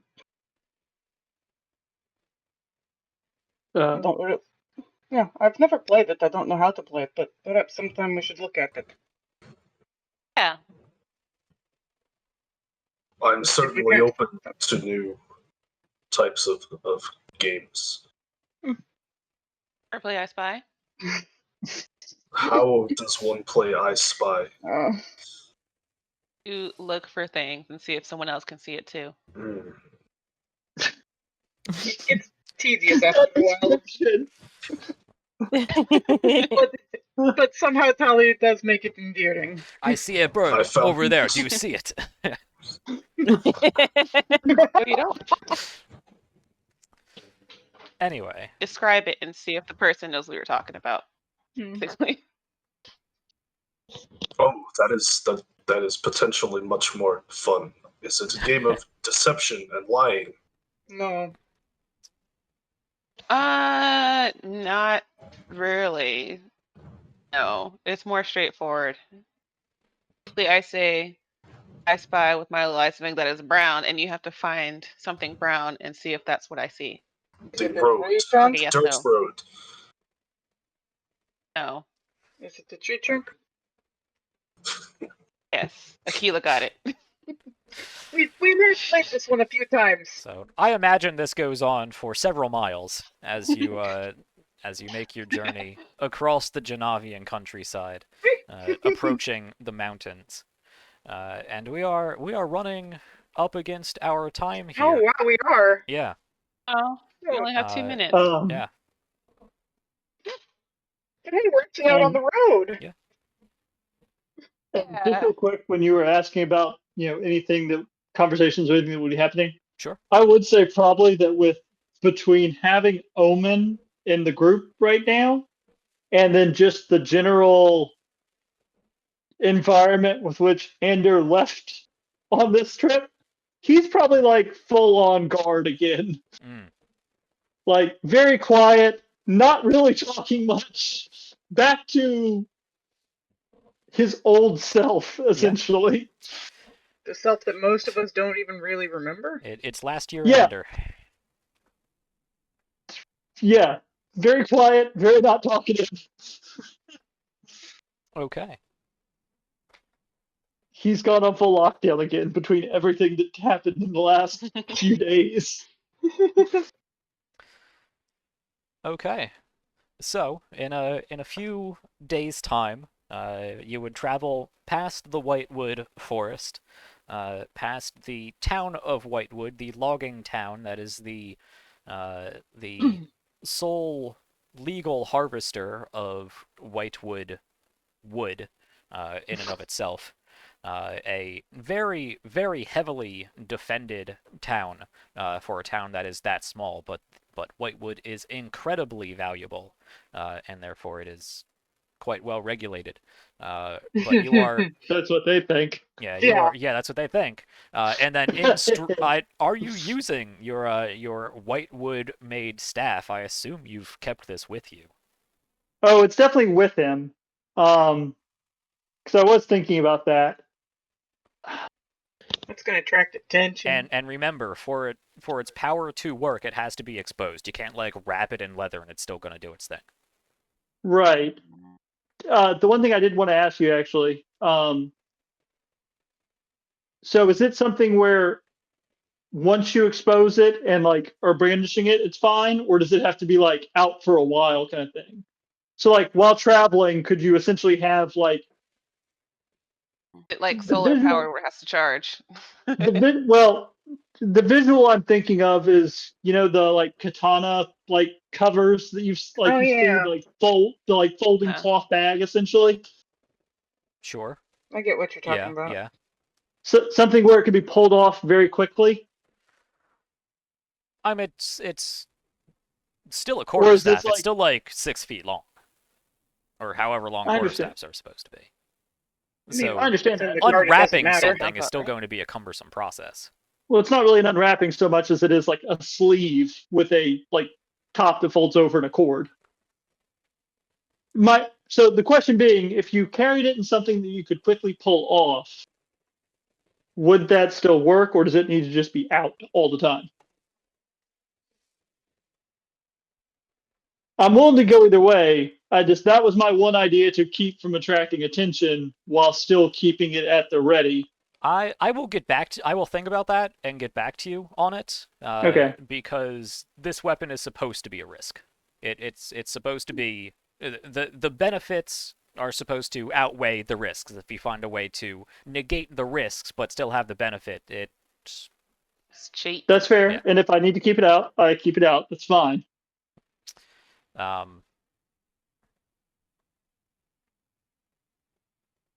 Yeah, that's actually something I was going to ask about in Yeah. the post game. Yeah, yeah. I will say for now, since you don't really need it, that as you travel, you keep it in some sort of wrapping or sleep like that. But I mean, a quarterstaff is between 6 and 9 feet tall, and since you are on the taller Oh, it's side, still weird that he's carrying yeah, what looks to be a giant staff wrapped up and not using it as well. Yeah. yeah, and There's you still can weirdness only to it. you can only pull a long object out of a sleeve so quickly. It's like trying to pull a curtain rod out of a curtain. It takes some doing. But I I understand think what we're you're saying. picturing different things. Perhaps we'll discuss it later because we're butting Yeah, up on that's time fine. here. So we'll actually leave it on the journey as you are approaching the mountains. Up until this point, it's weird that Ander is carrying around this 7-foot long wrapped up pole, but he's also being super cagey and introverted. So not really contributing to a lot of conversation, kind of being a little standoffish. But So sus. it's after the day he's had, series of days perhaps. So the group, I imagine, flanked on either side by our two half giants, and the cart proceeding forward. We will end with the picturesque Genavian countryside view, looking at the Shield Ridge mountain range. Many of the forwardmost mountains are not high enough to be snow-capped, and you can pick out the Kargnorak mountain, the Kargnorak volcano. It is not even one of the tallest mountains, but it is large. It's a composite volcano, a stratovolcano, I believe they are called. Not the short, real flat shield volcanoes. So it does have a but you can definitely tell which one is Kargnorak and the other taller, perhaps thinner ones that are part of a chain. Kargnorak itself seems to be a single mountain that is sort of rimmed by other mountain ridges. And that is your destination. You're approaching Donalda, so you're still a few days out from the entrance of Kargnorak. But you are approaching the end of the Whitewood Circuit, and from there, to travel down the Dwarf March, which you have not proceeded along when you were making this journey towards No, we were Verdugo. at the Verdugo. intersection, weren't we? Yeah, you were at the intersection. You may have, I think Yeah. you did travel actually no, because you doubled back towards Whitewood and then bypassed the road there. So no, you have not continued on past the Dwarf March, or past No, the we were just intersection. at the intersection where that. I know I've heard that before. Yes. This is the historical road known for the march of the Dwarven soldiers as they came down from Kargnorak to assist the Genavian resistance during the Mad King's War. Oh, that one. Almost Oh, 1,500 yeah. years ago. Yeah. Yeah, that one. Which we Yeah, that one. still right, cleaned yeah. a little bit up of. Anyway, we are going to end it there. And next week we will get into the dwarven undercity of Kargnorak. It's a really interesting city. I was I was considering putting a little more oomph to get you there by the end of the episode, but I think it will be just as narratively dramatic to open with such a scene, because Kargnorak is a very interesting city, if I do say so myself. Hey, we actually got out on the road. Let's Yeah. be honest. We could have stayed in town the whole time. We did a lot today. We did a lot Yeah. today. A lot of very nice conversation. More progress than usual. Yeah. Nice conversation. Yes, productive It was all very conversation. unpleasant for me. Yes, I mean, some I of the had a couple conversation moments was that a weren't little. great too, but yeah. narratively interesting Andrew was conversation. definitely the one who had the hardest time. Little NPC driven.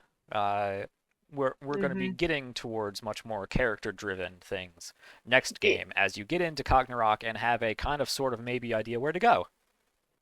Yeah, we gotta find right. Turmok Bellow Swift. Yes. I'm That's glad what- somebody got his name Uh-huh. because I did not. Yeah, I wrote it down. I did wrote it write that down. down at the Crucible. Which Crucible is something. I've been yeah. I- Don't worry. been Nice writing thing is you can everything down. replay this and I couldn't understand what Jack said, honestly. it was That's like cheating. Ule or something. But it sounds like it was the biggest one, and we weren't going to miss it anyway. Tumok Bellow Swift at the Crucible Crucible of of- Ulo. Ule. Okay. So, Either Uh, way, it Okay. sounded like it was going to be very hard to miss. I'm I'm going not to sure. make a note that I don't want to do it right now because I don't want to go into a long-winded exposition 10 minutes after our normal closing time. But only 10. That's not bad. next game I want to start. We'll see if I remember what this means. I'm just going to put Yulo ? I'm going to ask for a history check from Oh. you guys to see if you can. There's a if you G know in anything. Turmok? Yes. Sure. Yeah. Why Yeah. not? Why not? Okay. History. Do that, yeah. The only person who's good at history is Andrew. Yeah. Wait, I don't know what. Actually, I take it back. I don't know what Omen's good at. You have a wizard in the party now. I know. Oh, yeah. I just realized. Wait a second. No, I don't know what Omen's good at now. He could be excellent at that. I'm so glad I chose that name. It wasn't supposed to be. It wasn't supposed to be like a whole haha. My name's Omen. It just happened. Mm-hmm. I really fucking like that I chose that name. It's so awesome. That's great, actually. It really works. It's just it's so difficult for my brain to go to Omen.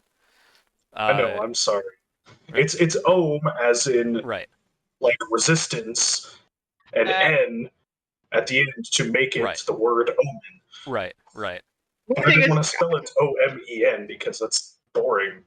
yeah. Oh, Somebody in Also, I chat. just don't look at it. Somebody in chat is asking how Omen is wearing full plate as a wizard.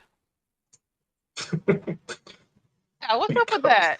because I am a battlemancer. Yeah. How does do? Cool. Yeah. Well, the rest of us don't Tune know in yet. next time to figure that out. Maybe. Maybe. Next week. Okay.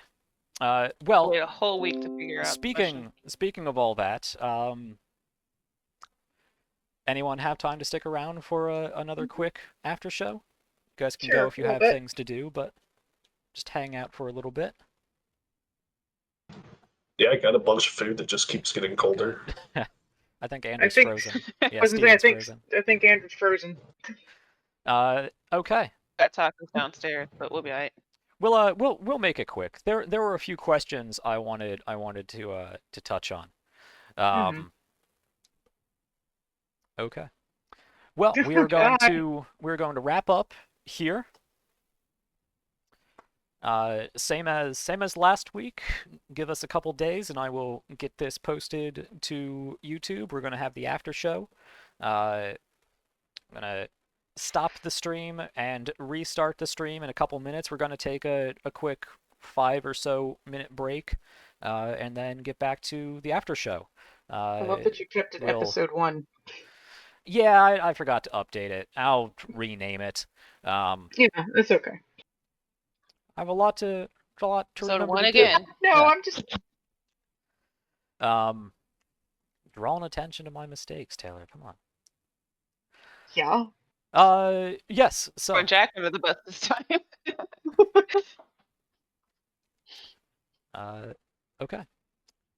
I don't think there's really any sort of closing announcements that we need to do other than the standard check us out on YouTube, check us out on Twitter, where I will be posting not only announcements of when these games are on, when I might be doing other random just prepping live streams of probably me just sitting at the computer mumbling to myself and writing down notes, but people can pop on. Promise not to watch those. Yes, everybody but the cast is welcome to pop Oh on. man, that's And right. Oh, I can we watch probably... more videos that you do? What? Can we watch I more just put it on videos? and mute it. Yeah, when I do lore stuff, I will only be addressing things that are relevant and non-secret to what That's is fair. going on. Cool. It's just I do we have a asked lot of a lot plans. about. I do have a lot of Just asked a lot about plans religion. about I do have a lot of plans for more content to bring out. On that note, like I said it in the beginning, but for people who may have joined us after the fact, the Patreon will be up soon. I have a number of goals I would like to work towards, including getting better technical setup for some of our players. Like I said, we're just in our own rooms at our own houses using our own standard webcams and standard internet. A ring light. Yep. I'm in a hotel room with a laptop on a box. Right. Okay, but that's a different situation. That's a different, yeah. But yes, with support comes more content, more frequent content, more varied content. But Yeah. we're still very new, still Awesome getting things. our feet in the door. I hope everyone is enjoying the adventure we are putting out. Definitely a lot more actionable this episode, and it's going to continue to be. I'm very excited for getting into Kargnorak, getting into the depths of the volcano below the city. Getting to play dwarves and completely ruining my throat. Yeah. Yes. At least they're not dragonborn. Oh God, yeah. Yeah. So check us out in all of our places, and we will be back next week for our next exciting adventure of the People's Ascension. And anyone who wants to stick around for the after show, stick around in chat, and I have some questions to ask. We'll get a general idea of how everyone's doing, and if there's any insight you guys want to know, we might be able to provide it. Might not. We'll see. No problem. Probably not. Probably not. I like to shrug and We'll try. Yeah. Yeah, you do that. That's, half the time I ask a question, I'm like, he's not going to answer it. Yep. All right. Well, thank you for joining us. Oh, the Jack shrug. We'll yeah. We'll see you next week, I guess. Yes. Yes. Definitely. Definitely yes. All right. We will see you next week for another exciting adventure. Goodbye, everybody, for those of you not sticking around.